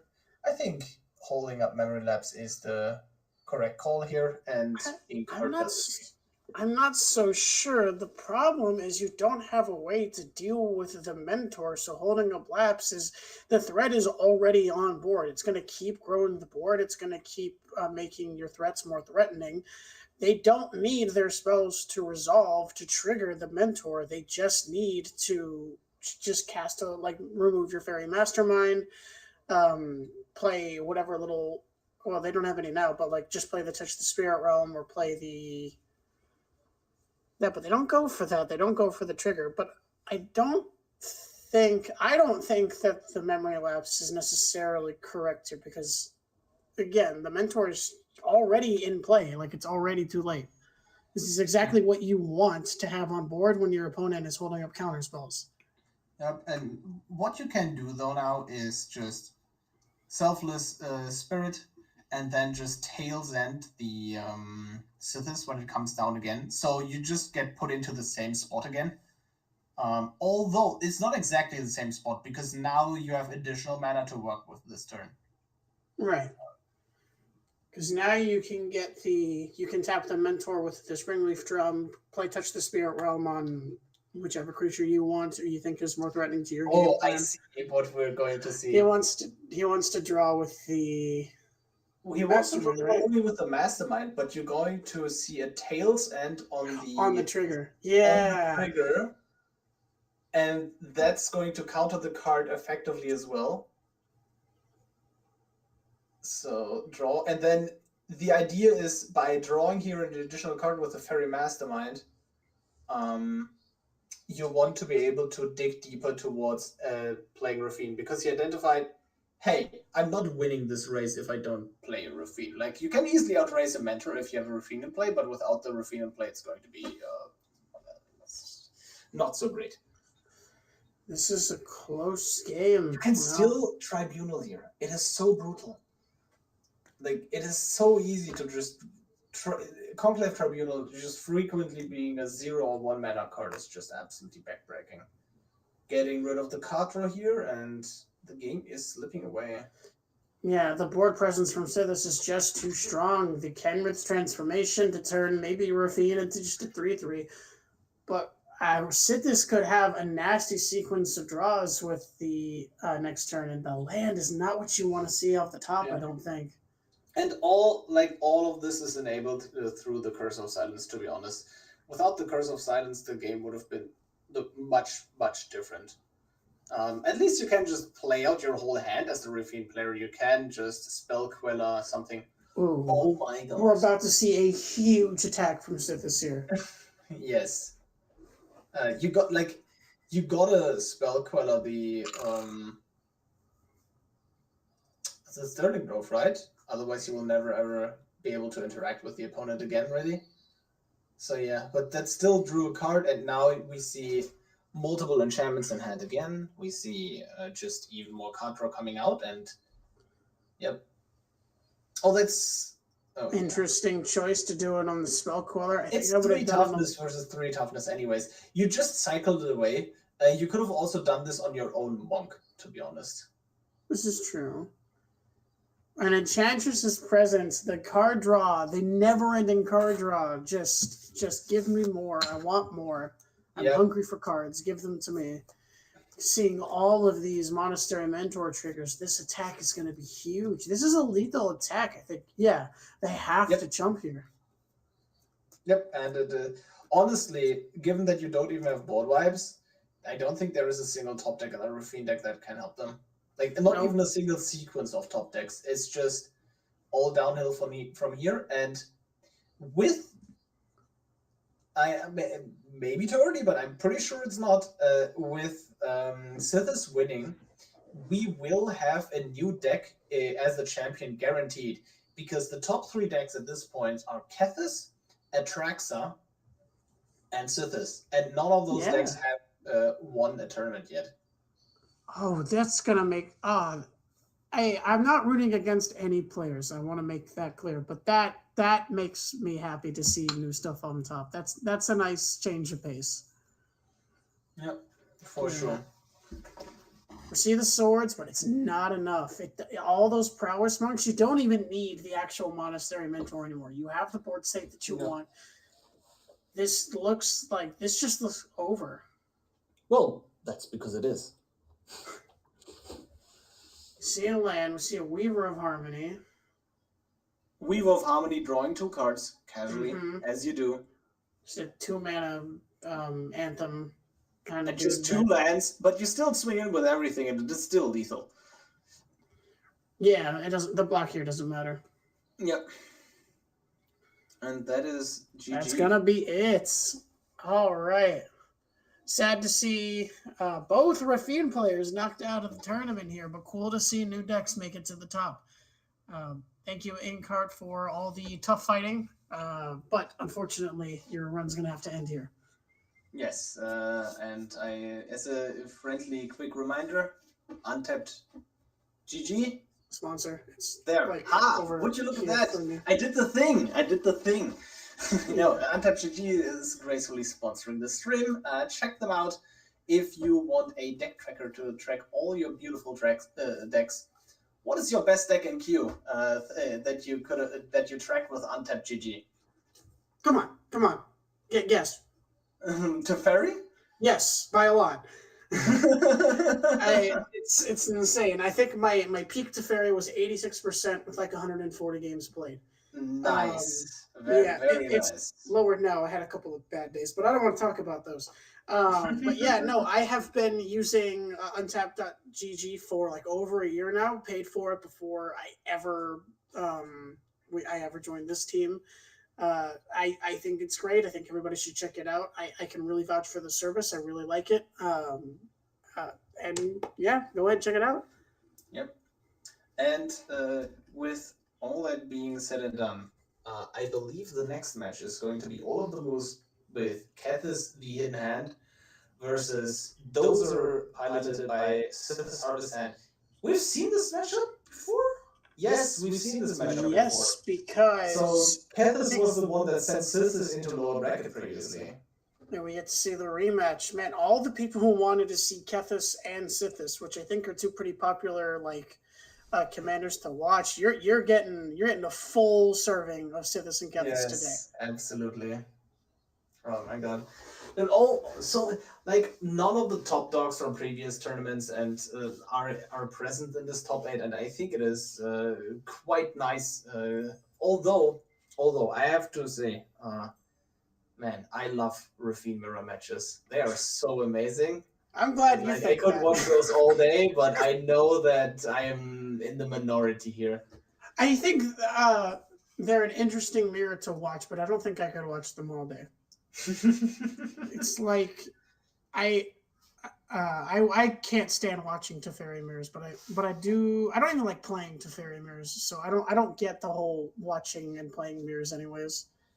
Yeah, no, but in general, mirror matches in general can feel a bit weird because unless you are in a super control mirror, it's just so brutal to go second in a mirror. Yeah. Yeah, that's always just like coin flip. Guess I lose. Because you lose the game 1 coin flip, that means you lose game 1, you win game 2, and then you're on the draw in game 3 and you lose again. At least in some matchups, it feels that way. Alrighty then, it looks like our players are queuing up to get ready. It looks like we're going to be moving on to the semifinal round of... Oh, there we go. Kethis versus Sithis. The rematch. Maybe Sithis can get their revenge from a previous round here. Wow, that is an untypical Sithis hand. Look at all this non-enchantment interaction. That is so much removal. Yes, that is a lot of removal versus a deck that you typically don't need this kind of removal against. The weird thing is, like, all this removal doesn't remove Planeswalkers for the most part. Invasion of Golokhan can deal with Planeswalkers, but if Olaf manages to resolve a non-creature threat here, like a Planeswalker threat, that's going to be really brutal. And turns out there is a Liliana of the Veil lurking if we get enough colors to play that on curve. If that happens on curve, well, it won't happen on curve. Spoiler alert, Invasion of Golokhan will happen. Yeah, Rafine, not the only deck that suffers from the 3-color mana base here. We see the double black for Liliana of the Veil not coming out, and we saw 2 tap lands. Kind of a slow start for Kethis here. So we see the Liliana of the Veil gets taken anyways, even if there is no second black, because if the black source gets top decked, that is just so incredibly game losing that you really don't want that to happen. And Kethis is much more manageable between reprobations and Swords to Plowshares and Fragment Reality. Like, you have so many answers. So maybe you want to deploy Sithis and then Swords to Plowshares immediately to play around the pile-on, because the pile-on, like, if you don't source this immediately, the opponent can go land, Chevel, and then pile on by convoking Kethis and Chevel. Yeah, and we don't see... Oh, we do see the land drop. So we see the One Ring come down. No, we don't. We see Pylon. Never mind. I saw him grab the card. I thought it was... I would have loved to see the One Ring. Just say, hi, I'm outvaluing you more than me. But I think it is correct to just get rid of the Sithis, because Sithis has so many ways to get rid of artifacts and enchantments. They're just like non-land permanents, and you don't know what's in their hands, so it makes sense to play it this way. And there is the black source, and there's the Liliana for the King effect, and how it's troublesome. Absolutely brutal for Sithis here. Now Sithis is going to be out of commission for a while. They have a very controlling hand, and their hand can't do anything against the current board state. Yeah, well, you can draw 2 cards here, by the way, with the runes and the Unbridled Growth. Yes, that's what I mean. Conclave Tribunal, great card, but like, sadly you can't cast it right now. Cast Rune of Sustenance on a land. That's a very common play, by the way. Just casting that on a land. Sometimes, even if you have a creature in play, you cast the runes on lands, because you play around the opponent's removal. And now, by the way, if you exile the One Ring in response to it drawing cards, it doesn't draw cards because it doesn't have a counter. But if you do this right now and they draw in response, they get to draw a card. So they should... Oh, the Mana Tithe to protect the ring! One ring to rule them all, let's go! No, My ring! The ring combined with Liliana is such a huge engine, because you have 2 ways to play around the Liliana of the Veil uptick. Liliana of the Veil uptick. You can either outdraw the opponent, or you can just have no cards in hand, right? I was really hoping for that Mana Tithe. I'm very upset. Yeah. I'm just gonna say it. I disagree politely, but I think they like the thinking here was that the One Ring, like, you already got the value out of it, and you have so much value in the command zone anyways, and they just value the Mana Tithe so much in their hands, because It makes prevents sense. this coming down again. what you just said makes total sense, and I don't disagree at all with the point you made. But The One Ring. Yes, the One Ring. I agree. The One Ring. probably So now, hypest card in the format right now. I mean, it is one of the most broken cards introduced in recent times. It is better than Fable of the Mirror Breaker across all formats, in my opinion. And that card wasn't even that bad. It is. You don't play Lost I think it is more comparable to something like an Underworld Breach. Like we're talking that power level here. Yeah. I don't know if you've played a lot with Underworld Breach. In Commander, yes, it's insane in that format, but not in like on Arena, but mostly in on Commander. Arena. Well, on Arena you don't have a lot of decks it goes in, but it's just like it's such a good card. I know. Is it a good card? Is it banned in? It's banned in Modern, right?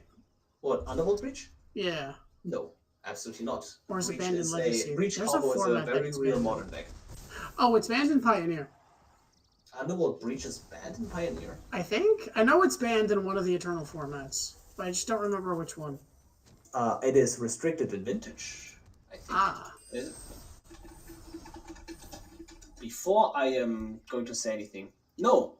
Oh, dude, it's not restricted in Vintage. What am I doing? It's banned in Legacy, of course, because of Brain Freeze.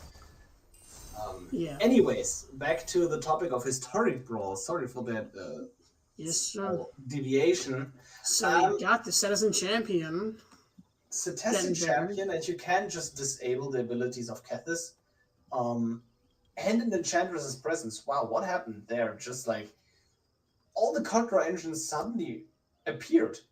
Man, we lost track for like 1 minute and totally different board state. We're very sorry about that. Wow, look at this.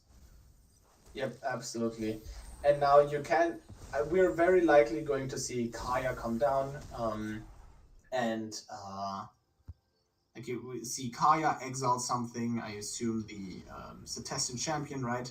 Reprieve happens on the Kaya, that is a tempo game. And now, suddenly, I'm rooting for Sithis, somewhat, maybe. Because every enchantment you cast just draws you 2 cards, right? Every single one. Yeah, and you have the Pegasus to stabilize. This is true. I wasn't thinking of the Pegasus. You can draw 2 cards here and get the Pegasus down and build your board state a bit, but then the Kaya comes down, and I think it's still pretty close at that point. Yeah, because, you still have a bunch of... Like, now, if you Pegasus, you really hope to draw into a 1-drop enchantment. If you manage to do that, or a 2-drop plus land, right? If you manage to do that, you're in a really great position. It's a 3-drop, unfortunately. Oh, no, you can't cast it. The Mask. You can't cast a 3-drop thanks to the Song of Rayleighs. The Mask. I think you want to cast that, but I'm not sure. I think, and hear me out here, I think you wait a turn for the Kaya to come down because you don't want the Kaya to remove the thing with the mask on it. You let Kaya come down and then you play the mask and you attack into the Kaya. I think you actually want the Kaya to remove the thing with the mask on it, honestly.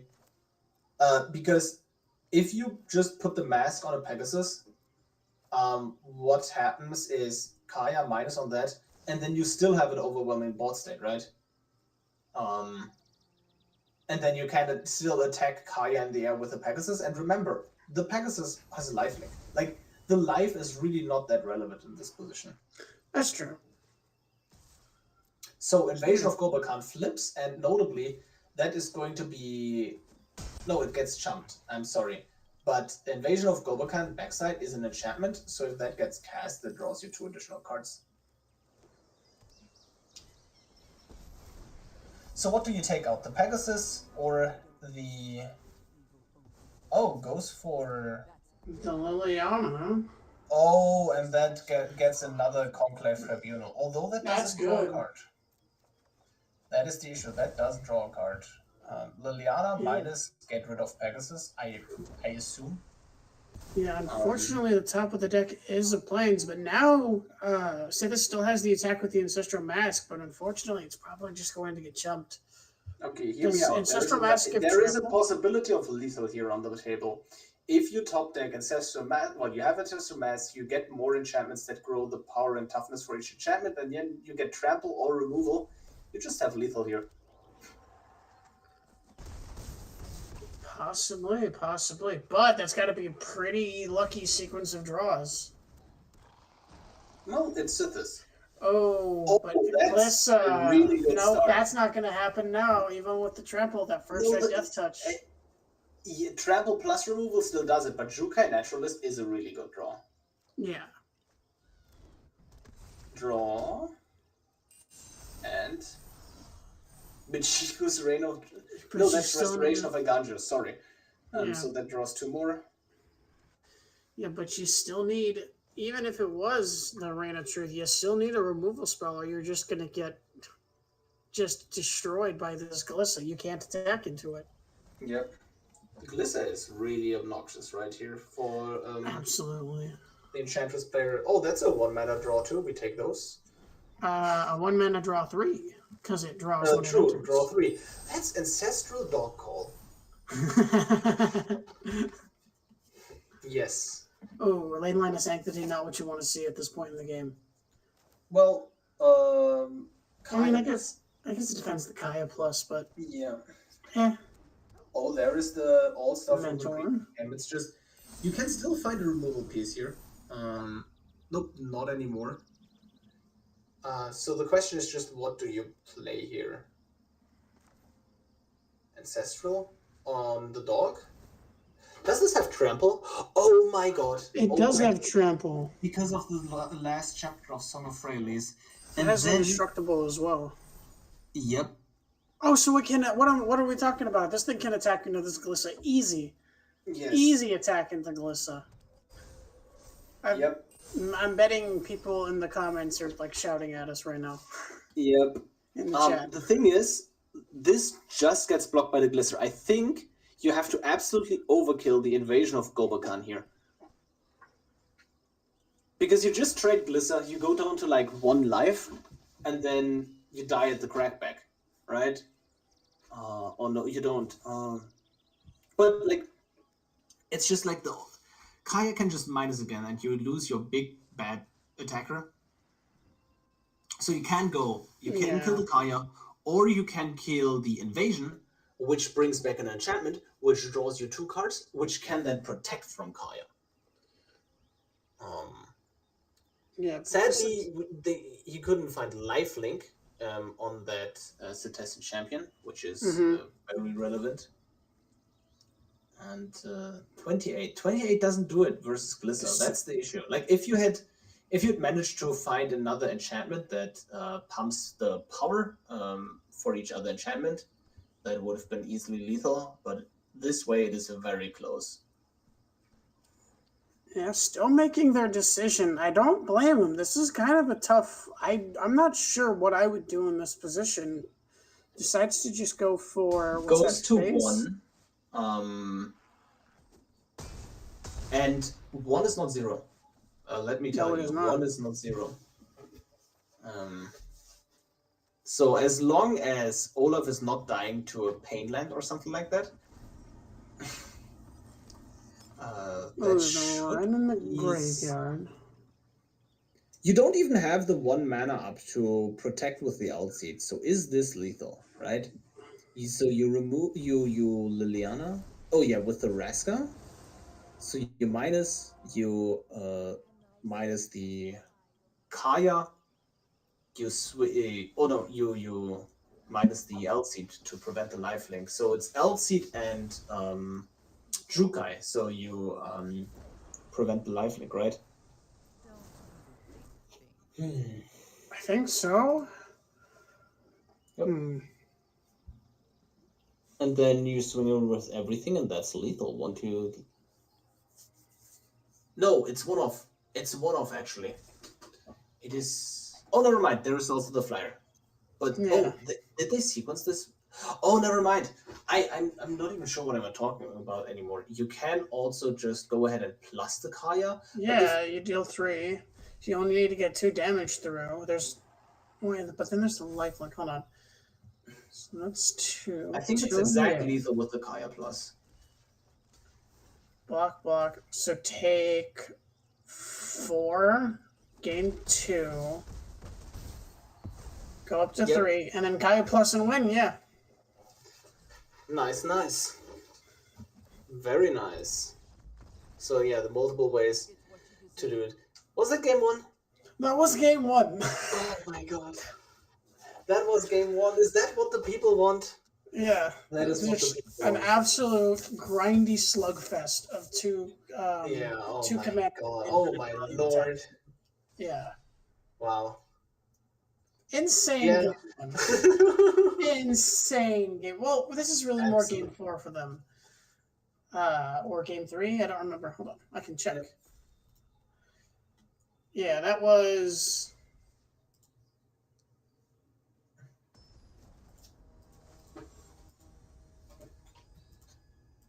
Yeah, that was technically game 4 because it was the second time they've played, and the first match went to game 3. Cool. All right. You know, by the way, I just looked it up. Underworld Breach is not only banned in Legacy, but also banned in Explorer and Pioneer. So, and I knew that because I was sad that it was banned because I tried to build it on Explorer and Arena. I see. Anyways, all White Knight, we can't keep that. This so is many nuts. mulligans. Oh my god. This is so good because you have the protection up, you have the turn 1. Like you can go turn 1 Springleaf Drum into turn 2 Sithis with protection up and a turn 3 Enchantress's Presence with a protection up and just draw a bunch of cards. Or you can turn to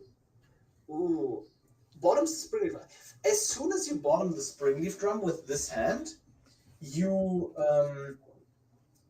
this is a multi 5. I see. Yeah, they had a mulligan a lot, so this hand it almost had everything. It's close. So the Springleaf Drum only makes sense together with the Brave the Elements, I think. So you can ship both, or you can go ship Land plus Sanctum Weaver.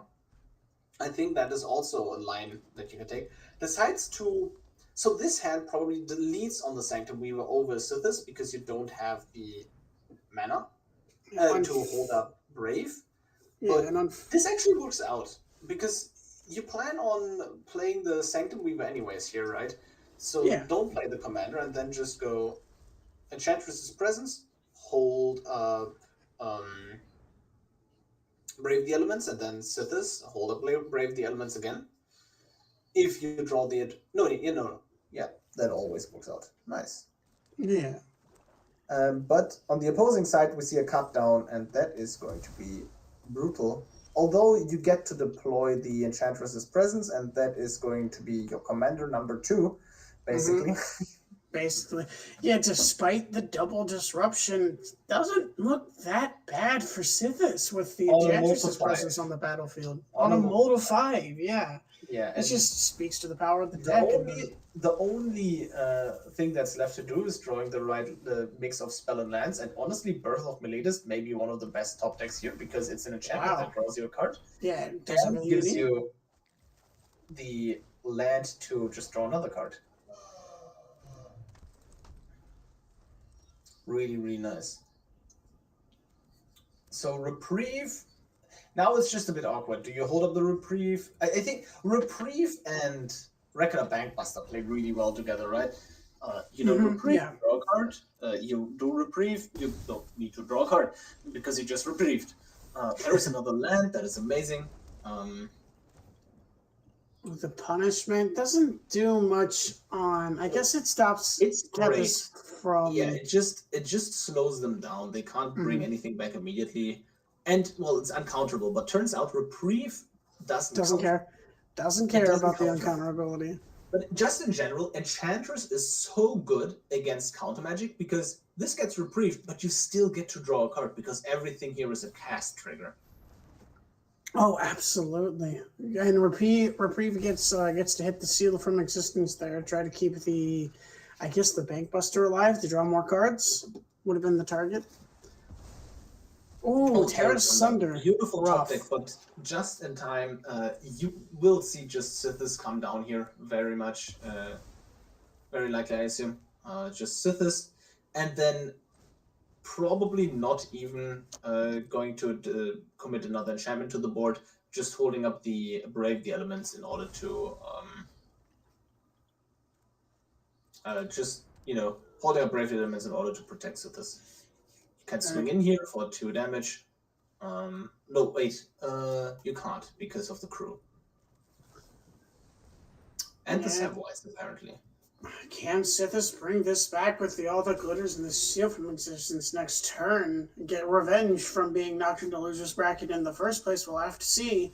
I don't think the current board state is going to be definitive of how this game ends. I think we're in for another long game. Well, how long are we going to see a One Ring on the field? That is the question. Hopefully for longer than last game. Just for my own entertainment. But yeah, goes for the One Ring, and then there's the Seal from Existence. The thing is, so now you can't name Curse of Silence with Seal from Existence. That is a Seal from Existence with Curse of Silence. That is an obvious downside of activating the Bankbuster first year. But now you just have like all these options to remove any non-land permanent here. Seal from Existence. Probably hitting the One Ring because that's one of the most dangerous cards. Like absolutely, yeah, I think. Yep. Yeah, and then they go for it too. And then you can borrow time. Still hold up your 1 mana for the protection spell. What do you even borrow time in this spot? I think you just get the Samwise. You could probably deal with the Kethis later. It's not doing anything right now. Well, Bankbuster draws you cards. This is true.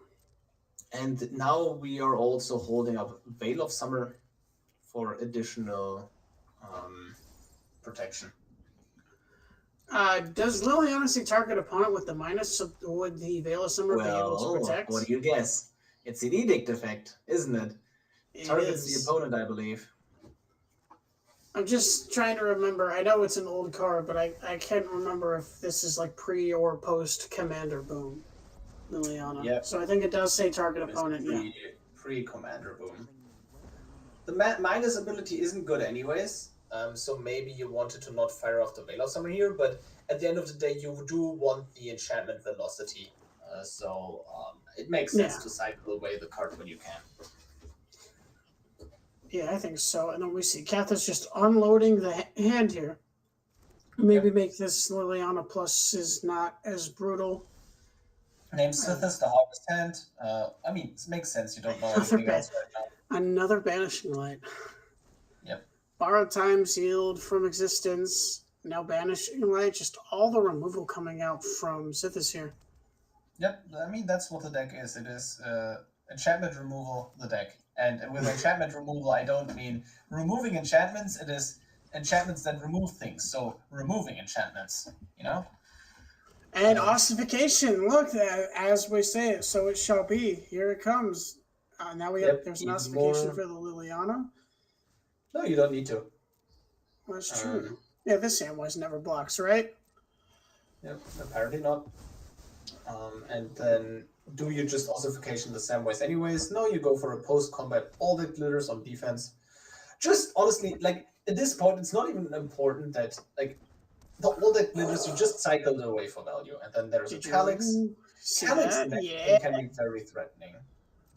And what's cool here is with the Calyx and the ossification, you can get Calyx down, and then as soon as they get to activate their Sithis again, you get to Calyx creates a token copy of an enchantment, right? When Correct. Combat damage. So you can ossify something, connect, and then ossify something again. Yep. That is very brutal. Lauren of the Third Path, great top deck here, gets back the One Ring, and now we start seeing a lot more card draw. Opts to not activate the One Ring in their turn. And now Calyx, ossification. Yeah, just in general, like the Calyx is going to be really brutal. Oh my god, and then you have the Fragment Reality for the One Ring. And you want to hold the Fragment Reality until your end. Pass the turn to the opponent. Nobody heard that. Sorry. No. So what you want to do, you want to be very patient with this Fragment Reality. Because yeah, I think so. again, if you remove the One Ring in response to it being activated, you do not. They do not draw the card. Miss the timing window here. I think like with the wording, I didn't expect it to work this way as I described. I think not everybody knows this right now, but certainly after this tournament, if you're watching, remove the One Ring in response to the activation. They do not get to draw a card. Yeah, and I think an unfortunate thing here for Dozer is even if they connect, because they're not going to do any combat damage, they're not going to get the copy with Calyx, right? Because it is a combat damage trigger. Yes. And Olaf the Moose still has protection from everything? No. No, because the ring wasn't cast. Right. I forgot about that part of the card. Okay. Yep, it needs to be cast in order to do that, what you just described. Okay. So I assume we're going to see the Brave Elements and Fragment Reality being held up. Mm-hmm. Yep. Yeah, forced to block here. Yep, and the next turn probably going for lethal in some way, shape, or form, because you just grow the Sith is so huge, give it trample. So if the One Ring gets activated here, nope. What does Yawgmoth's Vile Offering get back from the graveyard? That's my question. That's what I want to see. Removing another enchantment. So you just absolutely destroy their board. Yeah, get your... What is under the Banishing Light again? I don't even remember. Under the Banishing Light? That is... What is that? Oh, I can't make it out. Yeah. Something. Well, Olaf knows what it is, so if they think it's good, they'll get it. And they do. You can fragment reality your own Banishing Light here, that way they don't get it back. Like, they don't get a copy of that. But they can also just go protection from white, and that does it as well. But no, it doesn't, because it falls off. The enchantment falls off, so that was kind of unfortunate here. Maybe you still want to do it in order to just protect the card here. Yeah, I really don't think you want to be. I think having to slow down and recast Sithis again with Kaya on the board might not be good enough to come back this game. Yeah, and all of this is happening because of the One Ring. The One Ring just draws all these cards, right? Goes Fragment Reality. Yep. And you can grab a Temple Garden. No, Temple Garden is already in play. Yeah. And maybe all of the moves manages to get back into this game. Yeah, it's looking like it. It's very close at turning the corner here. Yep. Especially that Yawgmoth's Vile Offering in hand is going to be absolutely brutal, dealing either with the Sithis or the Calyx, and then returning the Lauren back again to get back Bankbuster or whatever it is. And there is also Nissa, so that is going to be very, very threatening. This Yawgmoth's Vile Offer could hit. If it gets back Lauren, yeah, it hits the Calyx and the Sithis, and then your board state is suddenly not very good. But do have a 7/8 Trampler on board, which is not nothing. Probably this guy is not long for this world. Yep, indeed. Kaya will get removed quite easily here, and Calyx is not going to connect, or is Calyx also saying Planeswalker? Only damage to face, right? Yep. Right, yeah. Can crack the Unbridled Growth here, which is going to happen. Another land. And gets punished for playing the land first, because otherwise you could have played the Plaza of Heroes to hold up the activation. And that is the One Ring plus Sheldred. Is it even the best option? Maybe not. But One Ring plus Sheldred is definitely it's the most exciting. Fun. Yeah, it's the most fun. The Nissa here. There's a Nissa. Nissa, because Olaf does not have enough green to full cast the Nissa, unfortunately. Ooh, the Vile Offering gets back to I forgot it gets Planeswalkers too. Gets back to Kaya, gets rid of the threat. Kaya comes down, probably gets rid of either Calyx or Sithis. Yes, puts Calyx into play yourself. Or maybe the Sithis. The thing is, if you get rid of the Sithis, it just comes back from the command zone. So might as well get the good card out of the way that, doesn't come back from the command zone. Because the Sithis card just has so much mana at this point. I think that's absolutely getting rid of the Galaxy there was 100% the right play. And we see a Gix in hand. We might be able to see this Nissa coming down next turn. This is not looking good for Sithis. It was looking now you good. See 3 lands with the rest. That's exactly what you want to see. Delighted Halfling comes down. Yeah, this is not good for Sithis here. Sithis really needs... That's not good enough. That's not an enchantment. That is the issue. Yeah. Like, that is the one reason these enchantment reducers haven't been, for the most part, good in Sithis. Because most of these cards are not enchantments themselves. So that, like, in these exact spots, you just want to draw enchantments. It doesn't even matter what they say. It's just like, give me more enchantments. You just need to go through the deck. Yeah, you just need to go through the deck to find what you do need. I'm really hoping this Nissa comes down next turn. This Nissa... I think this Nissa is game. Because there's just no way. I feel like this Sheldred is coming down, right? Okay, yeah. And you'd be right. Sheldred plus the One Ring is nasty. Absolutely. It basically can't kill you anymore because you gain way too much life. And the one way Sithis is winning this game is just drawing a ton of cards and coming back into the game. And turns out Sheldred is really good at punishing drawing a ton of cards, right? Yeah, because now even the line of like trying to chain a whole lot of enchantments to get out of this mess doesn't work because now that line kills you because of Sheldred. Buster comes back, you get to Borrowed Time, the Sithis. That's a premium target for that because that will just return to the command zone. And then Calyx will connect and copy the Borrowed Time. It's funny seeing the Calyx trigger there. Yeah. That's just a slap in the face.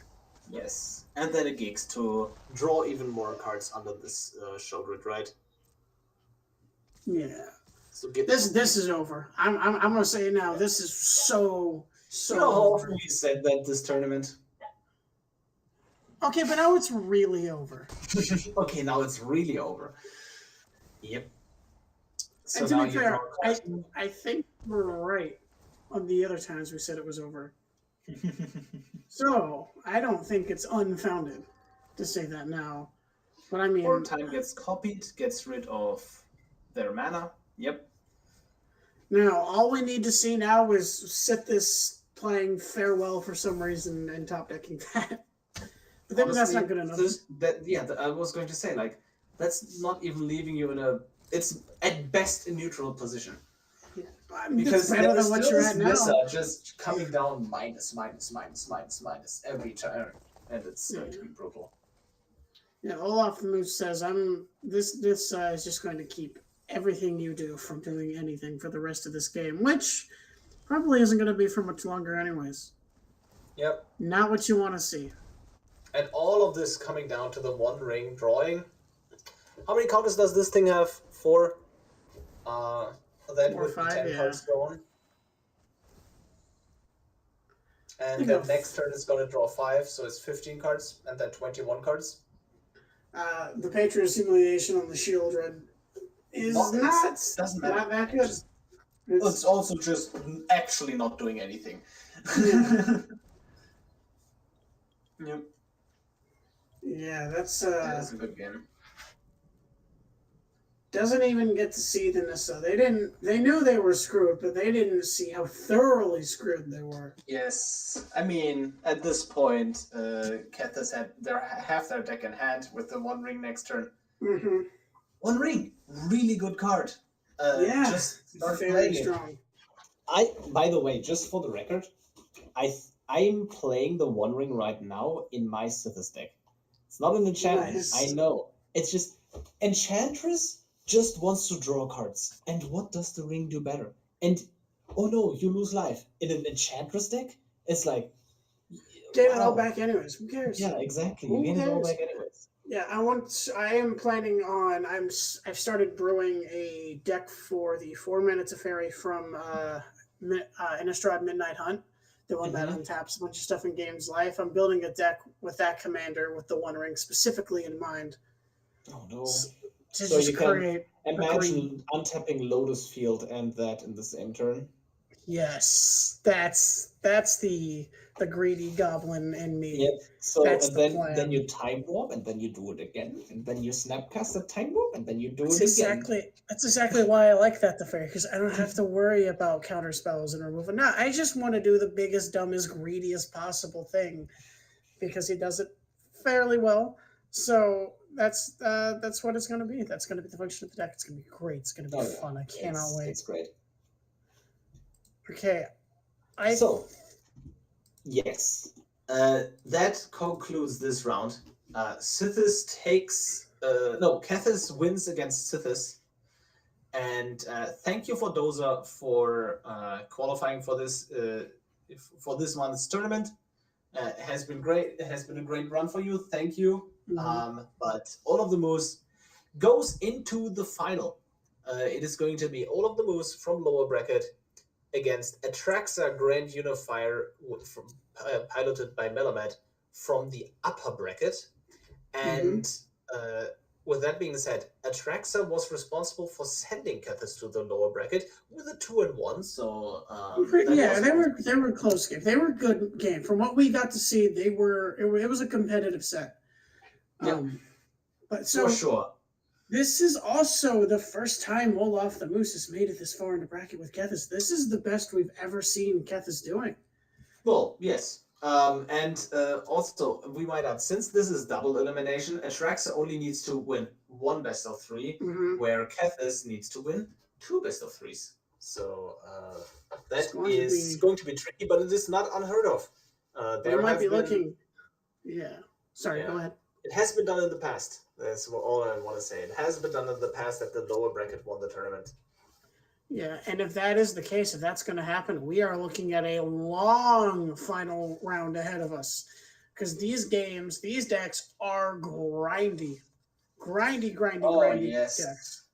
Like the tournament was sadly cut short already because one of the players had to drop due to connection issues. So one other player got a bye. We are already playing fewer rounds than usual.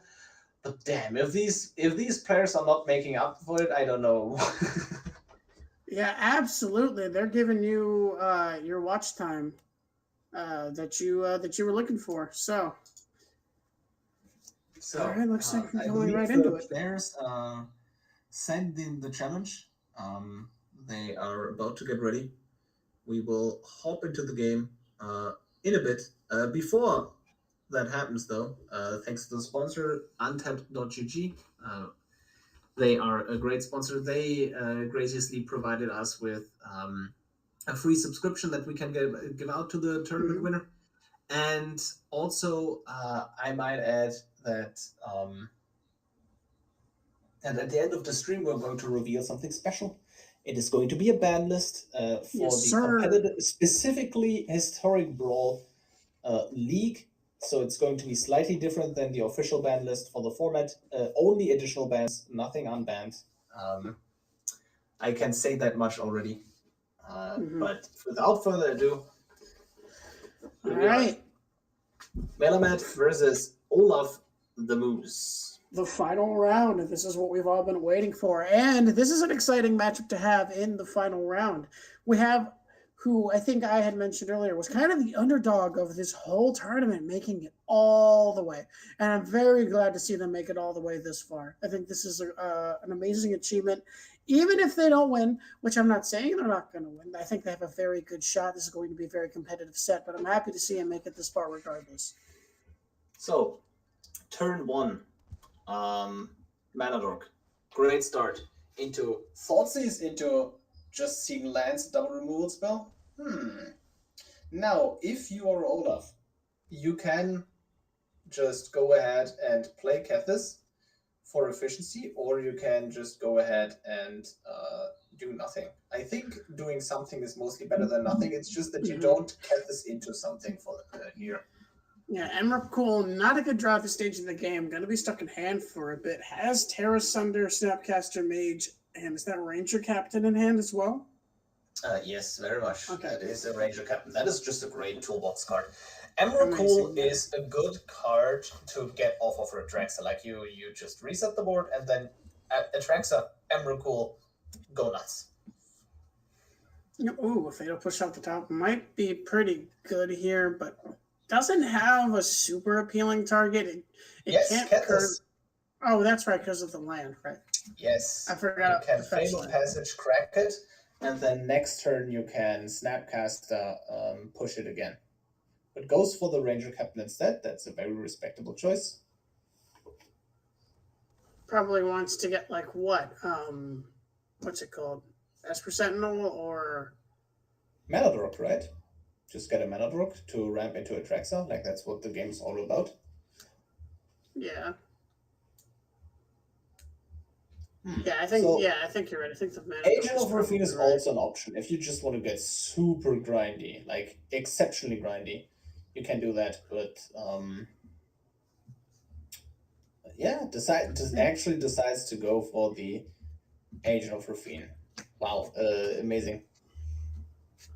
If you No fetch a one- black source next turn, you can double Snapcast, so double Fatal Push. Mhm. You have the option of Cracking this in response to Chapel if you want to play around removal or just not care. The issue with Chapel and the reason why the card is not as good as people want it to be is the effect of the counters is linked to Chapel and they Yeah. don't inherently have their own effect. So you put a counter on something and then when it dies, you draw a card, but that effect only happens if Chapel is in play. Yeah, that's So now they get to draw a card off of Chapel because Chapel is in play, but you could have also just opted to not go for the trade here, take the trade next turn, and then just push the Chapel. Oh, we see Relic of Legends come down. Relic of Legends in this deck makes so much mana. Just everything Yes. works. We see Tailsend come Yes. down. Not sure. Tailsend might have a couple of hits here.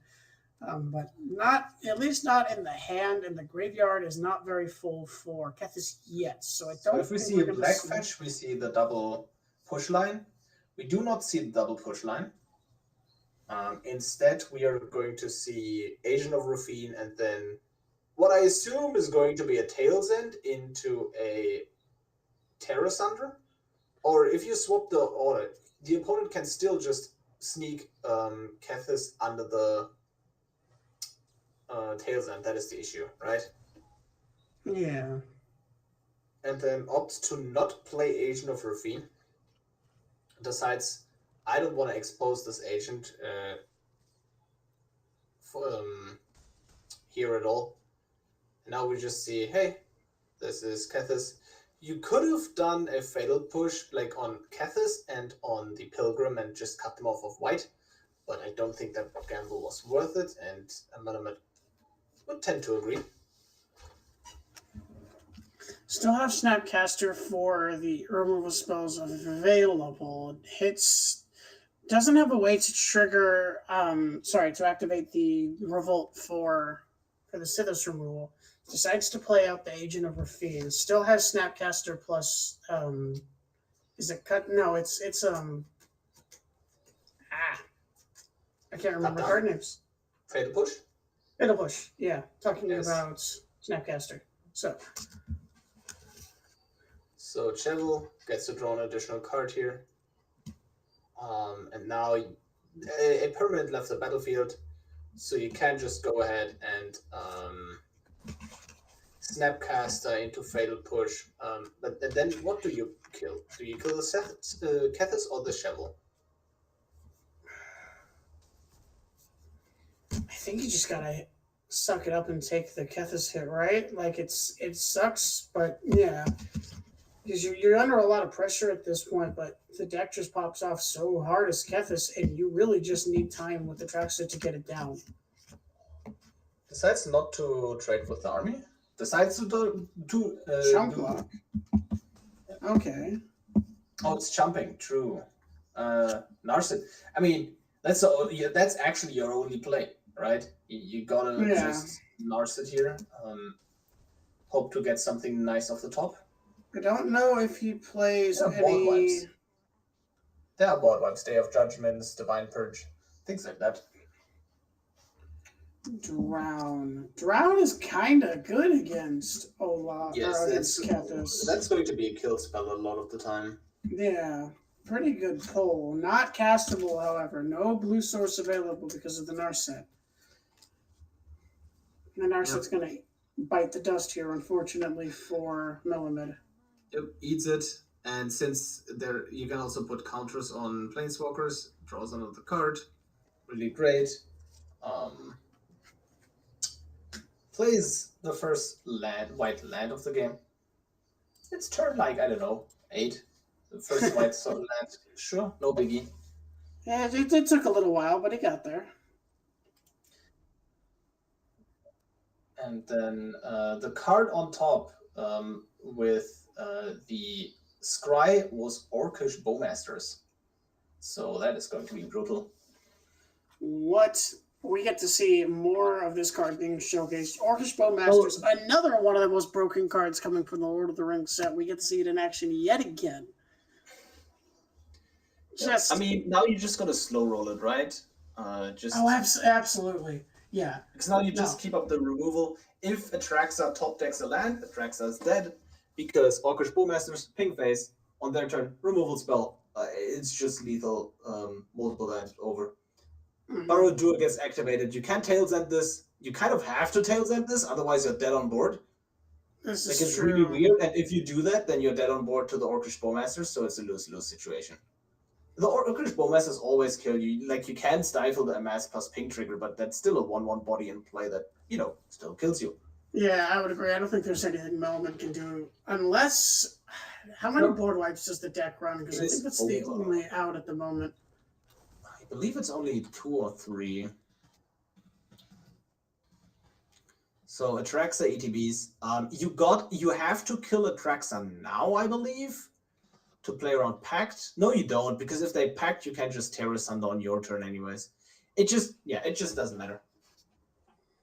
Yeah. This is going to be game. Atraxa is going to come down. Atraxa is going to die. I think they needed... Yeah, no, even with Pact here, yeah, you're right. They needed Pact, and even if 2 removal spells sealed their fate here. Yep. Oh, triple removal spell, even. All the removal spells. What's better than 2 removal spells? 3 removal spells. Yep. So if you had Pact, you would have needed to know that there was an Orcish Bowmasters coming and Pact that. But I don't think there was any way to come back from that. Right. Defeat 1-0 for Kethis. So just a friendly reminder, if Kethis wins this best of 3, the bracket is reset. Kethis would have not won the tournament at that point. After the bracket is reset, another best of 3 starts. And when that best of 3 is concluded, then we got our tournament winner. Yeah, so if you're really enjoying the stream, you should be rooting for Kethis, because then you get to see more high-level Magic like this. So, but if you just want to see Atraxa slam down and win and validate all of your, I think Atraxa is broken thoughts, then you can do that too. Yep. So Veil of Summer, Pact of Negations, Essence Scatter, some good cards, some bad cards. You got the mana, you got the ramp. Honestly, against Kethis, I feel like the Atraxa game plan just wants to be ramp as hard as possible, play Atraxa, question mark, out value. Yeah, and the hand from Olaf, I think, is going to be pretty good versus what Melaman is looking at. The Lauren for the Celestis, the Gix to get down and start drawing cards if you can't get the Kethis down. Well, I guess the Gix isn't currently castable. There he is again, the Absence Pilgrim, turn 1 ramp. So now, by the way, in case you wondered, the Breeding Pool was shocked in on turn 1 by Atraxa just to hold up Veil of Summer against the Thoughtseize. Yeah, a lot of options from Olaf the Moose here. And look at all these options that are going to get hit by Essence Scatter. What do you think of that? The question is, what do you not care if it goes away with? What can you commit to the board that's, if it's countered, you're also going to be cool. Because that's... So we are going to see Melira No, Melira plus Traverse doesn't work. So it's probably just Melira swinging for 1.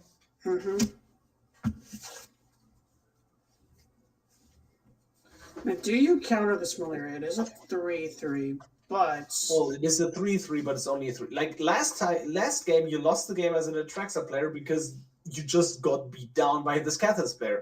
So maybe you're traumatized and you want to get rid of it right now. Tasha. Tasha's really nasty. Like Tasha is just so good at stopping aggression. This Tasha, by the way, is a tech card against Ragavan because most of the cards in Ragavan just have 1 toughness. It's unfortunate to see these This sources go Lord there. is so brutal. Absolutely so nuts. unreal how good it is. Because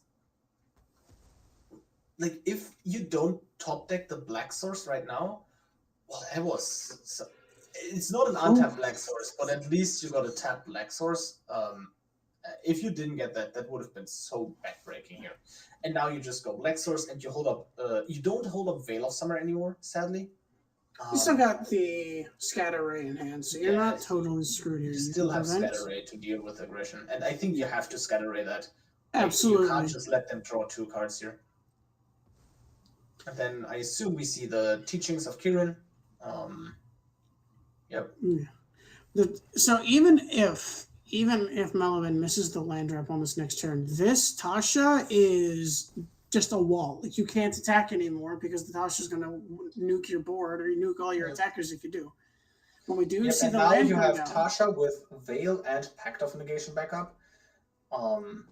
So let's see how this turns out. You cannot really attack at this Tasha right now. Although you can do some fancy things. What's in the graveyard? I believe it's only a Rasad, just like creature removal. Skyclave Apparition would be a really nice top deck in a spot like this. And there is a Bowmasters in hand, which is going to get, I think maybe the Veil of Summer was kind of telegraphed early, so maybe Olaf might have sniffed it out already, but the Orcish Bowmasters walks right into a Veil of Summer if they try to go for that as well.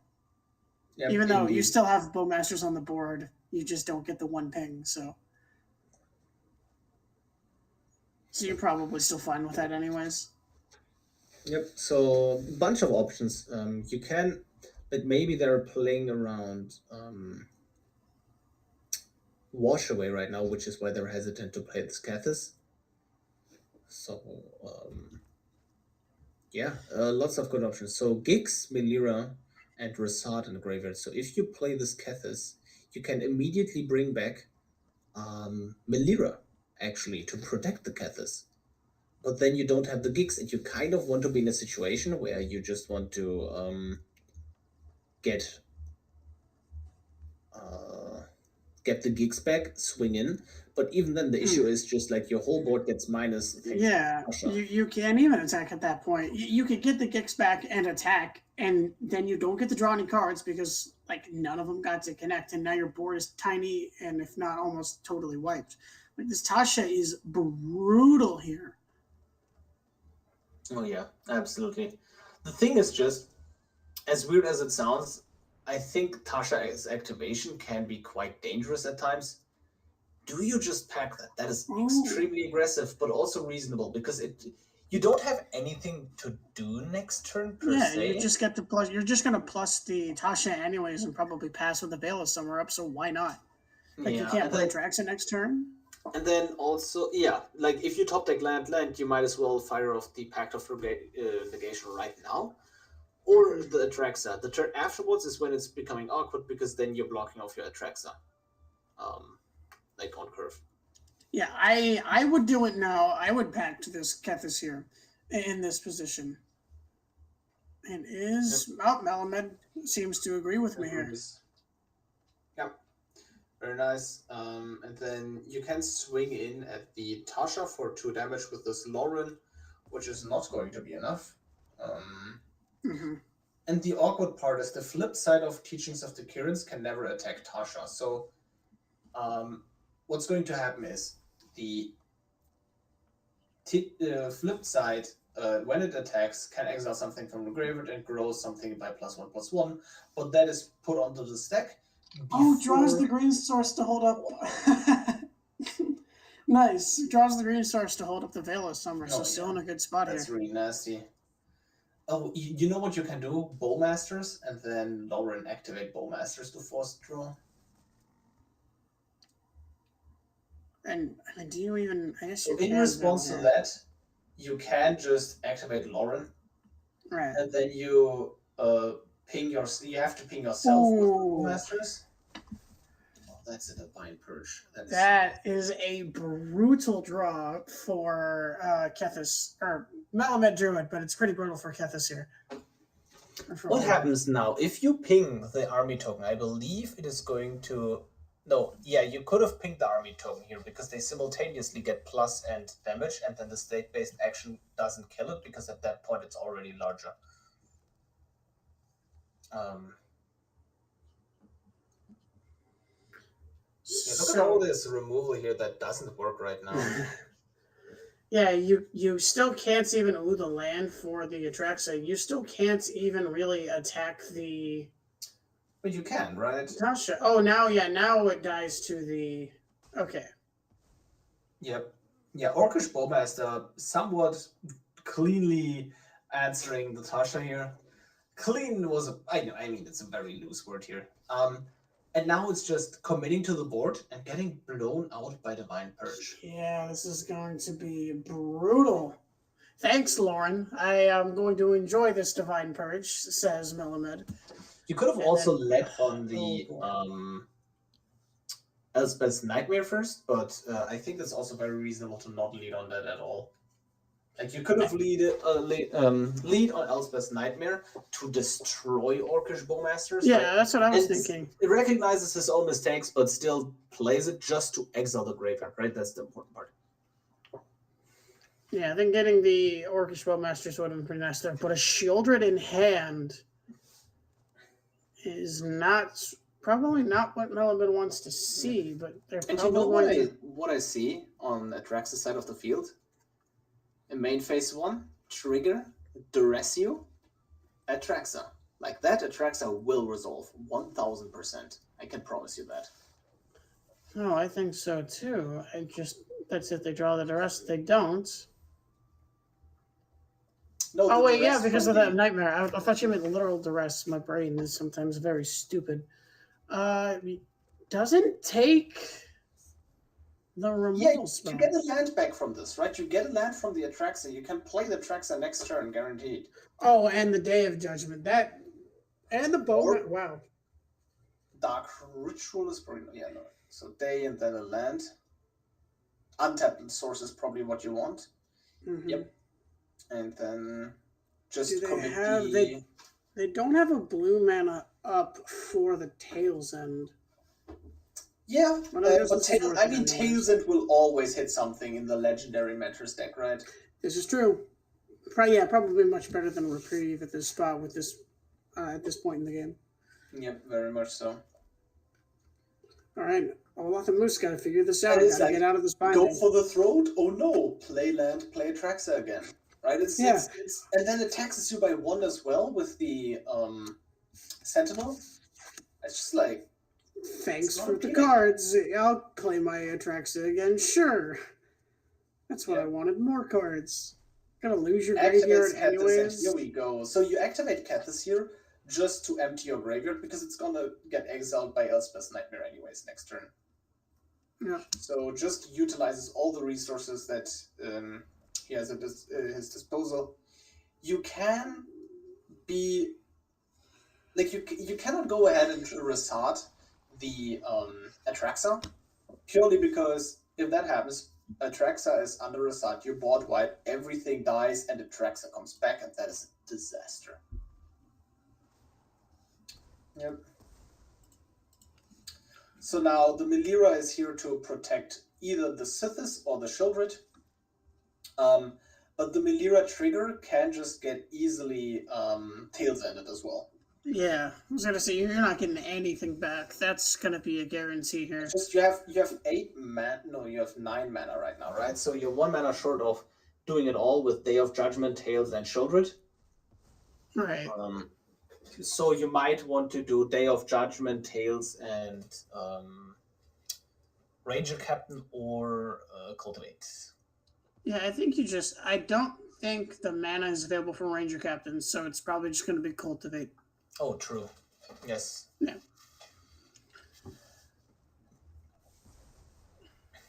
Day of Judgment. So, board is gone. Short freeze, yep, and then Cultivate. And we're back in it. Cool. Cultivate. Yeah, just gotta Cultivate. Just puts like attacks are just being cast every single turn. This is at the point where I don't know what Kethis needs to get out of this. The but One Ring. The One Ring. Just the it's just the answer always. Yeah. The One Ring just brings you back into the game. Yeah, I think that's correct. The answer is just the One Ring. But is it too slow? You're at 16. Depends. Well, that's like still 3 depends swings. what removal, because not Atraxa's removal. Like only some of Atraxa's removal can kill it, right? So it depends what they find off the top here. But Well, I mean, does the One Ring help you when there's a Shieldred on the field? That's not yours.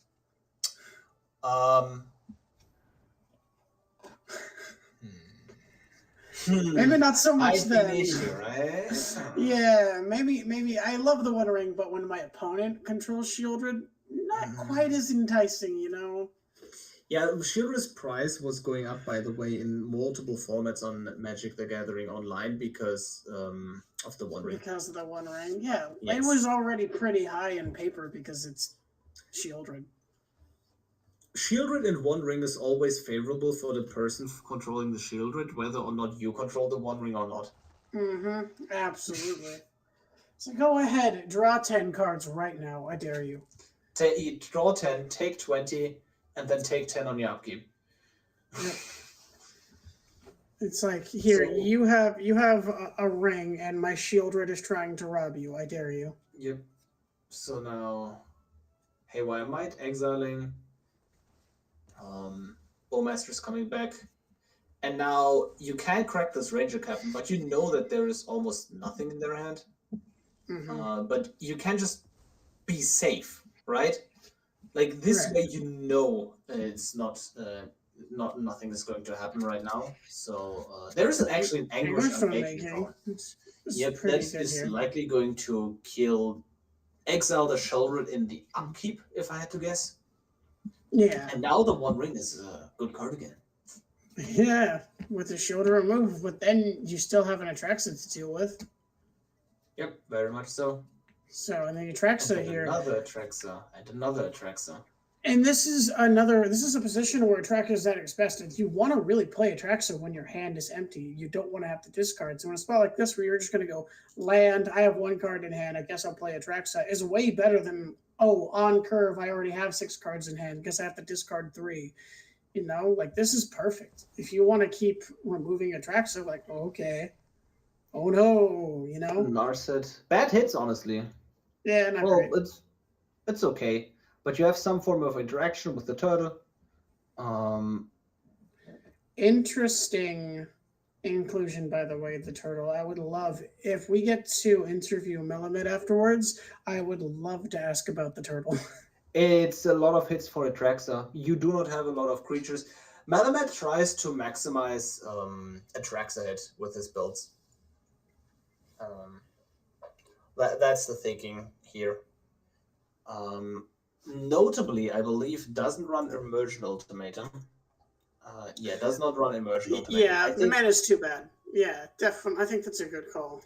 I personally have enjoyed Immersion Ultimatum a lot because in these kinds of grindy games, how do you win as Atraxa? Like, unironically, yes, Atraxa beatdown is a thing, but at the same time, you're not really winning right now. And Immersion Ultimatum is just the get destroyed button. Are you not really winning right now? I'd say you're ahead. Yes, but you're not absolutely obliterating them. Like, if Emergent Ultimatum was in the hand right now, you would just absolutely have the I win next turn button. Oh, there is also a good I win next turn button. So you swing in, get a bunch of life, exile everything. So does the turtle's ability hit triggered abilities? What do you mean?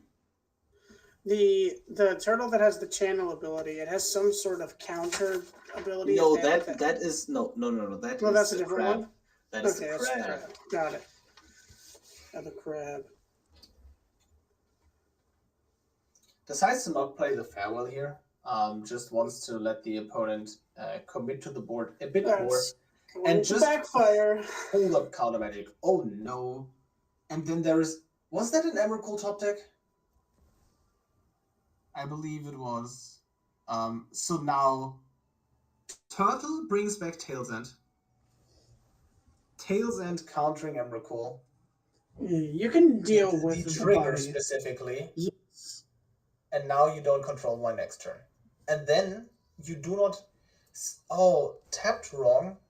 I'm not sure. Did they tap wrong or... They can What still happened cast it. No, they cannot cast the Wash Away on the Emrakul, only the Skrelv. Because they didn't have enough blue. I mean, you're still... Ooh, Teferi, you're still good. You Teferi's can lethal. attack... Yeah, you can attack... Oh, wait, yeah, because Teferi just bounces, or that... plus binding, I guess. Okay. Yep. All right, we are going to game 3. Game 3, and I just want to say we are not even halfway through if all of the Moose wins. Yeah. Olaf the Moose needs this, and then needs to do it again. It's going to be Yes. very, very, very tough for Olaf the Moose. But if anybody can do it, I think they can. I think they got the crowd behind them. I think this is one of those situations. Yep. I think, I don't know if the players know, I think we were going to take like a quick 2-minute break. Yes. So stay tuned because these games tend to go into the distance. Oh no! Never mind. The players don't know. Ah. All of back. Okay, after this, if there is going to be a break either way, well, so either all of the Moose doesn't win this and Melamed is the tournament winner, or at least we're going to have a small break in between the best of threes if all of the Moose manages to clutch this out. But with this starting hand, that's a really nice starting hand. I was going to say that's Oh, good. That's exactly what you want to see. You don't want to give them a shot to do it in another in another set. You don't want to have to grind it out farther. It's going to get a lot harder to play. You're going to be real tired mentally, so you really want to close it here. You don't want to let your opponent close the corner.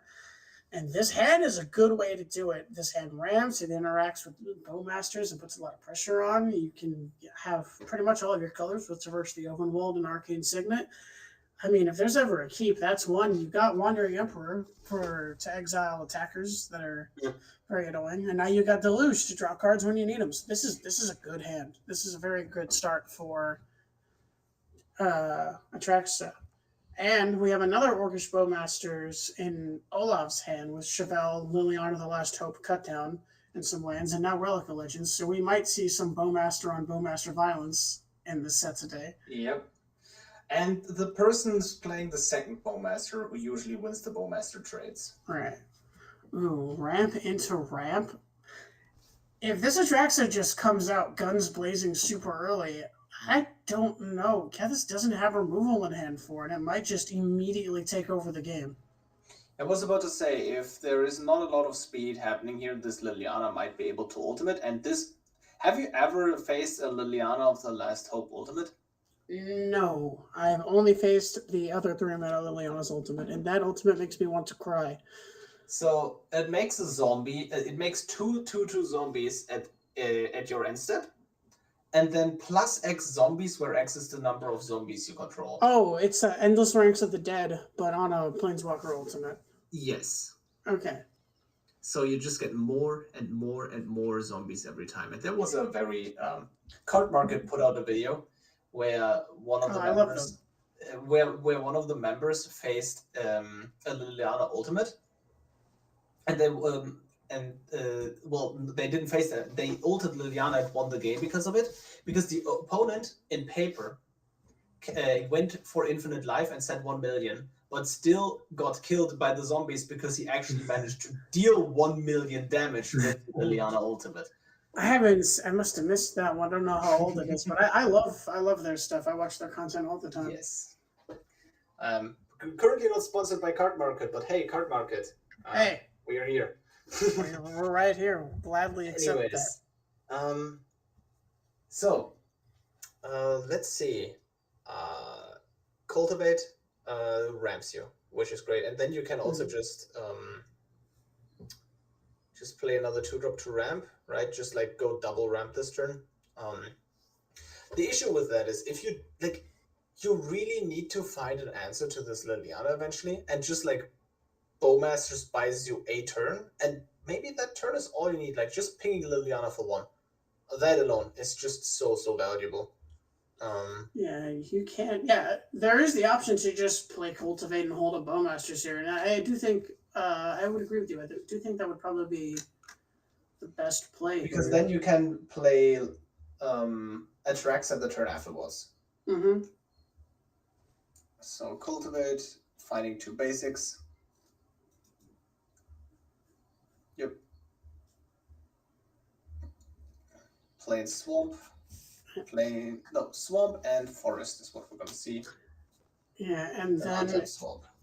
And then if Olaf decides to flash in, because I think, they can with the Relic, if they decide to flash in the Orcish Bowmasters, that's going to be quite the blowout from Melamet's Orcish Bowmasters. And we see it coming here.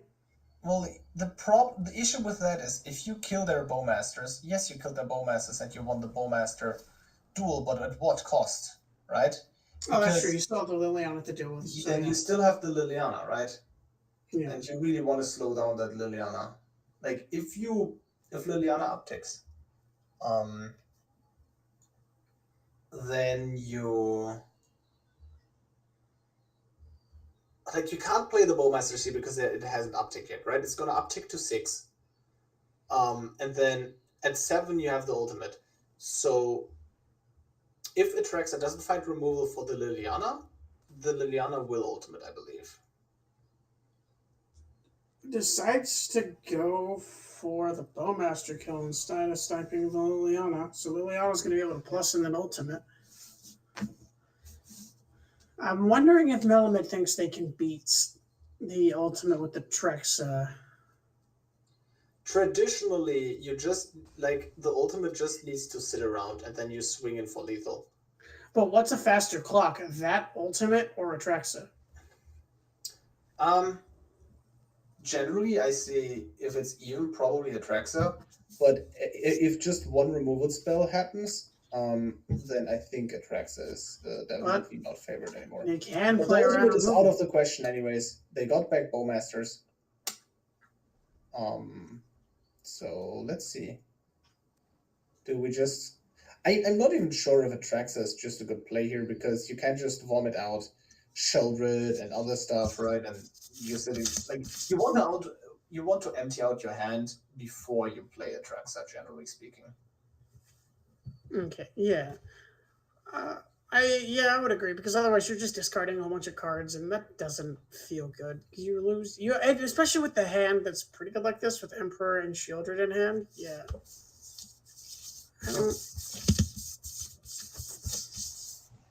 But the minor upside to discarding a whole bunch of cards is being able to get them back with a Shigeki later.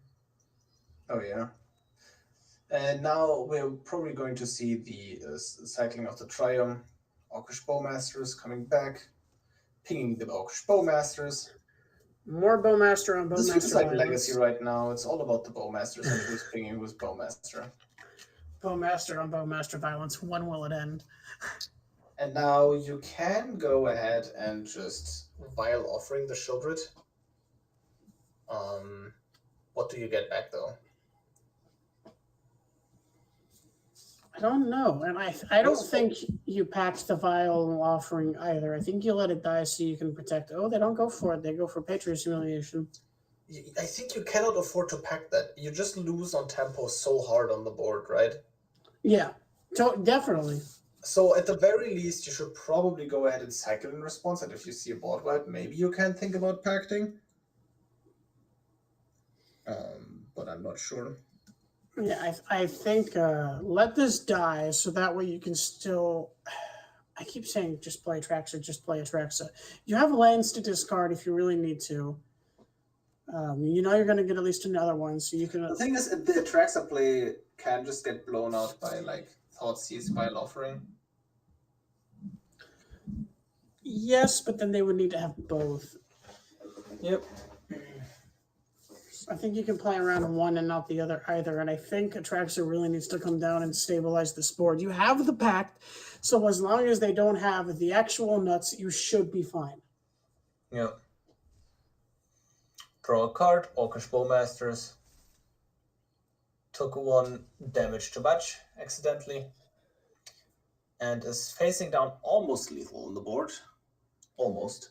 Yeah, I don't even think you shock in the land here. I think you just play Takenuma as it is, get Atraxa down, and pray that's enough. Yep. Very much so. It looks like that's the line they're going for, leaving Command Tower up.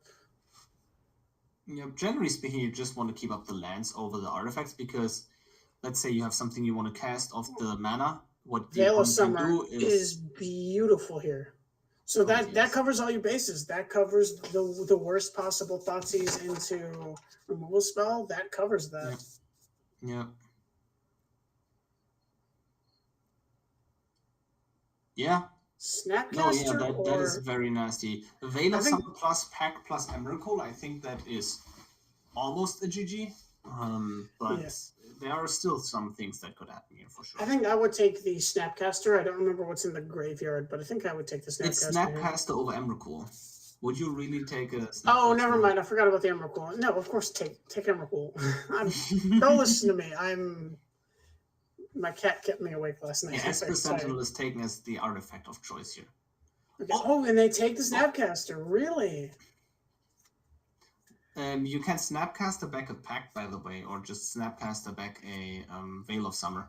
Yeah, just remember not to Snapcaster the Pact in the same turn you cast. So what's going to happen here is this is basically saying, I have 15 layers of protection for my Flying Death Touch Lifelink Vigilance 7/7.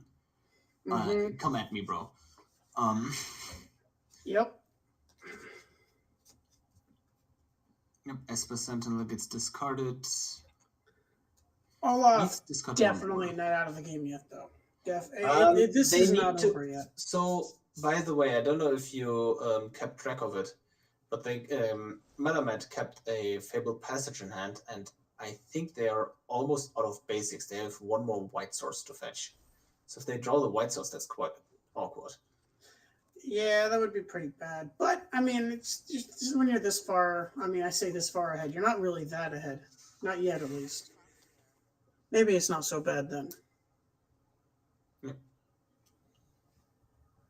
So, it's just so miserable when you have a Vile Offering in hand and you know the opponent has a Veil of Summer.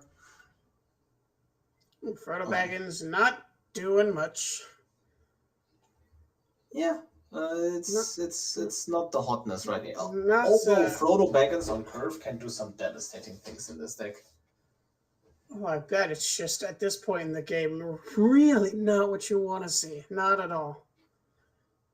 Yep.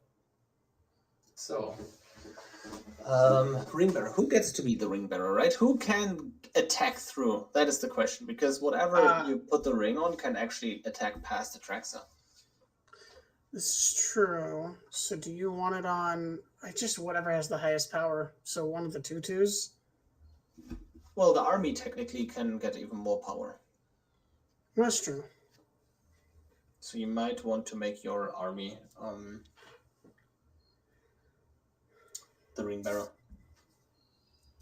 The other options, other than that, there are not a lot of options in this turn. You have a lot of mana, right? You have, you can play Kethis, you can, Kethis effectively only costs 2 mana thanks to this relic, and then if you follow up with a couple of legends that get cost reduced, he's almost free, really. But is that enough?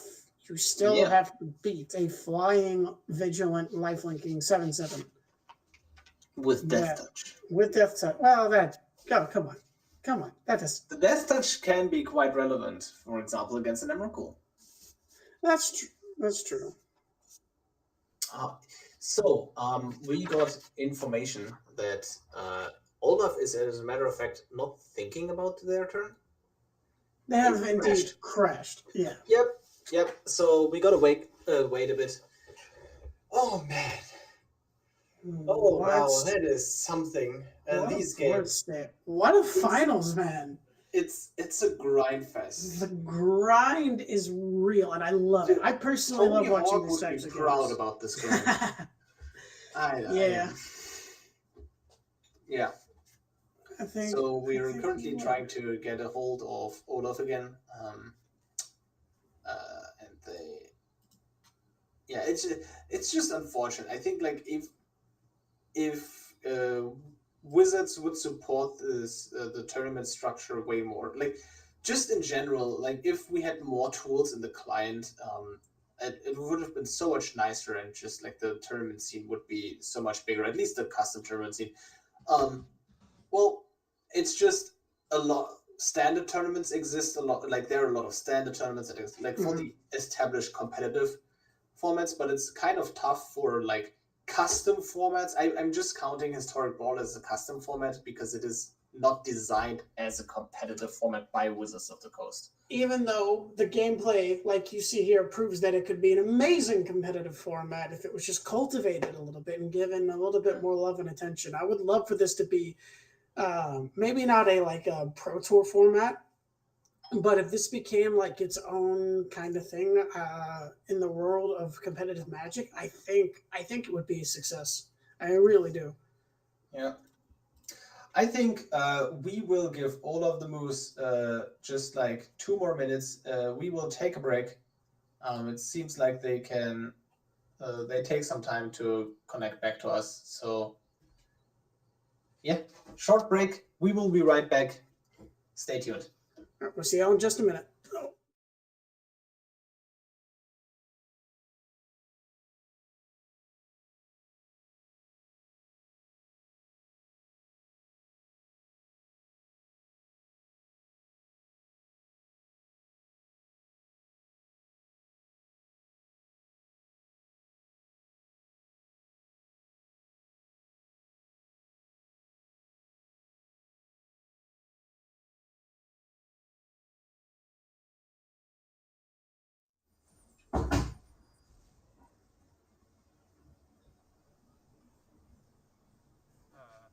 Sorry, viewers. The casters have stepped away for a minute. We thought that was going to take a bit longer. But we're back. Hi, I'm Smurf. I'm the guy running the camera. I'm not good at commentating. I'm going to mute now.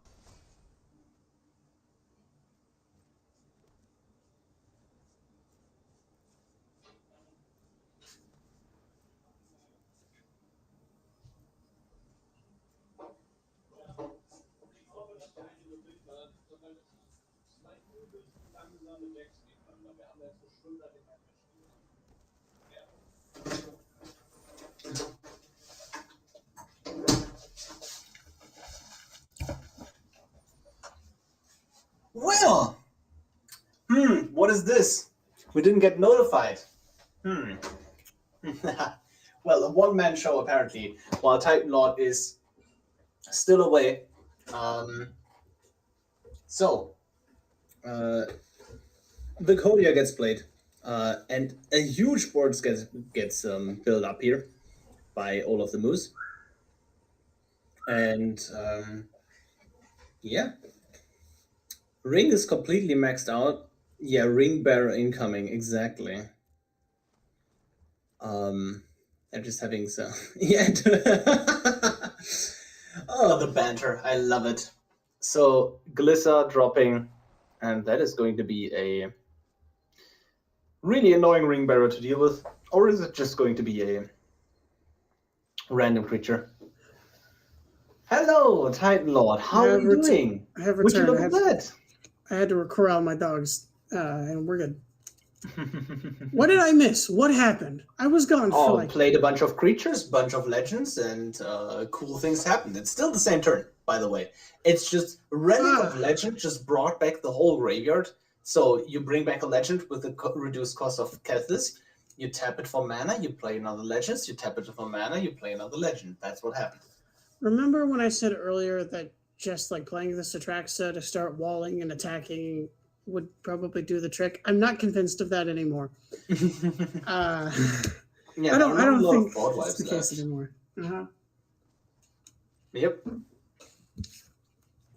So Viconia is just absolutely eating this graveyard. The reason why you want to do it at sorcery speed is so you play around Emrakul, right? Like you deny them the graveyard so Emrakul doesn't have a reduced cost. Although if you paid close attention, if like the cards flipped off Atraxa are public information, and a card that was revealed that way was Emrakul, so Olaf knows that it's one of the bottom cards, but at the same time, it's still difficult to play. You can leave up some mana, like just a couple to instant speed exile things. But he also knows that there is the step cast, so he basically knows all the cards that are going to come back. Sheldred, even though it lost the ability, got exiled. You still have 2 more activations of Viconia up. And now we can see, is there one more basic left? Is one white source, right? Did I keep track? Yes! Yep. You were See, correct. I kept track of it. Absolutely correct. I wasn't sure at all, so I'm glad that one of us is paying attention. So, Elspeth Nightmare getting rid of Viconia, you want to eat 2 more cards from the graveyard. And it's probably going to be, you know, I don't even know what's left at this point in the graveyard. I think just some lands. Well, yep, just some lands. Melomid still has the Wandering Emperor that has been in hand the entire game. Unfortunately, what I mentioned about the Shigeki being good late game is no longer the case. It has all been eaten and exiled. Yep. So maybe might not get to see that card shine today, but I think goes for the Liliana.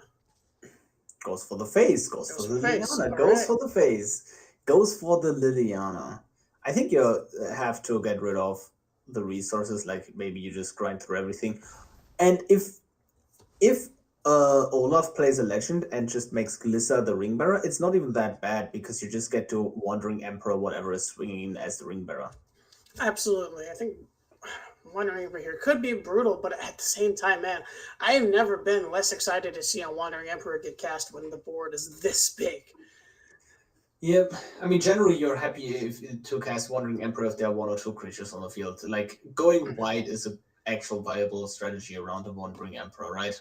Yeah, absolutely. But outside of that, the Olaf is kind of almost out of things to do. Yep, indeed. Other than attacking.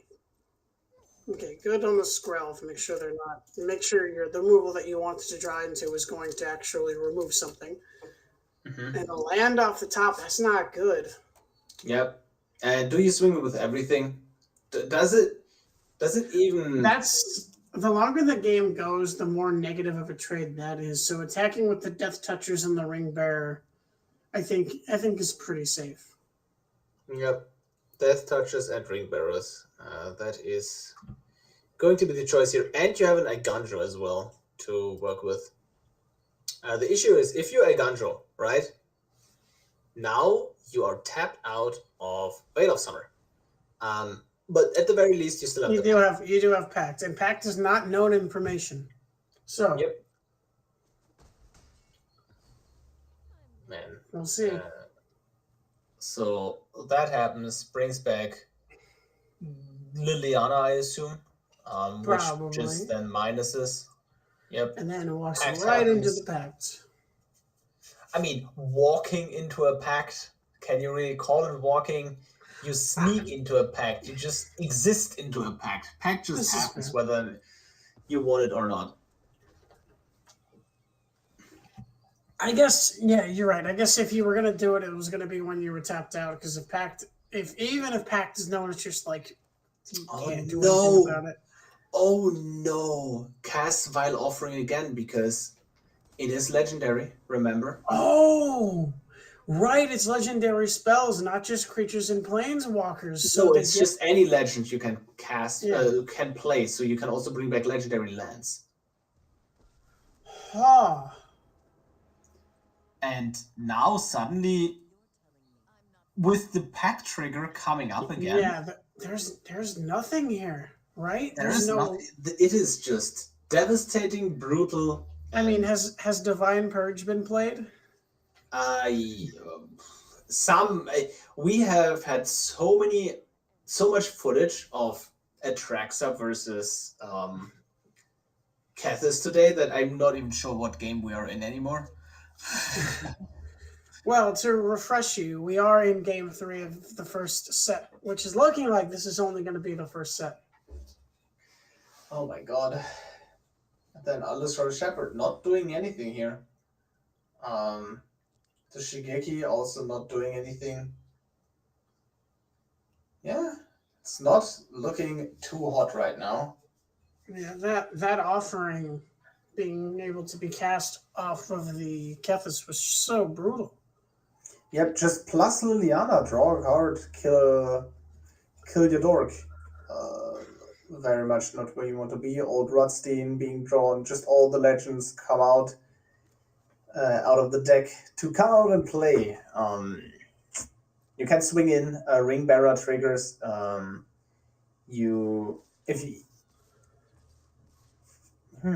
What do you even play around? You play around Snapcaster. I see. That's what's happening. I play around Snapcaster. The ring. Draws the gigs. Would have obviously loved to draw that pre-combat, right? Right. To just draw a ton of cards.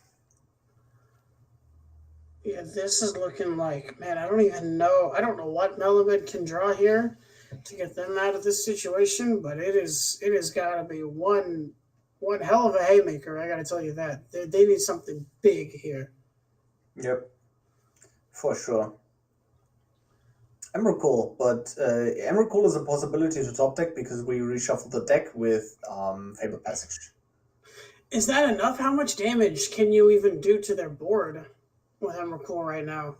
You can like Liliana kill something of their own, like their Bowmasters maybe like attack into Atraxa and then kills like exile something with your Emperor, and then the Emperor goes away too. But then you're still at 7, and there's still probably a lethal swing the next turn. So I don't know. I don't think Emrakul does it here. This is a weird spot where I really don't think Emrakul is what you want to draw here. Yeah, fair.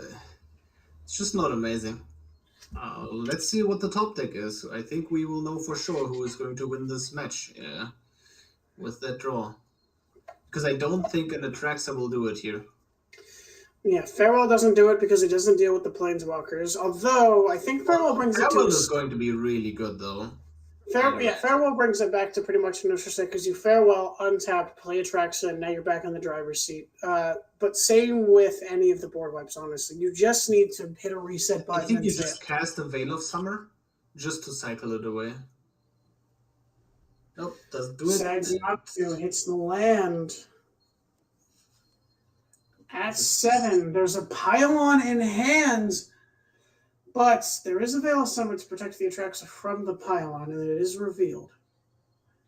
Yes, but I still think you pile on in the instant, like in response to the Atraxa trigger, to make them have the Veil of Summer. Like time warp. Yeah, none of these really do it. Not Time Warp sure. might help. If Melman can survive this turn, Time Warp will help. But I mean, I say help, and not do the trick, but it'll help a little bit. I mean, we know that the Pact of Negation is gone, right? So that is also really helping Olaf here decide what to play. Well, the question is this a lethal attack with the Atraxa? No, right? Because they go up to 14 and then go down to 1, 2, 3, 4, 5, 6. Yes, 7, it is 8, lethal. 10. It is, yeah, it is just a lethal attack, yeah. No, not even that. You can just attack with the Ring Bearer. If the Ring Bearer has at least 4 power, you deal them 3 damage with the ring effect. Yeah, you're right. I forgot about the ring effect. So if you can somehow get, but you would also need Yep, Bowmasters. Bowmasters too. So now you don't even need to get it to 4 power. You just need to give it plus something. You just need to give it some sort of power buff and you win. Yep. And you can also shrink the Traxxas by 2 power, so it gains 2 less life. That's true. Oh yeah, the Wandering Everhero play. The plus on the ring bearer is a lethal. And there's also Shieldred. Yeah. So, yeah. Yeah. Oh, you can Nis. You could have actually Nissat and then just -7th. Oh, that would have been awesome. Ring bearer, single ring bearer attack, as we thought, to just close it out. 1 ring to rule them all. And the bracket is reset. After, what was that game? Hours? Felt like an hour. I think we started at like almost 12:30, and it is for me. Yeah, this was almost an hour long set here.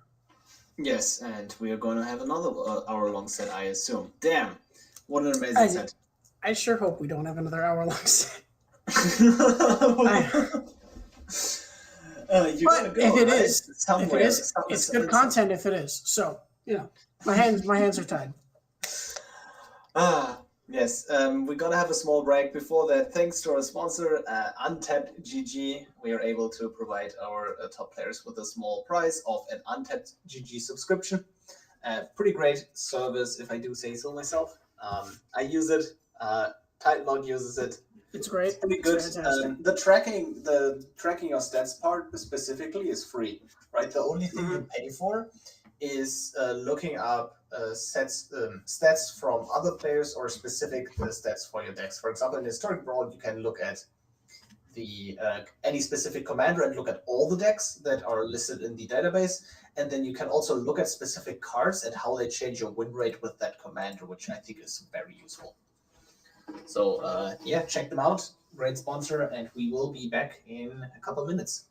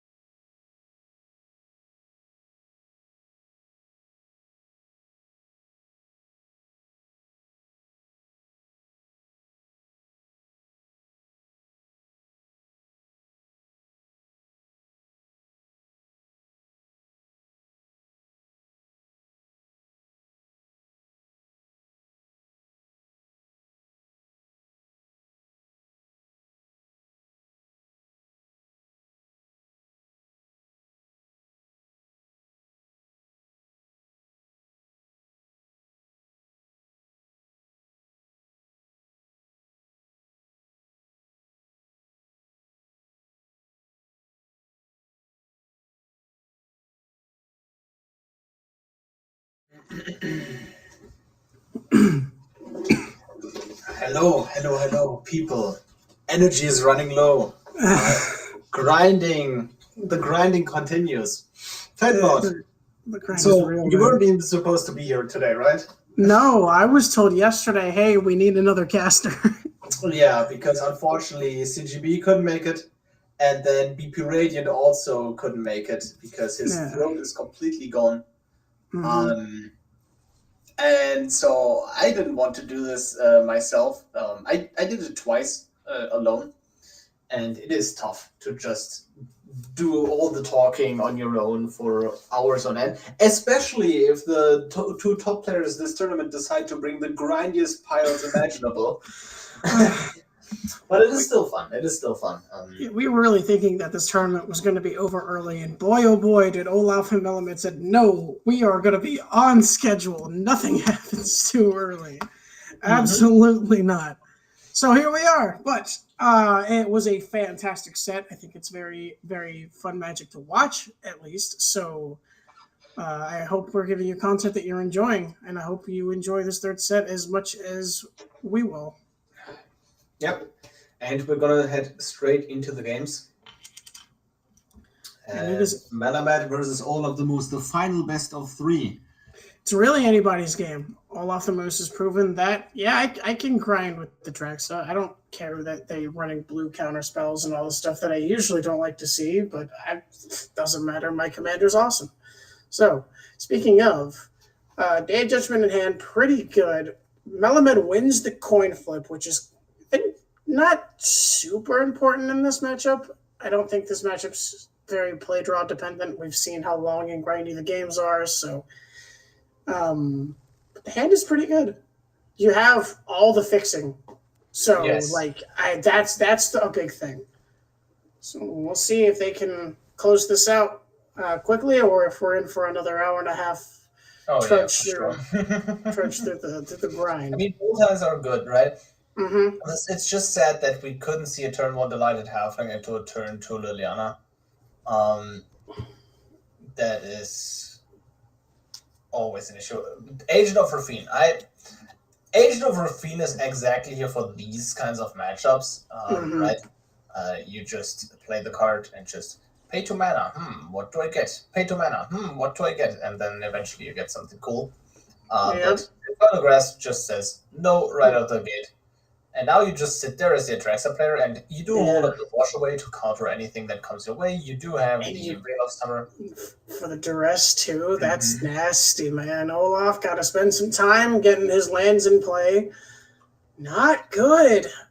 This could finally be the early Atraxa slam, take over, deal with it kind of game that I was thinking we were going to see today. I was not expecting this to be as grindy as it was. I kind of expected Atraxa to roll Kethis, but boy, oh boy, was I wrong.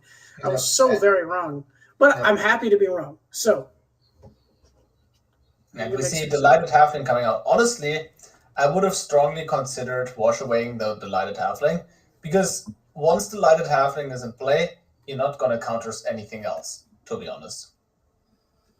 Yeah, and we see the Curse of Silence. Is it worth countering the Curse of Silence if it means you get to drop Atraxa early? I think, like, look at your hand. You're not doing anything. Your only game plan right now is just to cast Atraxa on curve, and if you do that 2 turns slower, that is backbreaking. Yeah.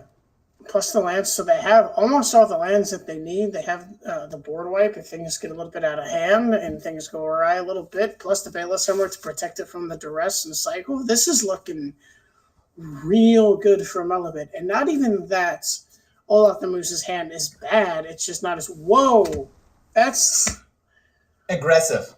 Very aggressive. I guess you see, hey, they're really struggling on lands there. Maybe make that problem worse. Yep. Thank you. I will cycle my Veil of Summer away. And now it's just Deeproot Wayfinder. And if that connects, you are in a decent spot. The Knight of Autumn here doesn't do much. I think you at the very least have to play a blocker. That way the Deeproot Wayfinder doesn't connect. You can Shigeki at instant speed to counter something. So Shigeki brings back 2 cards, including. Oh. Yeah, it brings back only 2 cards, right? Worth it though, right? Yeah, but you can't. You don't have the extra mana to just go ahead and counter the Kethis if it's put on the stack with the Wash Away. You can just Shigeki X equals 1 and do that, but then you lose a lot of value.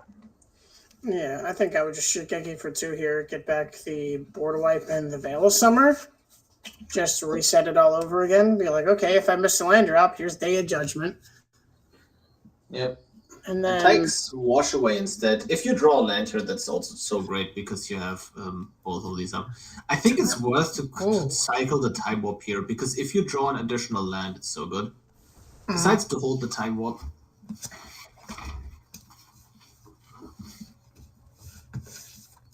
And there is Assemble the Team, basically our form of Demonic Tutor in Historic Brawl. Demonic Tutor for a land. Very much, very likely. You really need it. Expert. Yeah. And does take the land, as expected. He still can't not find the another land. I think you can just Time Warp here. Just Time Warp, try to find a land, Atraxa. But you can also just pass the turn. You're really greedy on the Time Warp. I'm not sure if that's where you want to be. Well, the upside here is that you're going to be glad in hindsight that you get to absolutely wreck this Liliana, because the Skull Prophet will not be able to help cast the Pylon. You need 1 more creature. Yeah, the thing is just like Liliana will definitely die to a Cycled Shark Typhoon, I assume. X equals 4 on the Shark should do it. Yeah, and we're going to see that for Millimet gets to untap. Do they find the land? Do they find the land? Land is the name of the game. That is a Shieldred, and that's a tap land. That's not what you wanted to see. Well, tap land, Time Warp, go, right? That's true, yeah. Time Warp is a nice card. Time Warp is a cool name for Explore. Yep. All right. Yeah, are we going to see land Time Warp? No, land Shieldred. Really grading the this thing Time is, Warp. land Shieldred also leaves you up with no wash away. So you really need to Time Warp either way for both of these plays, I think. The cool thing is, if you Atraxa and find a blue source untap, you can also still hold on wash away with Time Warp. Like Atraxa finds blue source, play blue source, hold on wash away. You don't even need... Oh, never mind. I guess you do need. I was going to say, if you just draw a land naturally that's untapped, you can just hold up your own blue source, because he has multiple. So, yep. Yeah, like this right here. You can play this, hold up the blue source, cast Atraxa. Yeah. Yep. And now you get to hold up blue source or source to plowshares or whatever you find here. Yeah. Oh, and the farewell. Not. Oh my gosh. Oh my gosh. It doesn't look like we're going to see a repeat of the last few games. It looks like this one might be closing out a little bit sooner. Yep. Emrakul currently costs 9 mana. Yeah. 9 mana, indeed. And it's castable next turn. Ooh, yikes. Yeah. That is very much not what you want to see. But and then you can have a sequence of Emrakul. And then the opponent casts Kethis into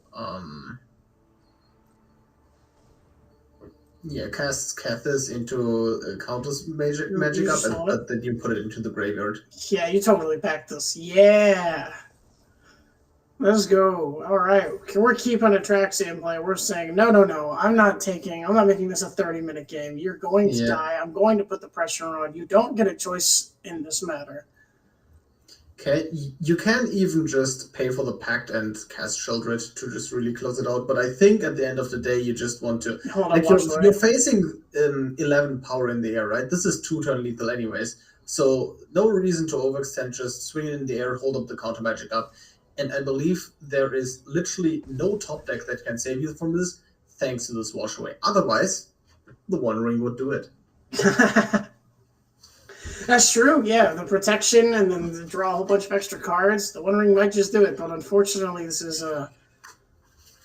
it's not going to be the case here. And the wash away is face up, so I think Olaf and Moose is going to be made aware of just how doomed they are.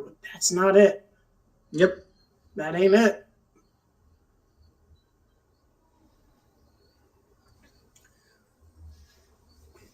And funnily enough, the way you tapped here, you cannot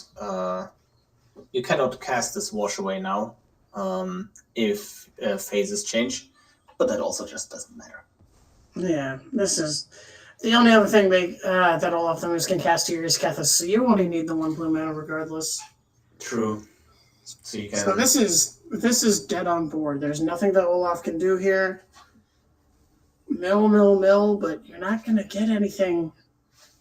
Not at this point. It's a bit too late. Yep, and that is Yep. These bears also don't have reach. Good game. Swing in. Lethal. And now, Alright. do we see 2 more grindy games, or will this end very quickly in That favor was- of one player or another? I think that's the quickest game between them we've seen all day. And this will be the quickest game we will also have seen all day. I can promise you that. There. I was It's starting to not get my gonna hopes get up. Yeah, well, no, that was a really cool game. This just goes to show that mana bases are rough. Yeah. Mm-hmm. Mana bases are rough, and also what people don't realize, knowing that the mana base is bad also affects deck building, because you have to make concessions in deck building because your mana base doesn't work out. Anyways, Looks like we're ready moving to into switch. game 2. Yep, game 2. Could this be it? Could Atraxa take it all, or is Kethis going to win it at the end anyways? Either Vote way, goes first.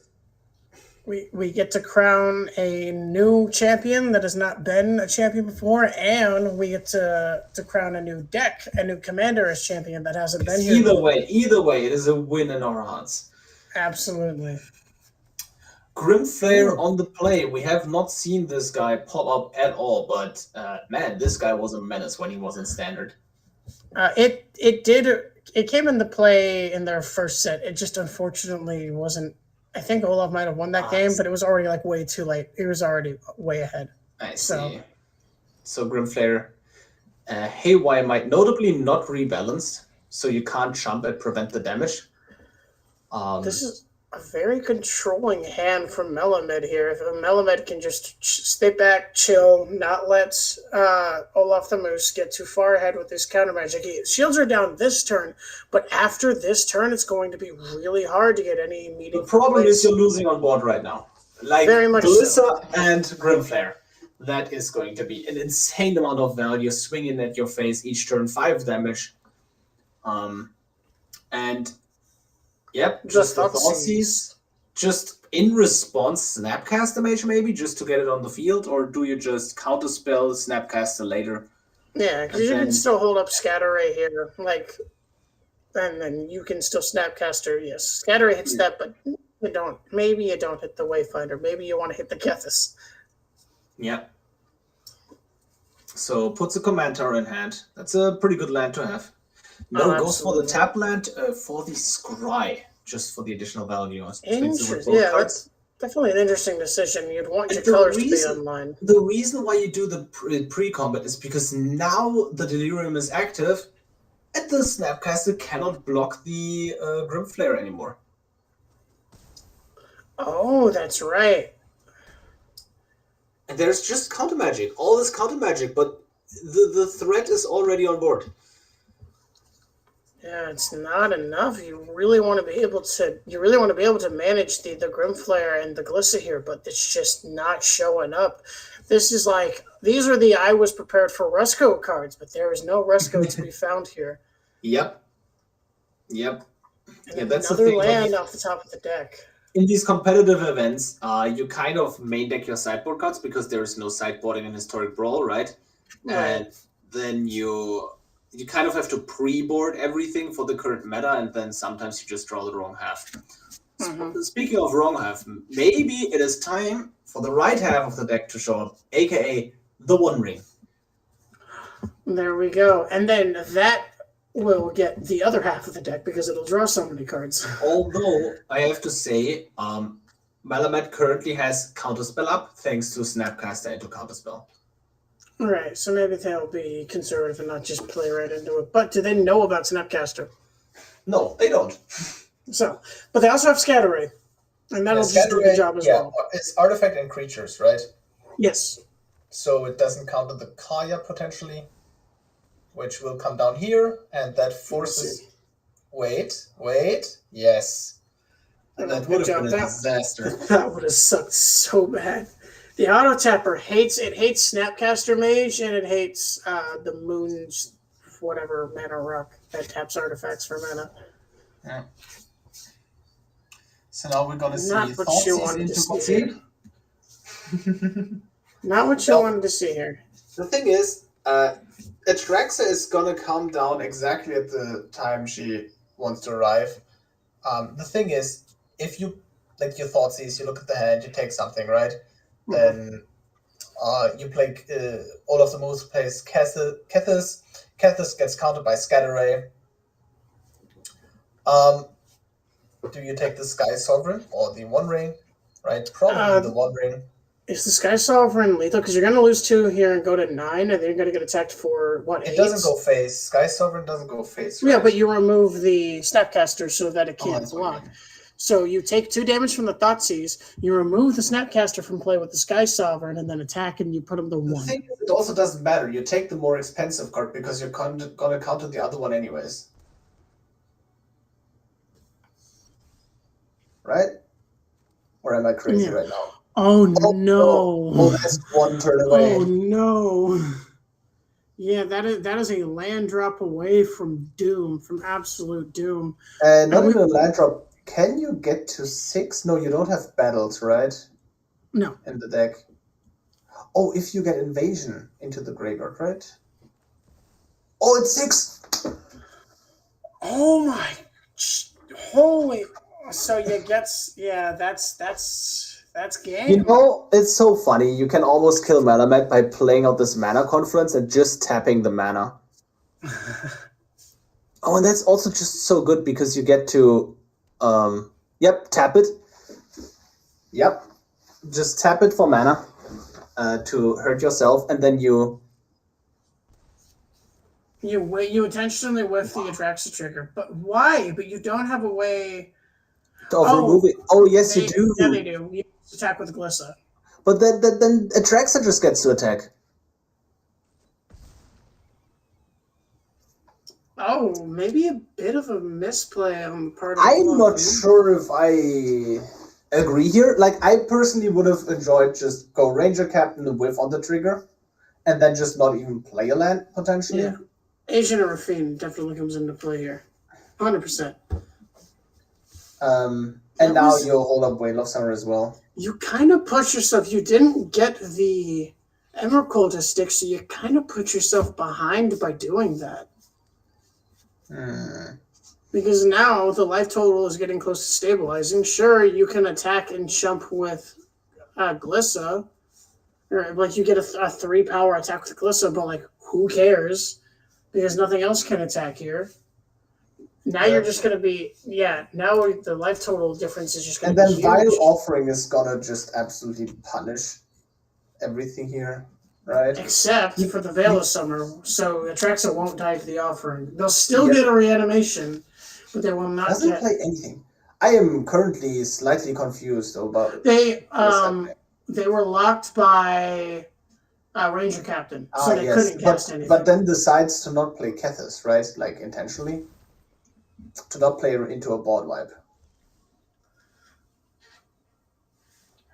I think putting the Atraxa into play is going to really bite Olaf the Moose here.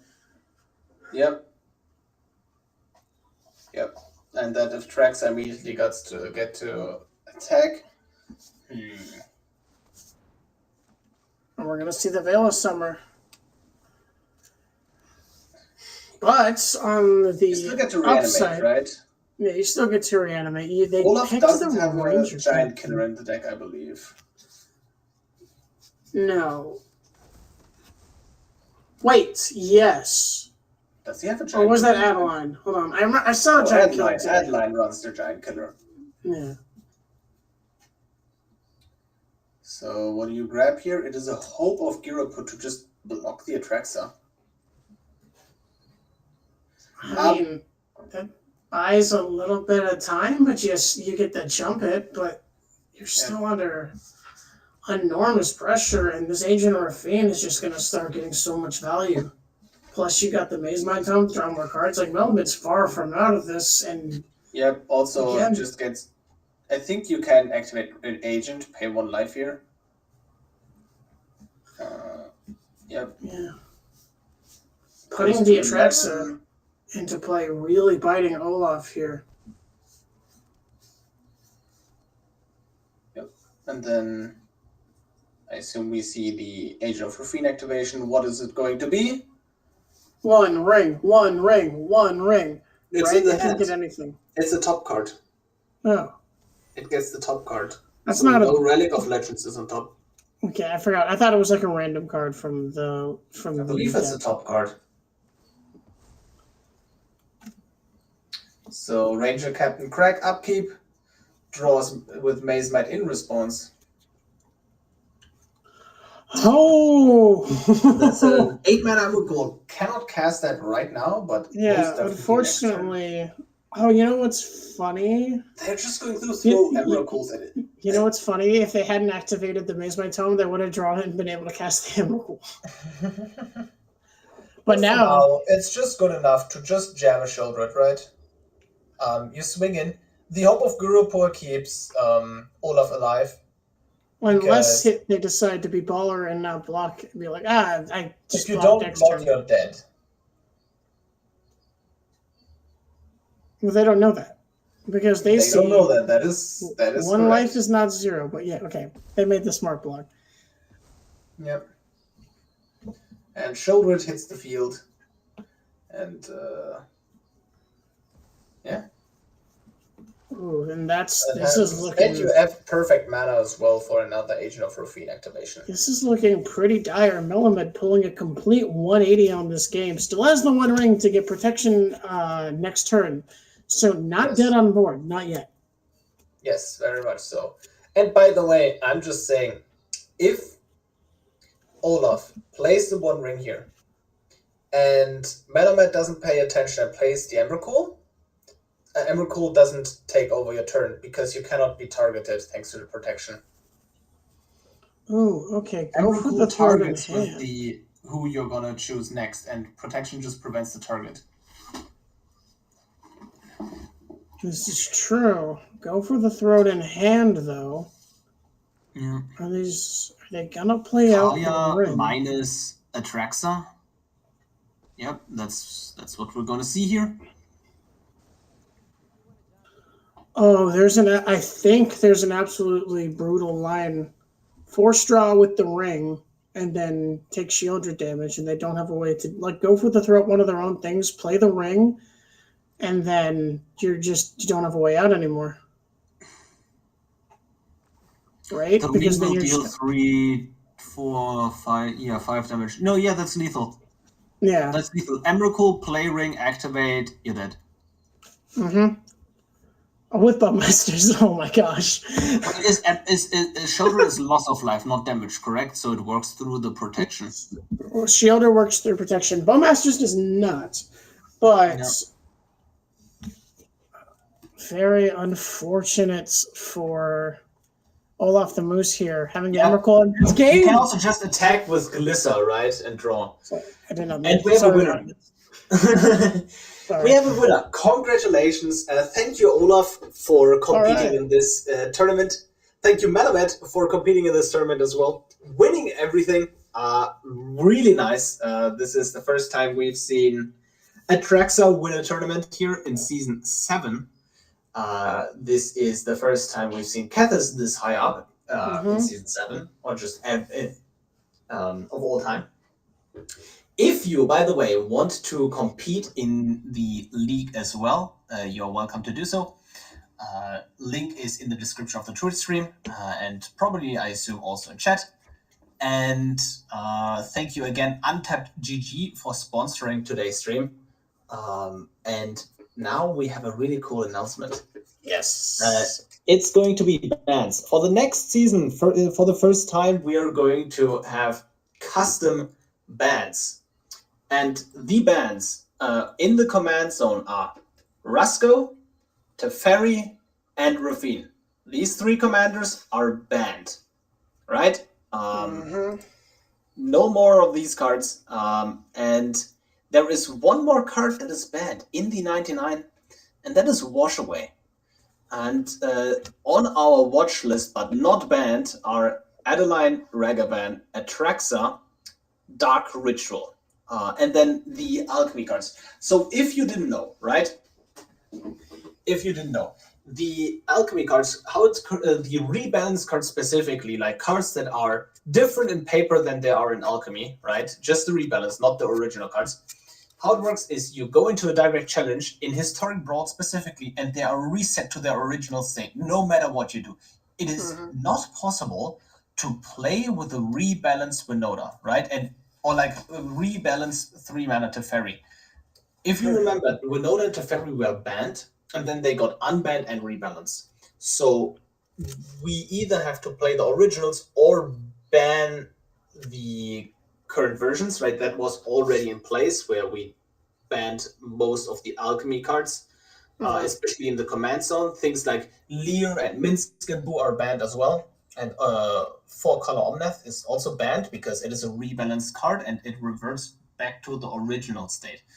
And we currently do not have plans to change that. It's just something that hopefully should get fixed. And then for the other bans that also did not take place, Dark Ritual. A game with an early Dark Ritual is a game without a lot of decision making a lot of the time. Like you don't gain anything from having the card in the format. That is the main issue, right? Yeah, I can give a little bit of insight because I was present during the meeting where we decided what exactly we were going to ban. Dark Ritual didn't quite make it because, one, we felt like the biggest abuser of Dark Ritual, which is Rusko, got the X. So the number one, I know there's other decks that abuse Dark Ritual pretty bad, but Rusko felt like the most kind of tilting out of all of those. And the top deck that really and truly abused the card of getting the commander down on turn 2 with is just valuing out every deck in the format after that. That card was going away anyways. So Dark Ritual, very powerful. I mean, like we said, we are going to keep an eye on it. But at the moment, there's just not enough data to suggest that it's responsible for like a format warping like problem at the moment. But we are, keeping an eye on it. Same with similarly the cards that we did ban. The top 2 control decks, Teferi and Rusko, have absolutely been crushing all the other decks that can't compete with that aren't aggressive decks. We're hoping that with these bans, that there's going to be a lot more options for people to play, because with Rusko and Teferi legal, a lot of like really cool mid-range decks and a lot of cool combo decks that exist in the format at large can't see any play because they get absolutely annihilated by the 2 really good control decks. And we're hoping that killing these 2 in the format will open up diversity a bit. Same with Rafine. Rafine's just been very, very, very consistent. It's very good Rafine at pressuring. just doesn't have bad matchups. That's the thing. Yeah. Like, you can make a counter deck against Rusko. You can make a counter deck against Teferi. I don't think there is any specific deck that's a nightmare matchup for Rafine. Maybe Sithis, but Rafine just has so many options to adapt to the meta. Like last season, we've seen the top 2 decks, like the finals was Rafine versus Rafine, and both decks had a 26 card difference. So the card pool for Rafine is so deep that you eventually just will always answer the meta. It just comes down to how good is your deck building. Mm-hmm. Yeah, so for those reasons, we felt like Rafine's absolute dominance and versatility and Rusko and Teferi really restraining what's kind of allowed to breathe in the format. For those reasons, we banned them. We we do have a watch list. We're going to watch Atraxa, Ragavan, and Adeline for a bit because we are maybe worried that they will come on top and kind of do the same thing and kind of chokehold other decks from being viable. But the good thing about banning the control decks from absolutely dominating is that the decks that they pushed out, the more mid-rangey kind of combo decks that are good against the more aggressive lists, become more viable. So hopefully those aggressive lists, in theory, I don't think should be quite dominating because they will have a bit more rough matchups to overcome, at least in theory, in the future. And then Atraxa is just probably going to be the best mid-range-ish / control deck after this. But we didn't have good enough evidence to ban it at the time that we made that decision. I mean, Atraxa just won the first tournament, but also I want to add that is the first time Atraxa winning a tournament. So, it has top-8 before. And then the last card, Wash Away. Wash Away, I think, creates kind of like Dark Ritual. It can create a non-game. It's very, very difficult to play around, and it's a card that really pushed, not entirely on its own, but it's so good when it's good, and it's so versatile even when it's not, even when the commander's already out, it's still a cancel at the worst. The floor is canceled. The upside is 1 mana. You can't play your commander, and you only have, only having to hold up 1 mana to prevent somebody from getting their game plan online is brutal. And I'm not sure what cards are going to remain banned forever. But for now, Wash Away is going to remain banned in the format. Yep. Or at least in our league. And that is it. Again, if you want to join the league, we have a server invite down in the description of this YouTube video if you watch this on YouTube, the Twitch stream if you watch this on Twitch. You're all welcome. You're all amazing if you watch this. Titan Lord, do you do any other Magic the Gathering related activities? I've heard you have a podcast. We had a podcast, but since I joined the staff team, Marianne and I both ended up joining the staff team for Brawl Hub, so we've both been working a lot, so we really don't have the time. But that being said, I do work in the staff team, and I do stream on Twitch from time to time, but it's pretty low committal. I'm not online super often, but it's twitch.tv/TitanLordMTG. It's pretty fun. I'm Not Fine comes in and hangs out from time to time, and I really like interacting with people. And my streams are normally pretty small, so it's nice to be able to chat with a couple of people while playing, and it's a really fun time, and I like hanging. So if you're interested in that, twitch.tv/TitanLordMTG, that's where you know where to find me once every week or other week. Not super often again. Yep. And I sometimes upload YouTube videos when I feel like it, but for the most part, I'm very active on my Discord, the Historic Brawl Stronghold server. You might have heard of it. It's in the video description of every single one of my videos. Come say hi. It is a cool place to hang out. And honestly, a lot of the Brawl Hub members are also on it. Like most of them, to be honest. That was it for the Season 7 tournament. Again, thanks to our sponsor, Untapped.gg. The winner was able to get a monthly subscription for the servers. You can download the application completely for free, track your stats, all the fun stuff. But if you go the extra mile, support them, you get additional extra stats about other people decks and just cool comparison. Like you click on a commander, you get to see what cards increase your win percentage in that commander, and just a lot of really cool things. Yeah, great service. And again, I'm Not Fine and I are both paid members of the service. With or without the sponsorship here, that has nothing to do with it. We just genuinely love the service. And hopefully hearing two people who actually like something before they got to promote it inspires you to go check it out, because I really think it's a great service. Yep.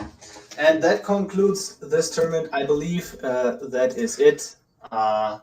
Everything is done and said. Thanks to all the competitors. Guys, join the league as well. It is a lot of fun.